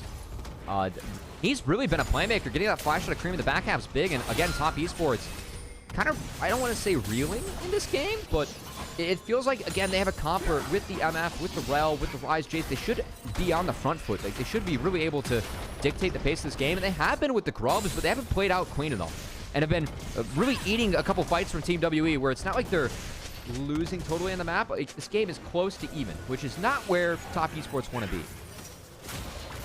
This is ballsy from Taeyun. I mean, this is a complete guess on the ult. He got the audio feedback from the Q hitting. That's about it. And love the step up and engage from Vampire, who again continues to have a big fight. Love how he gets Cream's flash out of the back half of this one too. So another cooldown they can look to punish here. WE, I mean, they're proving that first game was not a fluke, and even with Top Esports, maybe are playing a little bit cleaner overall. Still absolutely in contention here, as we got a teleport coming in from Cream. Karen's going to be the target here with the Arcane Storm, doing a lot of damage. Kanavi already at half HP. Cream should be able to finish things off on the Karis. The question would have been if it's Kanavi the trade in a 1-for-1. Oh. There's the Essence Flux, and it will be Cream picking up the kill.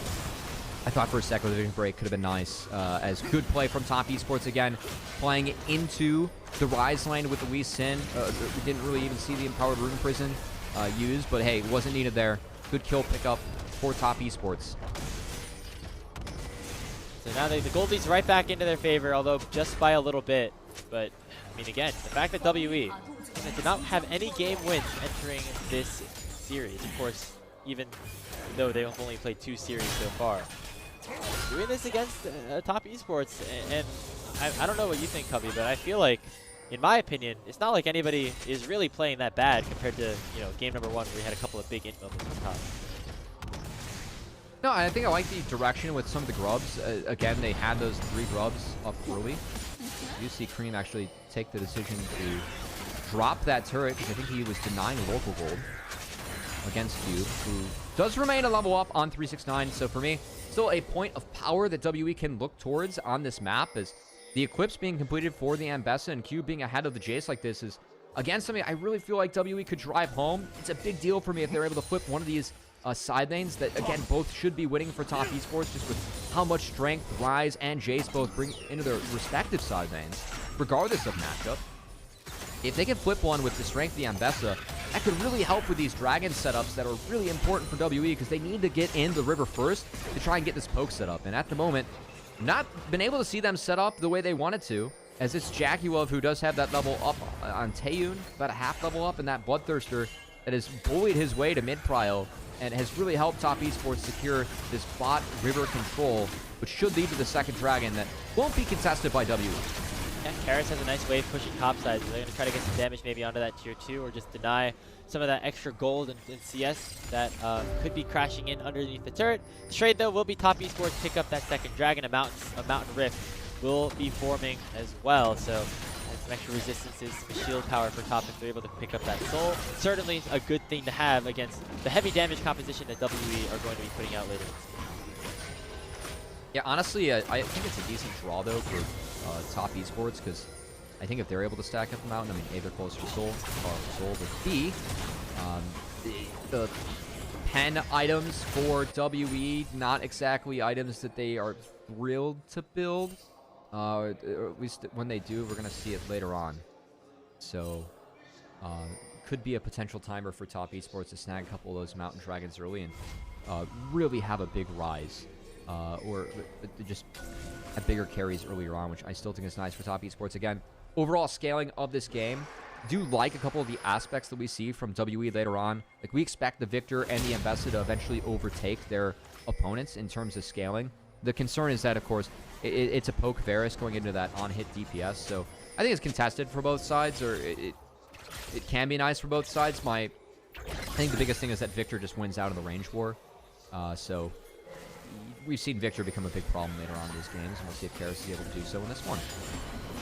Had himself a good series, on the first game at least. Yes. Even on this Victor, doing good. I mean, I feel like Karis hit or miss early on in his career, but he's going to find a new home for himself on WE here in the LPL. This is going to be started up by WE. They should be able to take it down pretty low. I don't think Kanavi wants to necessarily go for this, especially because he now has a chase, pushing in a side lane onto the tier 2 turret of his opponent. Yeah, of course, able to get that wave all the way in exchange for the Rift Herald that was taken by WE, and to be able to absorb most of the waves after that, so I'd say not all bad for WE. Definitely not. Let's see where they can utilize that Herald. Oh my god. Look at that turret health up there. Remember when they spent all five members of the Top Esports for topside hitting that turret like 10 minutes ago? Well, it's still alive. Yeah, I mean, not all bad for WE. This game has really slowed down, which I find kind of curious. I do think that right now with both teams have just pretty much dinged 11 across the board. We have a really close game here for this game too, Grapes. There's a little bit of gold showing advantage Top Esports in their inventories, but could easily see that flip if Monkey drops an Ice Herald, or if the next fight around this dragon goes one way or the other. We got a tense one on our hands. Again, not necessarily what we were expecting for this series. I think you're power ranking these teams coming into Split 2. You'd have Top Esports at top 2 in this group, and WE somewhere in the bottom 2 in this group. And right now, it's not looking like that as much, and I think that's proving that these teams got into the Ascension group for a reason and are going to be competitive against all the top teams. There's not going to be any free matches as we go throughout this double round robin. And that was definitely our hope, seeing like these bottom teams improve with both, like W and FPX, right? If you're an expected bottom team, have the biggest gap to close, but it's not much to learn, and we have seen these teams at least so far step up in this group. Again, I view this as a great opportunity if you are one of these two teams. Opportunity to get multiple stage games against the best of the best in the LPL, and teams that who knows if they're scrimming against behind the scenes or not, right?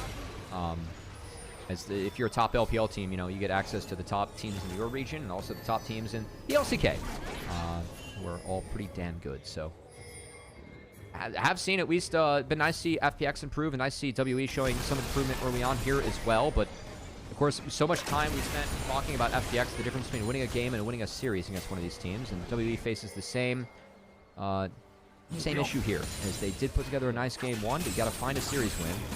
Things have really slowed down here in this game too. To be fair, the game wins were what started things off for FPX, and eventually they turned into series wins. So even if the result doesn't hold for the remainder of this one, and Top Esports somehow find a way to come back, I think it's still a good sign of things to come for WE. Still be proud of this result. I like this from WE too. I talked a lot about how it's important for them to get vision and sit in it. You can see them really relying on the control that they have, using Herald to make sure the top's jailed behind this turret and for this wave yet again as the Victor and the Varus will get to fade into their fog. And that's a tough scenario for top esports to walk into those piercing arrows and laser beams coming out of the Victor. So I like how WE were able to set this one up. They're starting to hit the objective. We'll see if they can continue to poke out, as that's a nice empowered shock blast that hit on both carries from 269. Poke going to be matched, though, by the piercing arrow of Taeyeon. Remember, this is soul point for top esports. They will pick it up, but they're going to try to single out just one singular target. 369 in some trouble, but he still will remain alive, even with the hail of arrows coming down. But Monkey looking to chase down top esports, but he got a little bit too far forward. Cream with the Rune Prison will pick up the first kill of the fight, and Crisp is still hungry, looking for an engage, but instead, he will go back to the Mountain Dragon to claim the prize for top. I like the idea from Team WE, just played it way too fast. And we've seen this from Monkey and WE before. The overextension, spent a lot of time talking about that in Game 1. Definitely saw that come to fruition here in Game 2 as Monkey tries to reach, tries to finish up some kills. And WE, they don't stay disciplined with their lines. It's going to play out the back half of that fight as top esports find a win. That was a cream. Level 14, two yeah, levels ahead of Harris got so far point, behind. with a full stacked Roa, 4-1 and 4. This guy can be a problem for the rest of this game. Karis was up at one point in this game, like up experience. In these last couple of minutes, he's really dropped. Because again, everything burned here on 369, but was able to flash out. Taeyeon got so close to trying to wrap him up. Yeah, I mean, Monkey, I think the flash out's kind of what killed him. I think that's once he takes that E in, it's kind of a one-way trip in. And even with the flash out, it was still a one-way trip in. Monkey goes down. And top esports, they actually have a substantial gold lead now, as things were quite close going into that Dragon, now being up 3k gold and threatening Mountain Soul Point for the rest of the game. Does put them in a rather advantageous position. Curious to see how top esports can play out this 1-3-1 setup, which definitely has been built with their composition. You have Cream and 369 in the side lanes right now. Can try to break open those tier 2 turrets, which are still available in both side lanes. Can be matched decently well by Cube on the Investo. However, you mentioned during the draft, Cubby, that the reason you could pick this Rise is that it matches really well with an Investo in a potential 1v1 setting once he gets a couple of items. So, seeing what Cream can do, as he's now 2,500 gold ahead of his respective counterpart in the mid lane, and probably the strongest champion overall in the game. Yeah, he is large in this one, and I don't know exactly everything that went into that last Dragon setup, but I can tell you, like, going into that Dragon, Karis was not down a full level in this matchup. But afterwards, he is now, and as you said, Cream is the big boy on the Rift. As we'll see if he can really take over on the Rise. We've got to see him really drop those, big Realm Warp angles that we could see. And would love to see him maybe look to get Crisp involved with one of those, because I feel like that's a real opportunity for top esports. A lot of room for creativity with those Realm Warps. How much they want to use it, how badly they want to try to flip around a neutral objective. I mean, other than Zotacon, otherwise you're probably just waiting for this Dragon to spawn in 2.5 minutes. And I feel like if you're top esports, no reason to try to go for anything else other than that, because it's such an easy win condition for you. Picking up that Mountain Soul, preventing some of that poke Varus damage from coming through. He already has gone the Serpent's Fang to try to counteract some of that, but just the added resistances will also help. As you mentioned, the pen items not really there, especially when you're a Victor and you're going this Roa build. Yeah, it takes a little bit longer for those to get online, for sure. So, a Mountain Soul would be pretty tough for Team WE. I guess the saving grace is that Taeyeon's like, hey, my Serpent's Fang would feel really good if they get the Mountain Soul, but obviously not exactly the position you want to be in, right? I know, you're like hedging your bets already, but you're not gonna it's get the cope, where it's like, don't worry, team, I already have Serpent's Fang. It's not as bad as you think. You gotta hit everybody in order for that to become super impactful. As right now, top esports just try to gain control around all portions of the map. Actually, interesting, they focusing most of their vision game on the top side. Look at the top side river, just completely lined with blue wards. So not fully transitioning down to the bottom lane, where there will be that potential Soul Dragon available just yet.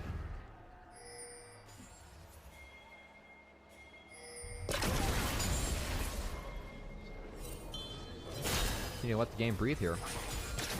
As Team WE, I'm really concerned about where Karras is at on this Victor. I mean, he is down a level and a half at this point, and is really on the back foot. Like, as Victor, you need to get to those 2, 3, 4 item points to really start to overtake this Rise.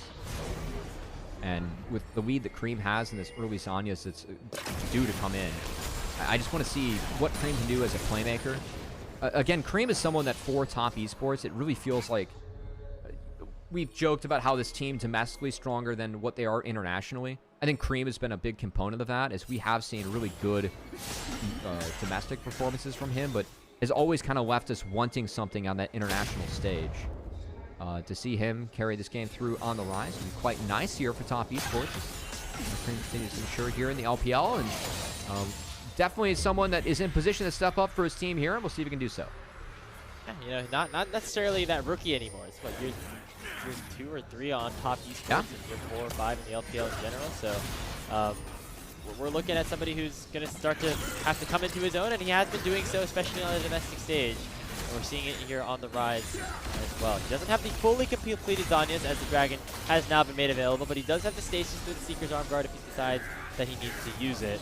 Realmorph also is available if they want to try to set up some unique flank, maybe with Chris. Dragon has to start it up by WE. So the poke's not really landing yet for WE. They've done an okay job of setting up, but going the projectors is dangerous. Vampire, he pulled the trigger first. All of a sudden, that could be Chris in a lot of trouble. Vampire dies instantaneously. Cube on the back line, going in on a Jackie. Esports flash over the wall. Cream in a lot of trouble as the piercing air from Taeyun takes him down. But 369 and Kanavi trying to make something happen, but it will not work. It is 369 still alive, but Taeyun is still full HP. Overall, a 3 for 3 across the map. I mean, a banger fight that was turned around by Cube, who does manage to get that base off. Does have TP up if he wants to get involved here. Gonna TP to the bot wave, and I mean, Grapes, we gotta get ready to fire this one up again, because that Mountain Soul is still on the table, and you gotta believe it's a must-deny here for top esports. Jungler's not gonna be alive for this one, so it is up to, right now, Cube, Taeyun, and Vampire, who are alive, to try to hold the fort down a little bit. We're going to get another fight of the Dragon, but let's take a look real quick at what happened. I mean, I was surprised if Vampire turns it on the Chris, because I think it's a lot used for not too much. The big key for me is that Cream falls. Cream didn't get a lot done in this fight. It was really kept busy by Monkey, and had that flash up, but it was really flashed for nothing here at the end. Big kick by Kanavi saves the back half. He synergizes really nicely there by 369, but that pull, that angle from WE, and how they set up that fight, for me, much improved from what we've seen with WE in their first 2 series in this group of Sen. And that's nice, right? They have the poke advantage. They were able to get control and kite back into it, and it had a nice turn that was synced up as a team with Vampire. So again, WE playing a much better league today than what we've seen. And we'll see if they can turn this into denying that elusive Mountain Soul that could really turn the game and give a lot of power in favor of top esports. This one does go over to them. So another must fight from Team WE. A lot less flashes available, though, for top esports this time around. Whereas look at the flashes available for Team WE. Is their conditions much better going into this fight? And if Vampire starts to engage again, I don't see this why could be huge. WE can This win is risky for fight. top.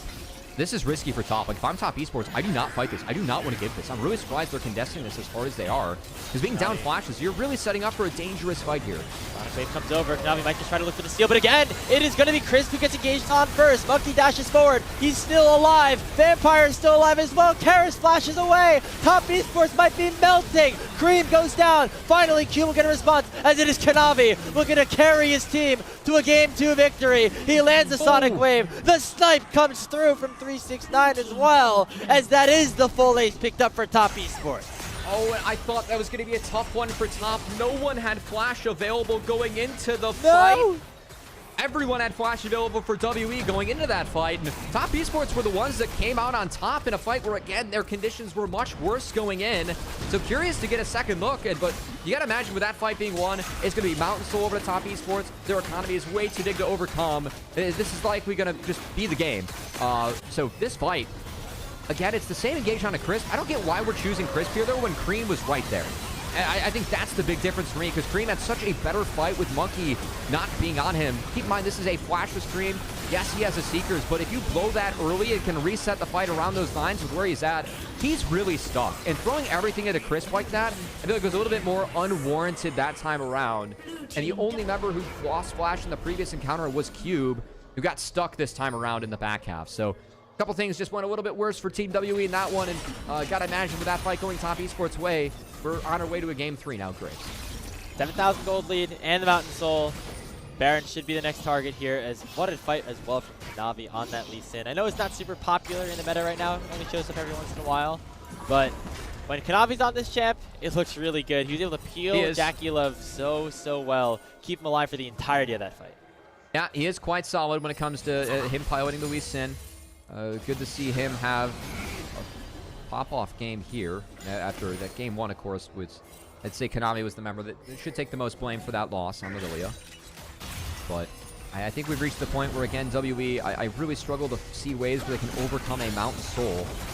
Gonna need Top Esports to have some airs. Dream gets hit up by the Chain of Corruption, does go golden as well as Cube goes over the backside. All of a sudden, Jackie Love is very low, and that's a shutdown going over to Cube. Now here comes Monkey, dashing out to Cream. He's already got golden, he's already had that cooldown exposed. And WE punish another overextension from Top Esports. The main carries of Top are dead. That should be Baron going over. I mean, the bullet time was shut down immediately by the public execution from Cube, and WE find 2 big members. Smite still on the board for Konami. WE gonna try and keep him out of the pit. Chris has flash. Look out for his engage. No ultimates available, though, for WE. They have to be very careful. In goes Konami. Gonna try to find a 1v5, but no, he has his Guardian Angel procced. 369 still at full HP. Konami respawns, gonna try to find 1 kill back, but no. It's another shutdown going towards Cube, but the health bars are so low. 369 does a lot of damage. Can 369 and Chris find something? The Baron's at 2,000 HP, surely not a steal. And now WE going to try to escape. 369 not going to want to risk it just yet. Cream has his teleport up in 8 seconds, if we can cancel some of the bases. Maybe that is a fight angle back in for top, but no. WE will go back with Baron in their hands, and this game still very much alive. This series is turning into a banger, Grapes. Is right when we thought that Top Esports had full control. WE answer back off of a really poor engage here from Cream. I mean, Chris misses, and Cream just goes in solo. No, he's flashless, so he eats the chains of corruption. Again, public execution shuts down bullet time immediately. And the value that Taeyum got in this fight, that piercing arrow and the E to take down Jackie Love, and then Cream being stuck the way he was. Vampire finds a great dredge line on the back half to catch the post-flash Cream. And that's the 2 carries being taken out. It leads to a Baron and leads to some hope for WE, who have a lot of standing objectives. Again, they've only taken 2 turrets in this game. This Baron could realistically even up the gold gap and stall the game for an Elder Dragon, where with that flip, anything can happen, Graves. And remember, we said in the draft that WE's late game team fighting can end up being better when you have Karis eventually getting towards that 3rd item. He's still not there yet, but after this Baron power play, I can imagine that Zanya's finally does get collected. And W are going to have to do a lot here with this Baron power play, because the Elder Dragon is spawning in 2.5 minutes. That is still an inherent advantage in Top Esports space. And so making sure that you get yourself at least to an even same game stating gold will be big. It would help if Cream just dies again. He gets hit up by the Chain of Corruption. There was no piercing arrow to follow up with another bullet time coming out. It is just to try to clear some of the wave out. Top Esports playing very defensively at this point in the game. Cube might have gone a little bit too far forward. The Realm Warp is going to be used by Cream to try to force him back. Flash in with the to the skies for 369. Cube going to try to make it a one-way trip. Going in on his Dream, trying to make it a 1-for-1, but no. He will go down and will be traded, though, by the tier 2 Shuriken bot. Honestly, good try by Cube. At least traded out the flash from 369 to make that one happen, but a good kill from Top Esports not only slows down the Baron, but also opens up the Otacon for them to be taken. It's 33 minutes in. I feel like it would have already been dead by now. Yeah, this thing's not doing damage anymore. That's for sure. Top Esports, because of that kill on the Cube, likely will be able to pick this up. It also stalls out the Baron, which is only available for 45 more seconds. WE going to try to get there as fast as they can, but now the Blood Res is forming. WE want to go in? It looks like no, and instead it will be Top Esports picking up all of them, getting themselves another little chunk of experience and adaptive force, and heading back with the Baron buff likely expiring with still a 2,000 gold lead in favor of Top. That is quite nice. I mean, Jackie Love is 18 along with Cream now. So level advantage in the hands of Top Esports. Yet another advantage that we have on our scoreboards. But it's still, WE, they've proven that they're feisty in this one. They're not only here to take a game off Top Esports, but they're here to make sure that this one doesn't go to 3 for free, even being down that Mountain Soul. I consider at this point, just Jackie Love is such a big threat in these fights. The one fight that we saw go WE's favor was when they were able to take down Jackie Love immediately. I think that he might be what breaks the backs here for Team WE, because they don't have any, like, it really has to be Cube on the Jackie Love, and I don't think at this point Cube has enough damage on his own to get through Jaguar, which is going to be quite the challenge. Yeah, the Investa going more of the defensive bruisery build instead of the one with a little bit more damage. And you can already see Monkey taking a lot of damage. Vampire, he hooks the wall. Nice taking on him, but it's not going to be enough. That's a banana combo. I mean, now, at this point now, Cubby, 15 seconds for the Elder Dragon. The health bar is not in a good spot right now for WE. And this is some of, I mean, again, I think this is partly the lead of top esports coming crashing down on WE, but also some of the mistakes we're seeing from WE. Stuff like Monkey, Vampire losing their health bar on setups and on conditions. It's been a common error for Team WE is Elders now spawn. WE do not have any control over it on the map, but are still looking to find Kanavi finds the kick. Taeyun is down. The bullet time finishes him off, and that should do it here. Kanavi will go down, though. Terrace still very strong. Cream gonna have to try to lock him down, focusing his attention towards Monkey first, as Cube still looking for 369. Chris will fall under the turret, but Cream still very big on the front line. It's overall a 2 for 2. The kick was big from Kanavi, but WE still able to hold the line. Yeah, it was a great play from Kanavi, but I don't think top esports are healthy enough to rip this Elder. They do have Jaculov up, who will be the best to DPS it down, and okay, they're gonna start it. They're sending a TP in. Vampire is likely going to get the bad news here in a sec as he's wrapping his way around. Does drop one, does see Jaculov autoing it. Another TP coming in, though, from Cream. Cube's only here, and Karis is going to base. He's TPing in, but I think he's going to be late. Baron, the Dragon, sorry. 6,000 HP. It looks like top esports instead want to play the fight. Hook lands onto 369. Vampire already dead. Cream forced to go golden here underneath the gravity well. And Karis going to be targeted now by Jaculov. The double ups do so much damage. Relmore comes in. It's going to be two members, the soul laners of top esports, collapsing on the Cube. Karis forced to use the Zanyas, but it'll be all for naught as Cream will pick up the kill. And back to the Elder they go. Jackie's way too big. Vampire goes in, but had no depth charge available, so it's a one-way trip from the Nautilus. And Jaculov's MF runs the back half of the fight as the one DPS marksman going to be able to carry top esports through the late game, get them that Elder Dragon. And now, yet again, we're looking at a game 3 that's likely going to happen as top esports still putting the finishing touches on this game 2. Elder being taken at the time does pretty much guarantees the Baron going to be taken afterwards. As, again, the conditions were so bad for WE to start this one off. Monkey and Vampire both really low, had to go back. Brilliant kick from Kanavi as he hits the combo with Jaculov. But the rest of this fight, kind of close, because of course that was a one-way trip for Kanavi. Monkey hits the Wind Becomes Lightning to kite his way out using the Lee Sin, and Karis fought a lot of space with the Storm, making sure that it couldn't just be a free fight for Jaculov. And top esports, frankly, took a lot of tower shots for nothing. Yeah, it felt like they saw the Nexus in their eyes and went a little bit too quickly, and that resulted in them dying a little bit too much. They were able to win that second engagement around the Elder Dragon, so now they'll have both that buff and the Baron in the next couple of minutes. For WE, it's going to be very hard to try to defend against that, even though they have done a very, very good job at trying to keep this game alive. I mean, yeah, just got to believe it ends here. The wave clear, it's still Poke Ferris and a Victor. But the damage from MF seems to be the real difference maker in the back half. Of course, is that DPS marksman versus the Poke marksman, and we are at full builds. Where that we've seen MF really take over in the back half of this game. Elder Dragon still up for top esports WE. They're on full seed mode. And we'll see if they can just continue to delete these waves and try and slow down the push as 2 inhibitors likely to fall for free in favor of top esports. Yeah, Cream did a good job escorting that top wave in. Monkey aiming for some sort of engage. Probably going to want to fight underneath the Nexus turrets at this point. As here come the waves. Baron up minion waves going in through the Nexus turrets. Top esports going to try to even up this series against WE at 1 apiece, even though they fought tooth and nail to at least make it an even state at this point. First Nexus tower already getting very, very close to going down. It finally does fall. Monkey going to get targeted up. The Elder Dragon burn not enough just yet, but Cube is going to actually die first. There comes the Guardian Angel proc. Vampire will fall. Karis dies, and that's the game. Top esports have evened up our series, and we are going to a game number 3. I mean, WE, they're here to put up a fight today, Grapes, but top esports can make sure this one goes to 3, give themselves a chance to win the series. And this is a series that, again, coming in, we were not exactly expecting this one to be close, contested, but Team WE had different thoughts in mind, continued to put together some decent plays on the map to make this one interesting, and top esports really had to dig deep to come back and find that win. Yeah, shout out to WE for making their ability to come back prevalent and ability to stay active in these games that even top esports were playing relatively well, all things considered.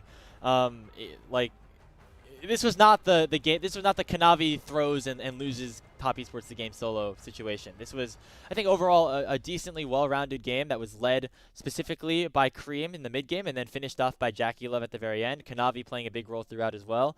But for WE, they were still able to continue to be competitive against what we thought was one of the best teams here in the LPL.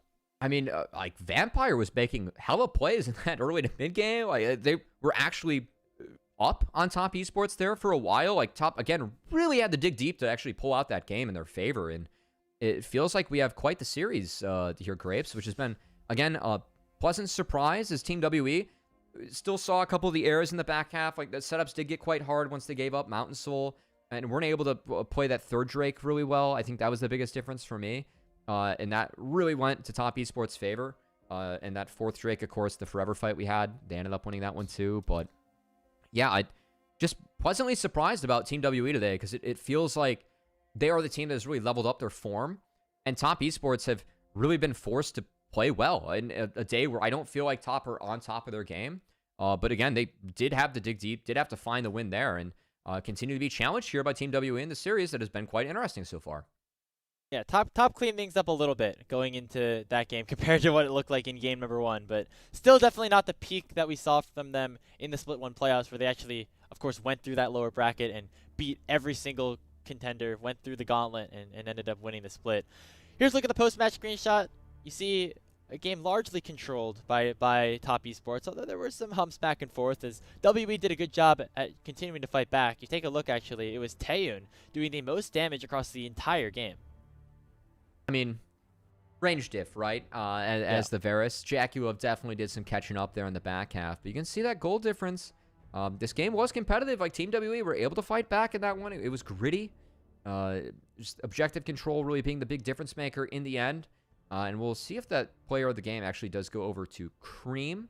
We'll say I felt like Cream made some big plays, but was also responsible for a few oopsies. It was a really bloody and busy game, which can sometimes make the MVPs hard because it's not always the cleanest game. But yeah, for me, the real positive marks of this game, again, WE able to push the pace, and Vampire, for me, was really good on the Nautilus, a player that I feel like has been very streaky and has had some really low lows, actually came up quite big in this game.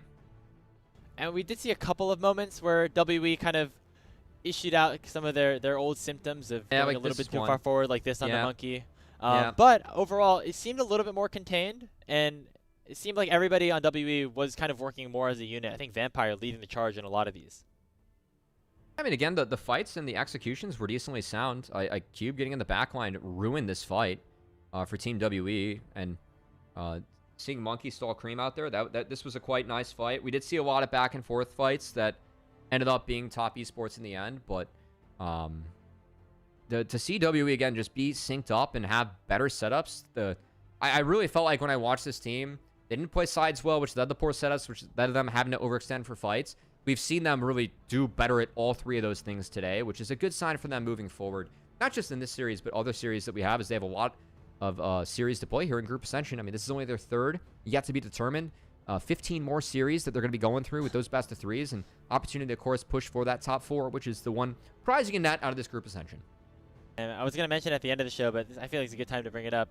Tomorrow, we're going to have our first series of the day, WE versus BLG. So they're getting tested pretty mightily here. I mean, I'm sure a win against Top Esports in a series, if not just a game, will certainly feel good for them, but gonna have to go right back to the drawing board regardless, because that is the nonstop nature of this Group Ascension regular season.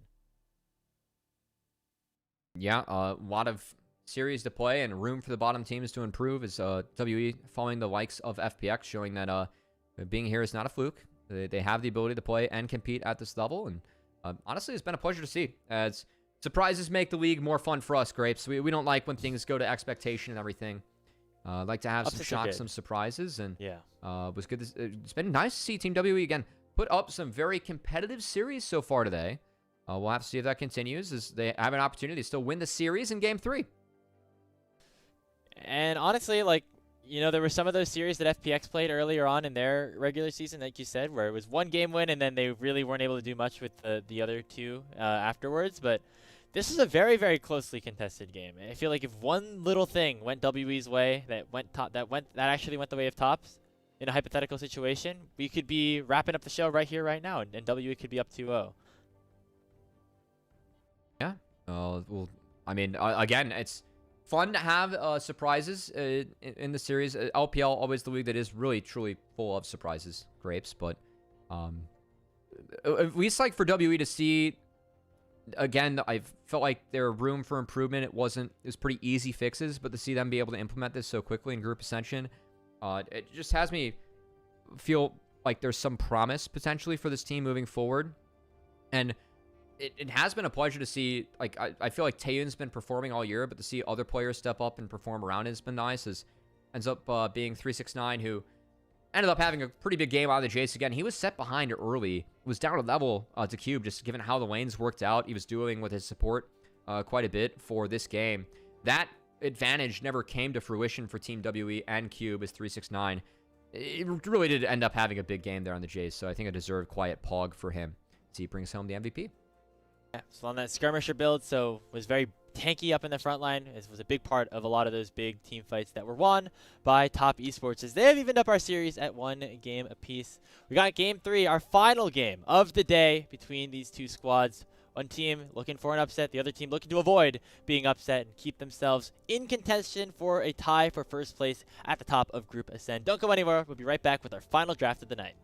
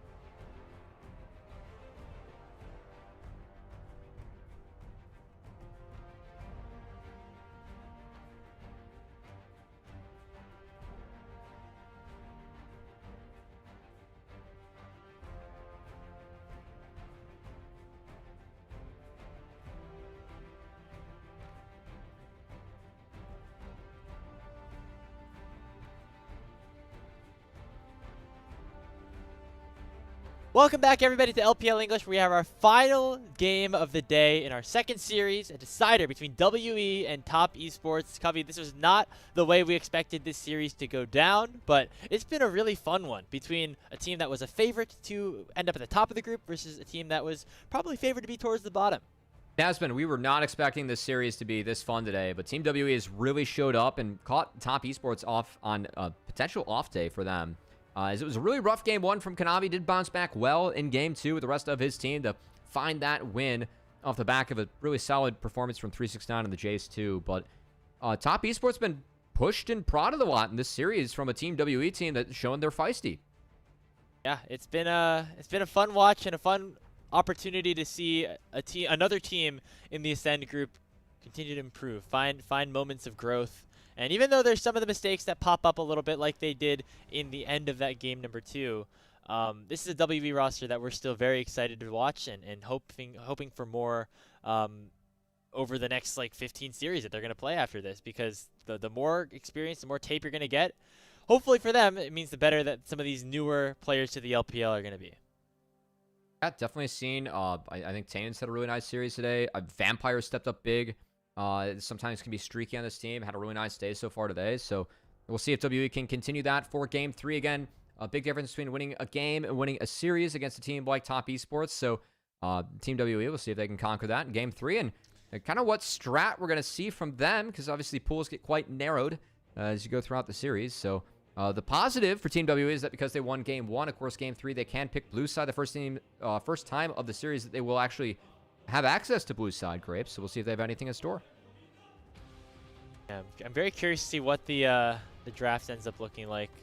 I'm trying to think of all the power picks that have already been taken off the board. What still is left available via the pick bans. As we're gonna get right into it. As again, Top Esports probably on the red side this time around. Imagine that means counter picks in the works. Remember that Gwen was actually something that was ignored in favor of Zhao or the Mbessa pickup for WE, I believe. So that meant that it's still going to be on the ban table this time around, as we are fully underway here for our final game of the day. Yeah, I don't want to try and read too much into certain bans being thrown out, but that Silas ban for WE, obviously targeted at Cream, really known for his melees. I would also love to see maybe, I was going to say a Tristana ban. I've really seen Top Esports lean on Cream's Tristana, which is fantastic. I do think it is his best champion. That's definitely a strat you can run, especially on red side, just slamming Malachi Trist and going from there. Something that a lot of teams are comfortable doing. So curious what the call is from Team WE. I'm almost thinking that with a Silas ban, we could see maybe an early Malachi or Sejuani grab for WE, if that's going to be the angle.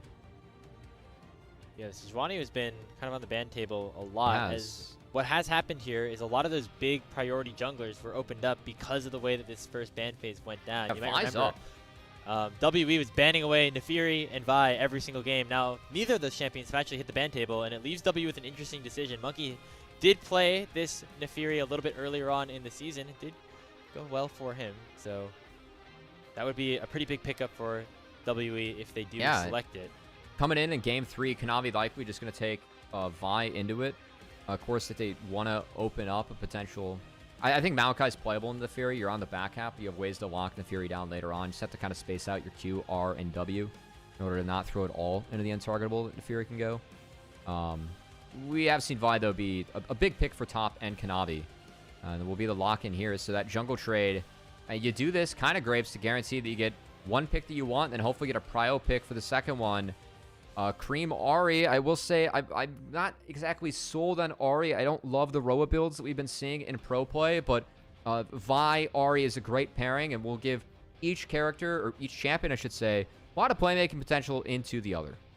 Yeah, definitely go well together. You can combine a lot of that crowd control, stack it up against whatever the mid laner for WE ends up being. It's going to be a Poppy locked in to try to counteract some of the dashes that already are available for Top Esports. That could be flexible, either in the top lane or the support position for Vampire. I'm about to say, too, Grapes, we have seen at least one Nefiri top. Shout out to Licorice.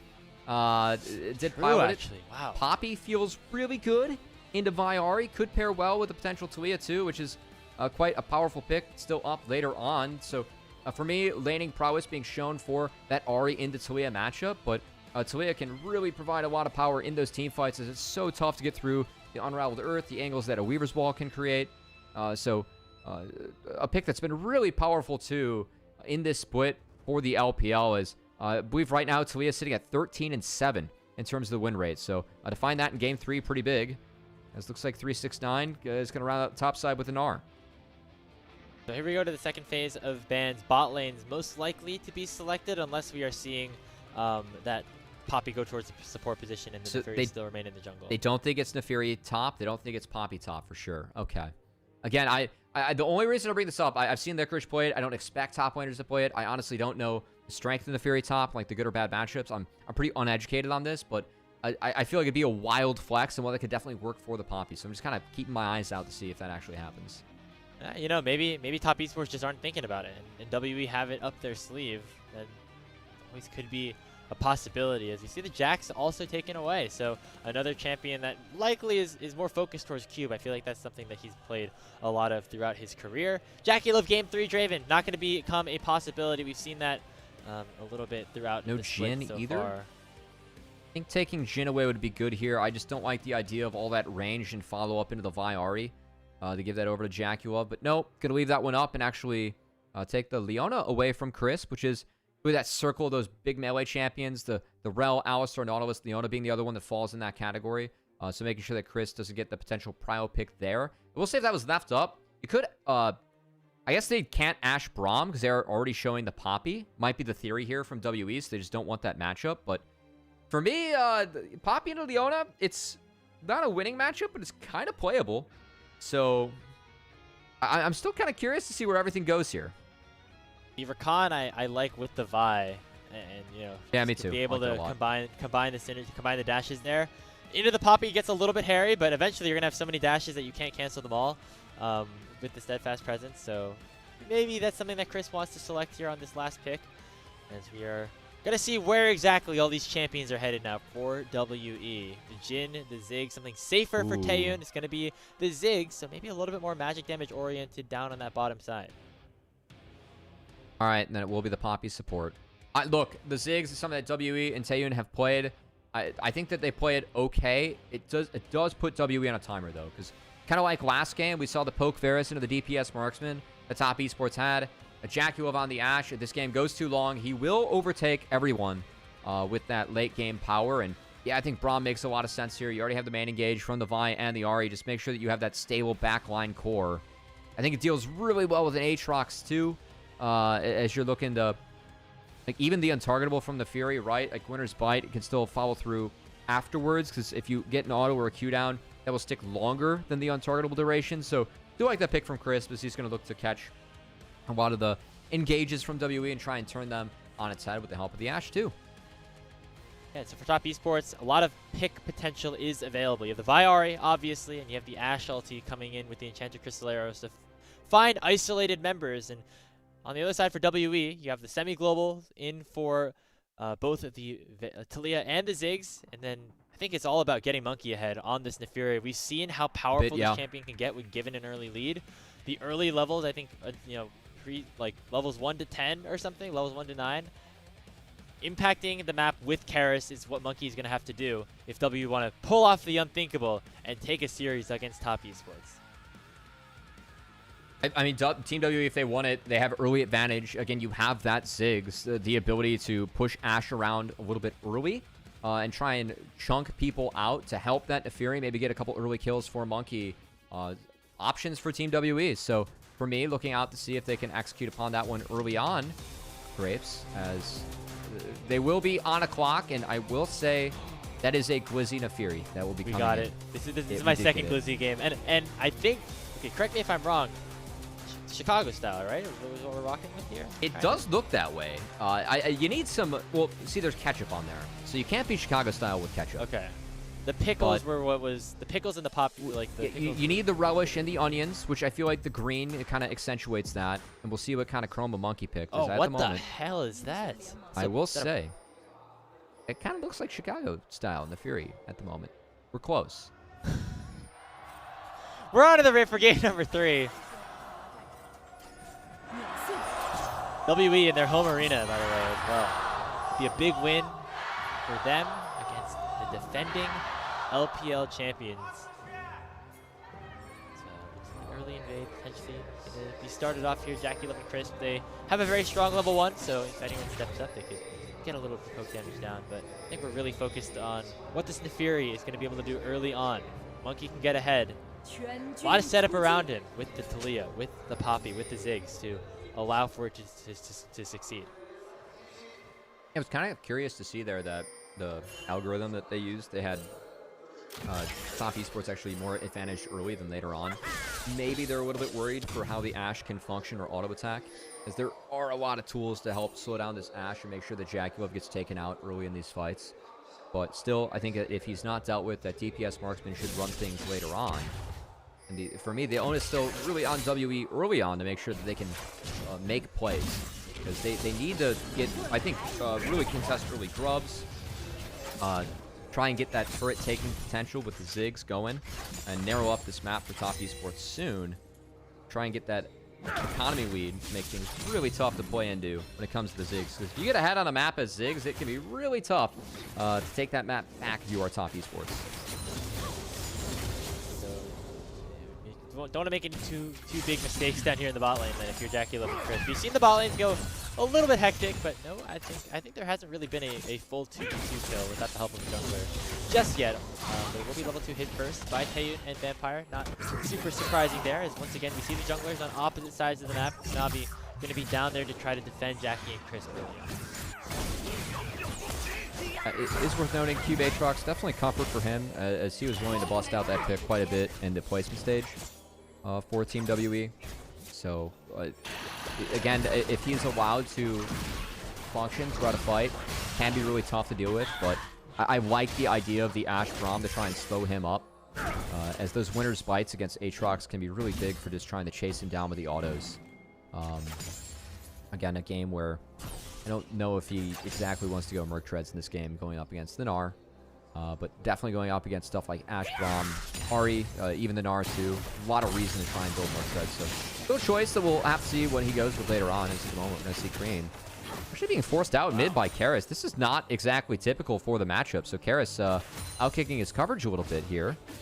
Not exactly sure how this one came to fruition for against Cream, but advantage Karis early on. Nicely done to another mid laner that was hyped up in his own region a little bit when coming up, right? He was part of the Gen G system, I believe, back in 2019, 2020, and then kind of scrambled around some bottom teams in the LCK for a little bit. Now, over on WE, Harris going to try to make a new name for himself here in a different region.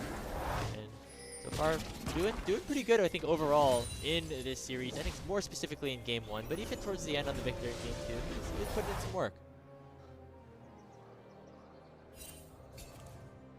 Yeah, I really feel like that, you know, Game 1 of 0 was a bit of a surprise. Like, Karis has been someone that, for us, has felt like he does his job, but rarely shows signs of flashiness. And if he is noticed, it usually is more of a negative than a positive. So, to see Karis put together a really big Game 1 like that and help his team overcome top esports was nice. But, of course, that Victor was a bit lacking in the damage department for Game 2. Wasn't quite able to have the impact that he wanted to. So let's see if this Game 3 can lead to him and his team having some better luck here, Graves. Early on, with how the lane's been going, things are still okay here for WE. I will say the Ashe not being pushed around bot, I think is the biggest thing for me early on, because if Jackie was able to get his farm, that's always a good sign. And also, I will say the Ziggs TPing bot will pretty much lock Taeyun into this lane for that grub spawn at 6 minutes. So we do see Vampire making his way up, but likely that we just see Jackulov and Taeyun having a standoff in the bot lane while grubs are fought over. This is the League of Legends that Riot wants, right? The bot lane is staying down. Oh, don't get me started on the impact, man. Remember when we had like an entire year of like 5:30 dragon takes into 8-minute heralds into like 11-minute second dragon takes, and then teams would just decide whether or not they fought third or fourth dragon based on if they were a 1-item comp or a 2-item comp, like a 15-minute comp versus a 25-minute comp. Well, Grapes, if you like that style of League of Legends, do I have great news for you with the game plans that Riot has for this game moving forward? Hey, it's just for return of the clock. It's just for half the year. It seems like they're gonna try to constantly evolve. So that's where Yeah. holding out a little bit of hope. But We're going to old school league though. Yeah, I was really surprised about that. I'm a little bit bummed too. What if that's the way to bring the old people back? Maybe. I liked the fact that Grub spawned at a similar time as Dragon because you actually had to trade things early on. A lot of times we saw just the better early game drafter team just got their hands on first Drake, first Herald, second Dragon for free, and then the game kind of started from there, which I fear will be the next meta of League that we have, especially with no lane swaps either. But anyway, this game continues. Vampire. Okay, Wow, dashed him with that heroic charge combined with the seismic shove up. Karis uses the flash out of Kanavi. Monkey is 6. Here comes Monkey. He's level 6 early, but it's canceled by the vault breaker of Kanavi. It'll at least make it a 1-for-1 trade. Cream has Spirit Rush, but not a lot of mana to do anything else with it. Chris forced the flash away. Karis flashes over as well, trying to finish off the job. One more auto, and the Unraveler's not enough. And so Cream has regenerated enough mana at this point to go right back in onto the Talia, who has got herself. Cream, one more auto after that. Oh my god, the biscuits are doing work right now. And Cream doesn't have any mana to reinforce. Karis is somehow still alive. And Jackie Love with the volley will take down Vampire. Oh, Vampire goes down to get Karis out. I'd say that was worth, as I have never seen the biscuits, the pots, everything doing more work for Karis. He just survived auto after auto against Cream. Still, it was a good engage for Team WE that gets turned around by Top Esports. As I like the idea to get the health bar chunk onto Kanavi, but Monkey burned the flash, burned the ult to go in, didn't exactly have the follow-up from Karis soon enough. So he fell off an overextension, and that leads to the Grubs going over to Top Esports. The one positive in the back half is that Taeyun has been collecting his farm on his own some down to the bot lane. But man, what a hectic fight. What a crazy end as Karis just walking out and sucking down at all the pots he could. And both Cream and Karis ran out of mana very quickly on this one, and that's what resulted in such chaos. Karis has ult now. Karis has to have that ult going if they really want to turn things. As we go back live, it looks like 369. He didn't have flash from earlier. Yeah, he walked out. That's big. Yeah, you're saying Karis gotta use the Weaver's Wall to go aggressive early on in that fight? He's got to go sooner because it felt like Monkey was in too early. And again, that's one of the concerns that we have about Monkey, and I think the unique value of Braum against an untargetable. That winner's bite sticks with you, right? So when you land back down from that untargetable, if you have one of those stacks on you, it can be followed through upon by the enemy team. Part of why I actually do like this pick is the setup on the 369. We've got no idea. In comes Vampire. There comes all the damage as well. Monkey gonna pick up another kill. As 369 not having the easiest time of things here in the top lane. Gotta say, the good series for Vampire continues here. Oh boy. From downtown, there's the Enchanted Crystal Arrow. It gets connected as well by Cream. A charm goes through. That's Karis going down. Jackie Love on the Ash, helping out from way far away. Yeah, no flash, no ult, no hope there for Karis as that downtown ultimate got the max stun duration. Kanavi and Cream both got involved as Top Esports find something for themselves in the mid lane. Nice pick there. After the pick went down on the 369 to the top side. What I was saying before, though, I think the good game from Vampire continues. When you have that Ziggs bot, you are really freed up to walk around, try and have an impact on the map, and we have seen Vampire make good use of that so far. And I know that Vampire is a heavily criticized player in the LPL, but easy to forget. This guy's only in year 2, only 19 years old. You see that arrow coming out. Just what Jackie Love does, I guess. Yep, no hope there for Karis. Too late the fact that Konami was able to get involved, make sure that he gets an assist money, and still got kill over to Cream, who will likely have that Roa completed once he gets back to base. So, stacking power enabled for the Ahri. Again, I still don't love this build. I think that Ahri as a champ, you're meant to be bursty. And I think this is one of the matchups where it's slightly better for Ahri going to Roa, because you do kind of prevent the Talia from being able to take you down, but that's what your Spirit Rush is kind of there for. And when you go to this build, you are bringing a little bit less power, and you very much require that you're going Ionian boots, which pretty much makes up for the ability haste that this build lacks. And sometimes Ahri with a defensive boot or another option would be quite nice. Like Merc Treads would feel really good on Ahri this game. So I don't love the setup. I think this is one of the better games for it, but It's led to Ahri being very heavily prioritized in a lot of matchups that I find weird to see her prioritizing. Like, for example, we've seen Ahri picked in the Ryze. I very much prefer the Ryze side of the matchup. I think that you have a lot of options to play into Ahri pre-6, and then you get tanky enough as the Ryze where Ahri can't really delete you post-6, especially if she's going with the Roa build. So, again, this pick's one that we're not really sold on, Graves, but it does feel like a good game for it. Just the ability for it to sync up with the rest of the team, especially that buy. It definitely feels good when you're ahead, right? And then you suddenly are able to you have enough base damage to get you through the mid game, and then all of a sudden you're level 16, 20 minutes into the game. Like that's the benefit of going this build. And so for Cream, that is definitely off to the good start for him. But we also have seen instances of like the Victor that Karis played last time around, where he was not doing a lot at moments where he probably needed to for the rest of his team. Get up there, fly, seismic shove of Karis, and gonna get matched up by the enchanted Crystallero. Vampire has to flash away, Konami gonna follow forward with the Swamp Breaker, and it will be Vampire in a very precarious situation. Finally, Cream picks him up, Monkey? And now it is going to be Monkey going just too far forward. He finally will get one kill back onto Konami, actually, but overall a 2-for-1 in favor of top Esports. Yeah, nice fight there from top. As WE, honestly, I have to take a second look from that one. Just felt like it was a little bit split at the start from Vampire, and then Monkey going into the back half didn't have the follow-up of his team. As that leads to the 2 kills sacking over for in favor of top Esports. But yeah, definitely an awkward start, and it felt like JackeyLove again never really pressured in a game where I think a lot of this game is about pressuring JackeyLove in the fights, trying to take down this immobile AD. Like after this, like they get the chunk on the JackeyLove, but he's able to play the rest of the fight out pretty easily and unthreatened, because the numbers are here for top Esports, and Taeyun was just not set up with a team in the front to back. Was coming from that angle. And again, JackeyLove just gets to cruise through the rest of the fight after being initially flicked with no pressure and no worries for him. So nice fight from top Esports. Good follow-up from Cream, who continues to stay fed in this game. And we'll see if top Esports can find any more of these grubs. They are the stronger team at the moment, have made their way towards this neutral objective. Not good for W to at least pick up one.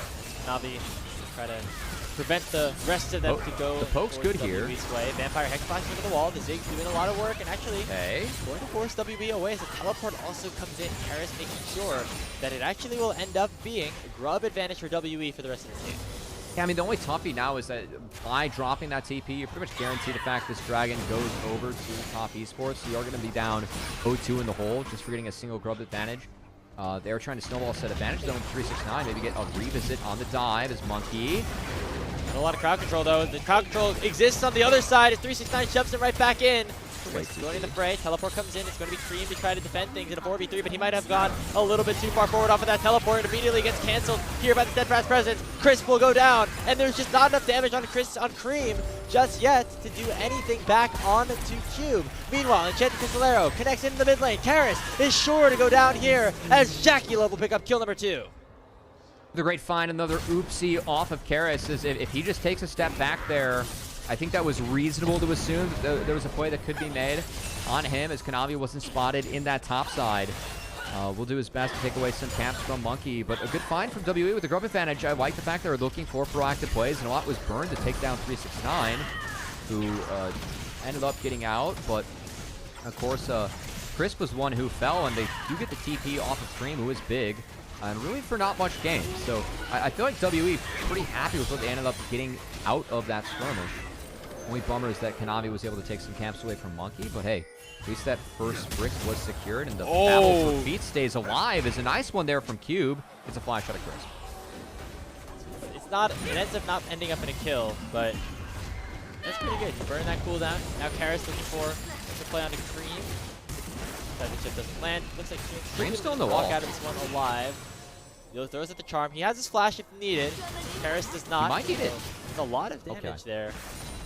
Yeah, no help for Karis. Didn't feel comfortable to chase anything more, but I don't mind the idea of the look from Karis. Of course, Cream was down alt with that Roa. Lack of ability haste, of course, does have the Lucidity boots now to make up for that, but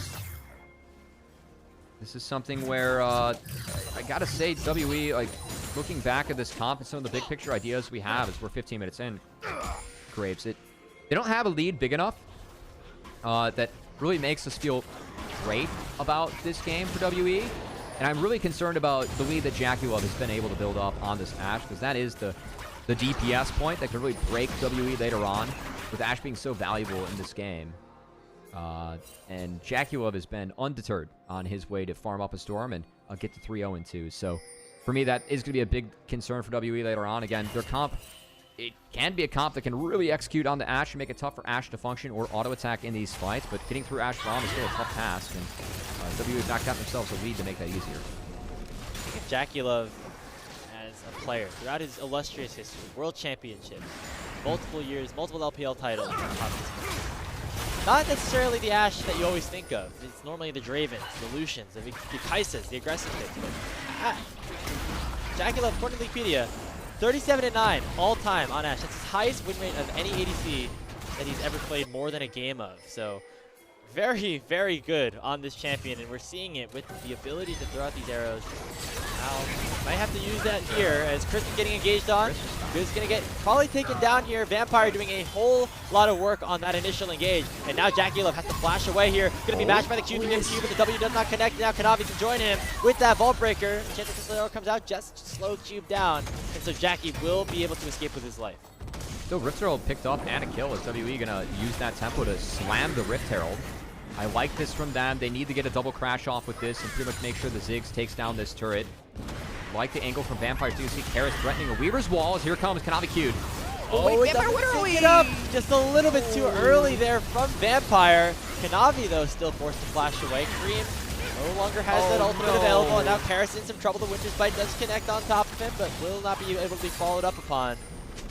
So WE just back away after taking down that turret. They actually are now in the lead in terms of gold. They are, but that play could have been so much better than what it was if Vampire and Karis were just able to sync up on, again, a nice angle. The idea of the Weaver's Wall and the Poppy is sound, but just wasn't in sync to execute against top esports. But still, the theme of the series has been WE being feisty, being competitive, Grapes, and that still continues to be the case here. That highlighted some concerns about JackeyLove off to a good start in this game, but used a lot of tools in order to get him, get the summoners out of him.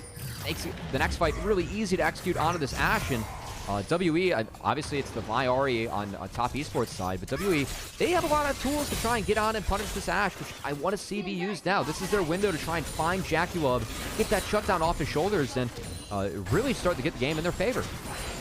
Yeah, I like the way that Karis has been proactive across the map, using the Weaver's Walls, either to try and set up plays like that one that ended up being unsuccessful for Vampire, or even just always being first to these objectives. Dude, I think he's been dishing out a lot of damage so far. The problem, though, is Cream is also very strong, and it's a little bit further ahead in terms of gold, too. Picking up that Leandries as his second item. Dragon is going to be spawned now. Top Esports want to claim this Hextech Soul. Hextech would be great on this composition with the Ashe. Vampire wasn't spotted. Oh boy, is now. He's got to be careful. He's on half HP. Dragon started up by Monkey, but now it's going to be a lot harder for WE to go for this one. Tags up with the Winter's Bite, back away for now, and now Kanavi's the one on it. Actually a really nice ult, got a good chunk out on the JackeyLove, who doesn't have any vamp to sustain it, and Vampire are going to stick around here. I'm just curious if we see a Keeper's Verdict. He's got 8 seconds till that's off cooldown. Gotta imagine that's going to be 1,000. Fired up. Really low. Here comes the arrow. It lands only on Karis. And Monkey will steal away the Drake. Keeper's Verdict sends away one. And now WE can go forward. They try to land the heroic charge on Kanavi, but he cancels it and ends up picking up the kill onto Vampire. Top Esports will all be able to escape from its life, but it is Monkey on the Glizzy and Fury to steal away the Dragon. That's a nice steal. Stops that soul stack that really broke the game for WE last game when they gave over that Mountain Soul in the first 4 Dragons. So, again, I like the idea. I feel like their conditions weren't the best. Just getting out with the Dragon and being down 1 and Vampire is well worth it for them. My concern is that, again, as this time goes on, I have more faith in Top Esports comp and their ability to execute behind this Ashe Braum. This was so close to being good. Vampire hits out 369. It's not bad. Kanavi forced to burn his ult on the Poppy. I think the big thing here for me is that Kanavi was able to slink out here, Q'd under the Q from Cube. If Cube was able to cancel that, you're probably able to get Kanavi there, who was flashless and ultless. But Kanavi just barely able to sneak out under that, gets out with the kill, and gets out with his life. So the only win going to be that Dragon being smited over and going over the hands of WE. It's like a tongue twister. Q'd under the Q and Q. You that was know, hard. that's not a strength of mine, but I actually navigated that one That pretty was well. that was clean. Yeah, I was Probably about to say, best that I was wasn't very even thinking impressive. about that. It took me a second to like do it myself. I mean, yeah, that was well done. Well played. Well played. Thank you. It means a lot coming from a broadcast man. Try my best, because we are trying to throw out some cues for Cube as well here. It's 369. Catch his Q. Navi as well. His Q connects onto Monkey, and all of a sudden now we're in a 2v2 fight. On the bottom side, Ultimate's already being traded here. Monkey no longer has his. There's coming to this. It combines beautifully with the enchanted crystal arrow of Jackie Love, who once again comes to the rescue and is now at a rampage. I mean, the cease and assist into getting frozen in place. That looked like, you know, someone was holding Peter in place in the Lion, the Witch, and the Wardrobe. You know, making sure that he gets eaten by the frozen spear. That's quite the throwback there. I don't even think I've got that book correct, but you know, that was nice. I read the first one. That's where we're going. Well, The Lion, the Witch, and the Wardrobe was actually the second book. It is hands down the most popular in the 7-book series. You're making a lot of people angry. But I know that I just know the order of those books. Like, you can start a fight in Twitch chat right now. Yeah, you can. I believe that one came out first and ended up being the second of the series in the end. Regardless, that was nice. I really like how Kanavi and Jackie will play that again. What WE is throwing at top esports, it's requiring a certain bar of execution to be hit if you want to take down this team. Whether we're not used to seeing when it comes to WE. But top esports really having to step up to the occasion and play to the form we're used to seeing from them if they want to walk out with the series today.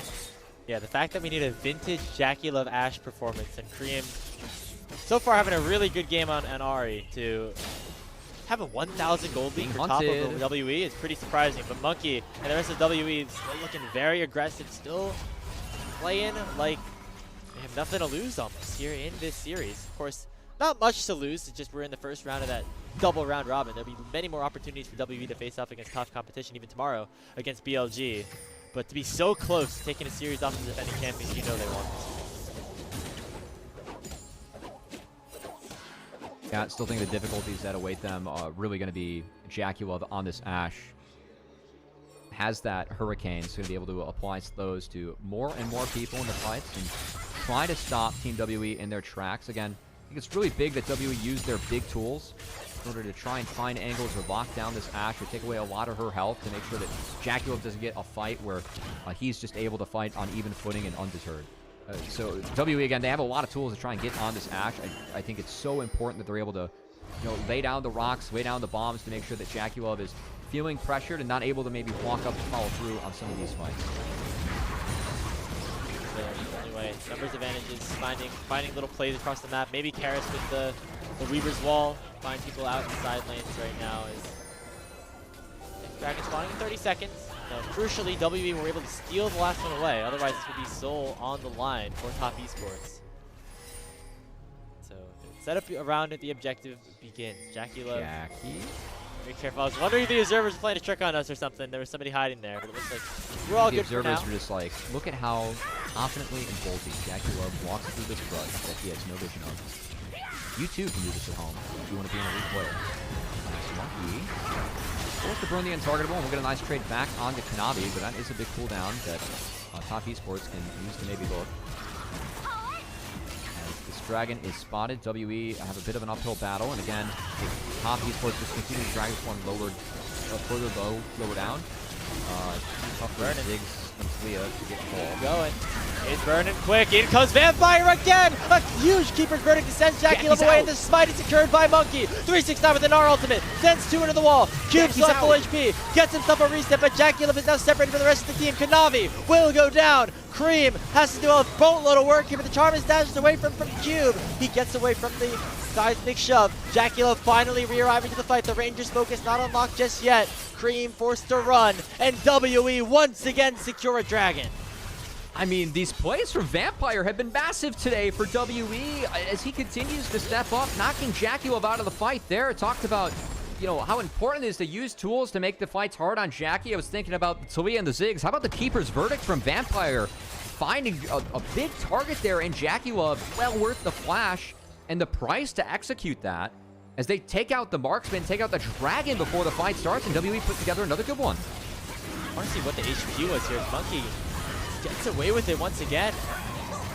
Spike came out a little later. Maybe he combo down from 1400 is what it looked like to me, as I see both smites being off the board, so that ward is going over to Monkey, and then the rest of the fight, you can see Jaculov just has really tough conditions. He can't walk forward solo on that side of the fight, so just ended up being stuck. I know we're not going to get the full replay, but enabled WE to play out a long one. You can see the health and the lead of Cream really coming up big there, as he was able to make sure that that fight was stalled out and nothing more was taken in favor of Team WE, but still, 2 Dragons, another 1 skirmish to their name. Pretty big. Yeah, so that sends the gold lead right back to even, Cubby. Game number 3, 1 game apiece. 100 gold separating these two teams. Naturally, it's WE, by the way, who have a slight lead at this point. The top side being the ones who are benefiting from it. Second item completed for Cube. That Starrick's going to keep him alive for a little bit longer. We see a Brutalizer on Monkey as well. He's going for a little bit more of an offensively focused build, as there definitely is a need for physical damage here in WE's composition.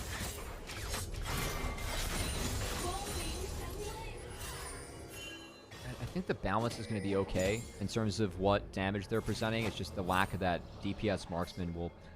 It makes the game, like, as it goes on here for WE, it's more and more important that we see clean takes or see fights where they are able to get Jaculov out like that. Because, like, imagine if an Ashe is able to be autoing for a fight that goes that long. That spells doomsday here for Team WE. But again, a lot of tools at their disposal to try and make life really hard for Jaculov and this Ashe. So we'll just see if they're able to execute. Red him on Jackie, by the way. He's level 15, yeah. Level 16 no vamp for yet, Cream. I think he really needs a vamp set for next. So for me, like, that's just going to make sure that his conditions just get better and better in this game. As his, like, the conditions that Jaculov, we have seen a few fights where him not having the best conditions have really hurt his team. So I think that's a really big next pickup for him coming in, especially as the damage starts to add up for Talia, and especially the Ziggs who just wrapped up that death. No lifesteal right now, other than maybe something in the runes at this point for Jaculov. Baron now on the menu for both these teams. Kanavi, the canceling Monkey using the Hex Gate and forces Vampire to use the ultimate. Where's 369 going? He has to flash away before he pops Neganar. Man, that could have been disastrous here for top esports. Speaking of top players, both being very out of position here as Cube had to dash over and pop the World Ender. There's the Enchanted Crystalera, and only lands on a Vampire. The Fisher finds 2. And top esports still hunting. Baby looking for a kill. Charm lands on a Monkey, but there's no follow-up. I mean, Cube got away with murder with that TP, let's be honest. As honestly, you can see and feel really how tense this game is. The fact that both teams posturing the way they are, Graves. Seeing a couple of very tense moments, leading to inaction. Sometimes a rarity here in the LPL. Okay. Top esports, they had better conditions off the back half of that skirmish. They did force Vampire back to base, and you can see Karis is still pretty low, so that's enough for them to start off the Otacon. Not to mention Monkey. Very low in this one. 369, though, doesn't have a path to the fight. He does have his teleport, but elected instead to just walk up to the Otacon, who's now at 8,000 HP. Not enough to be fully taken down by WE just yet, unless they fully commit back to it. So it's a game of chicken now. Yeah, it's now going to be first one to get to Drake. So WE, they have to pull off the resets again. Conditions for them not quite as good. A couple health bars a little bit lower. Top esports able to stay on the map and should be able to get control over this dragon, but a late base from Crisp and Cream might change that. Who would have thought, Cubby? This series between WE and top esports, second place in the standings versus last place in the standings. Yeah. Is one of the more competitive, one of the closest matchups we've gotten throughout the entirety of Group Ascent so far. WE really stepped up so far. We did see in that last game, some of their late game positioning and control really fall out of favor against top esports, of course, are the higher pedigree team coming into the day, but WE setup so important when you're playing stuff like Ziggs Talia. Oh wait, Kanavi! That's a big one. He's completely separated from his team. Jaculov gets hit up by the seismic shove, followed up with a flash. Cube shuts him down. Not even going to the back of the Aatrox, but 369. There's a 4-man Gnar, and Kanavi has come to the rescue. That's top esports picking up 3. Karis has gone gold, and only Taeyun will survive. That is top with a massive turnaround off of the Gnar ulti from their star top laner. They found Jaculov, but 369 rolls a 9, and as he has been the consistent pillar of top esports today, really stepped up on that Mega Gnar, and I think that just spells the doom for WE. It's going to be no dragon taken because Baron is on the menu. No contest coming out from the Ziggs. Gotta believe the consolation prize is going to be a dragon picked up in the back half here for WE. But a great fight and execute coming out from 369, who really came up big to shut down any hopes of a WE win in that fight. I thought Kanavi almost lost in the series right there. He tried to go for a long flank. WE decided to hard commit. I love this from WE too. Like, this is a really good moment to go in. Jackie Love's alone. Monkey finds him. A good combo from Vampire. And all the damage from over the top ends up being big, but 369 was able to free fire, stacks up the Mega over the wall. Uninterrupted from WE, finds a massive Mega Gnar. As Cube can't snowball throughout the fight, it bought time for Kanavi to wrap in around the fight, as of course that fight started with him taking the portal of the Narnia, ends up shutting the door in the end, as no one else can go through that cabinet but Top Esports. They end up getting the big purple worm, that big buff, and they're going to be dispelling a lot of the gold away from Team WE, as it's only been one structure taken so far for Top Esports, and got to believe that with not just the Baron secure, but also the consolation prize Dragon was not secured by Team WE, ends up being the Hextech sole point for Top Esports. Gotta believe these turrets are gonna fall. And unless Vampire has something to say about it, and maybe one fight is what they need. Oh, there's the arrow again. Jackie Love almost finding the complete 100-0 of Taeyeon with the help of Cream. And at very least will help Top Esports claim this mid lane outer turret. And now Cream maybe going a little bit too far forward. Lands into the charm in on the Cube. Doesn't get pulled back by the tether. That was too damn close, man. Top Esports playing with fire here, but Kanavi is just going to 1v1 the side of Monkey. Goes over the wall with the ultimate and will be able to shut him down. Now it's a 4v5 across the map, and Top Esports can at least crack open some inhibitor turrets. Sadly, I mean, it looks like everything's coming crashing down quite fast here for Team WE. Talked about how many standing structures were up for Top Esports. These have all fallen, and now that gold lead exploding in Top Esports' favor, as the few picks and the big objectives lead to many a structure being taken down, and a very, very strong Ashe in the back half of this game, as Jackie Love does have access to that lifesteal now, and is making sure that he's always on good conditions and always pumping out the damage that his team needs. I know he fell first in that fight, but going to be so much harder now to remove Jackie Love from the map going up against Top Esports. Yeah, there's a Guardian Angel. There's finally the Vamp Scepter you were talking about as well. That Wit's End, too, is going to be so big for 369. And the value you're getting out of that on that Gnar as well. Life getting really hard for Team WE, as they weren't able to successfully snowball this one fast enough. Top Esports playing this one out pretty well, as Vampire might be stuck. This was ambitious. Gets stunned, gets locked out by the arrow. There comes the Seed Assist as well. That should ambitious. probably do it. 2 more kills in the hands of Top Esports. Monkey going to try to go for one last desperation play potentially. But the poke to Taeyeon is big. I don't know if it's going to be big enough. Baron buff available for 30 more seconds. Third inhibitor surely going to be the next target. Yeah, contesting a top outer when you're away from Baron is probably something that should never happen in war games. So good punish here from Top Esports. They're going to try and use that tempo to get more Monkey going down. Shoving Monkey into the wall. The Fury was good, but at the end of the day, not good enough here for WE, as now the Nexus Towers are going to be the target. Only Taeyeon and Cube left alive. Can they pull off a miracle here to save the game for WE? Vampire finally coming back from the fountain as well. Volley's reigning supreme here for Jackie Love, as the Mega Inferno Bomb is blocked out. Not going to do enough damage onto anybody just yet. They're waiting for one more wave to crash in. The third inhibitor of the game will go into the hands of Top Esports. Check Pistolero. It lands on Taeyeon, but he flashes away to make sure he survives. Weaver's Wall now coming out though. Karis wanting to maybe try to cut the members off here. Forcing the flash out of 369, and now here comes Cube. The health bars are low on Top Esports. This could be the time for W to get back into this game. World Ender has been popped, but Cube is just way too far forward, and Jackie Love will shut him down immediately. There comes another slow onto Karis. Cream dashing forward. 369 still here as well. They gnar Karis right into the wall, and that should be the game. Cream going forward, picking himself up a double kill, and WE, welcome to Group Ascension. He finally came to play, but your day was not today, as Top Esports are going to take this series. Yeah, I mean, it all came crashing down so fast for Team WE in the back half of this one, as it was a quality series. Some surprises from WE, but the expected victors in Top Esports coming out at the end of the day. And there it is, in 2-1 fashion. It is Top Esports moving up to 5-1 in the Group Ascent standings in WE. Although they did not come away with a victory, they did not come away with a massive upset, they definitely turned some heads in terms of what to expect from this squad for the remainder of the regular season.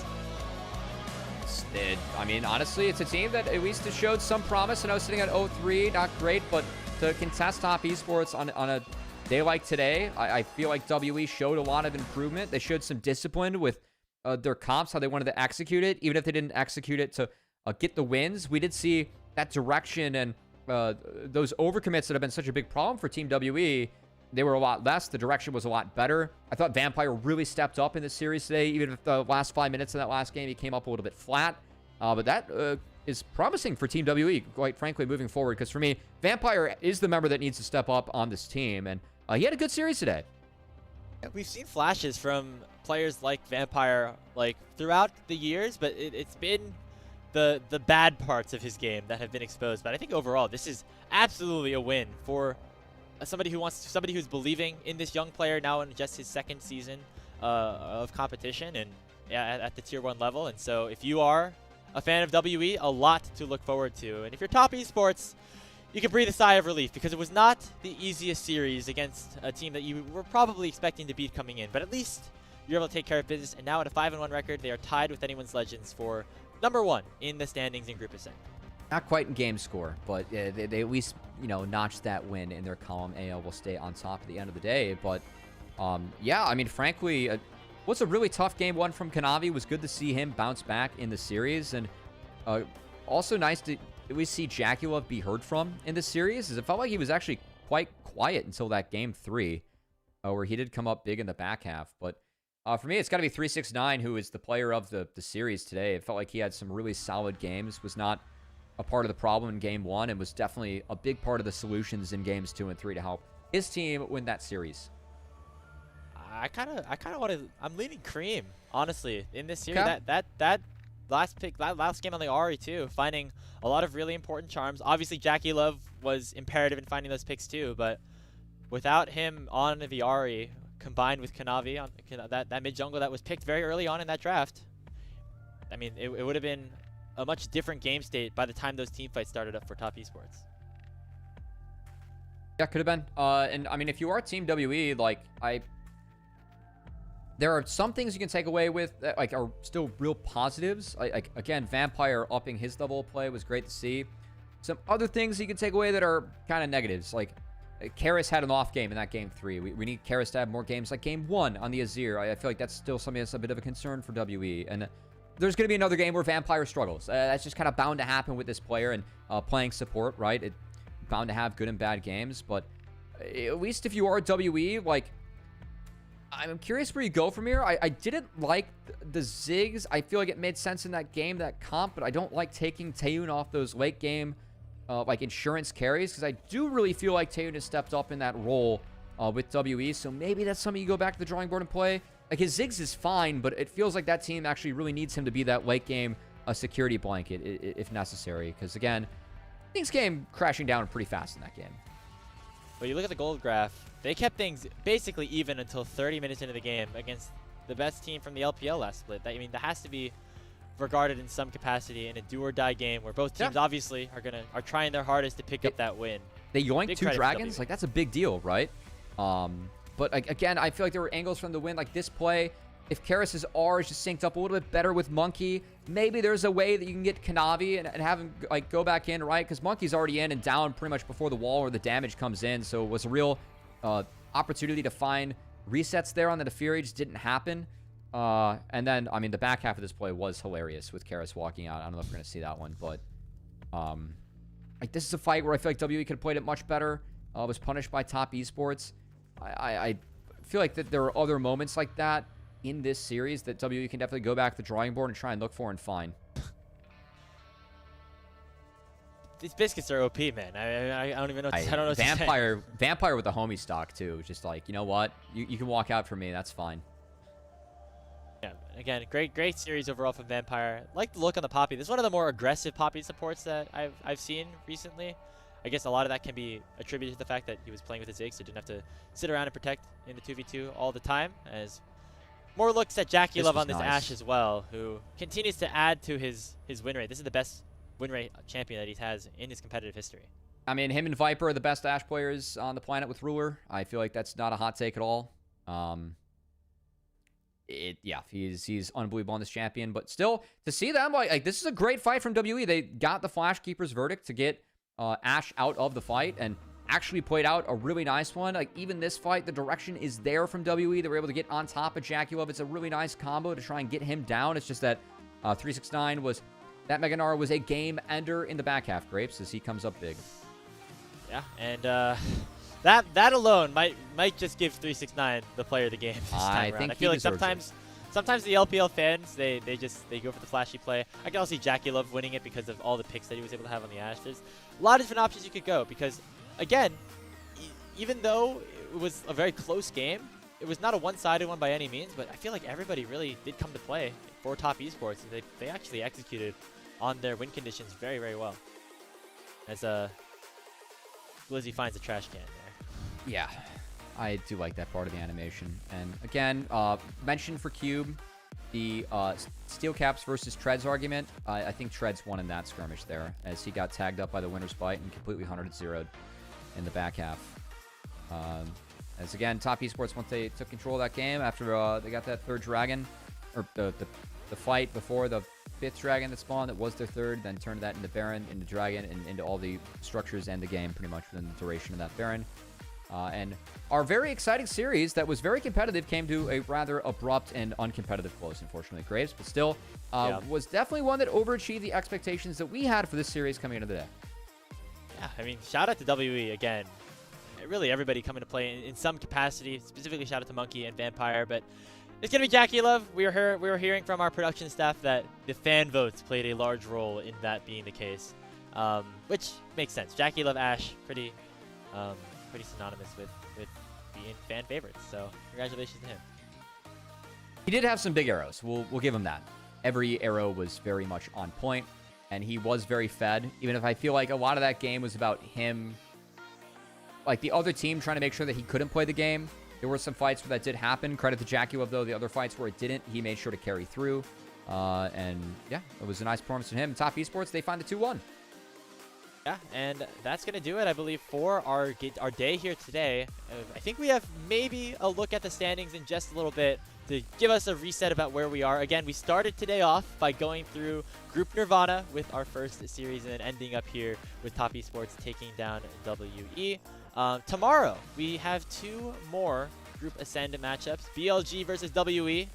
So WE, right after taking this loss to Top Esports, I'll be a competitive one. Gotta get right back to it, start up that prep again. And then following that, we have Weibo Gaming versus Ninjas in Pajamas. That should be certainly very exciting. So make sure you tune in right back here tomorrow, 5 a.m. Eastern, 2 a.m. Pacific, on twitch.tv/LPL English, and over on YouTube at LPL English as well. Cubby, thank you so much for being with me the entire day. Yeah. Good time. Got to cast some great games. We have a standings graphic, actually, real quick, if we want to pull that one up. What do we think right now? We see anyone's Legends in first place, but not too far behind our top, now that they won. I mean, I think the biggest thing for me is the fact that LGD did move to 2-0 and LNG moved to 0-2 in the Group Nirvana, which is not pictured on our standings, but of course the stakes in that group so high, so critical, that we are really curious to see what ends up happening over there. As for me, LGD is still one of the teams that I actually want to see make it over to the main stage in the playoff bracket, like one of those top 2 out of Group Nirvana, and I definitely showed some promise today. So Nio continues to be big on those carries. Absolutely. Shout out to LGD. They still have some more series left to play, but I think that at least most likely guaranteeing themselves a chance to play in Split 3 and get to see these rookies get another chance in the LPL for some more time together as a unit. Will be very fun to watch and see how far they can really climb with that group of 5. But before we go, we want to give a very, very big thank you to our Elite Coffee supporters, Aaron, Soup, and Mung. Their pledged financial contributions helped level up the broadcast and give back to cast and crew who strive to give you an English LPL product every day. Once again, down in the Twitch chat, you'll be able to see a link to the coffee page if you want to help us out. But that shall do it here for today. On behalf of our producer, Kai, Cubby here alongside me. My name is Ben Grapes. Once again, final score here, Top Esports 2, WE 1. We'll see you here tomorrow for more LPL English.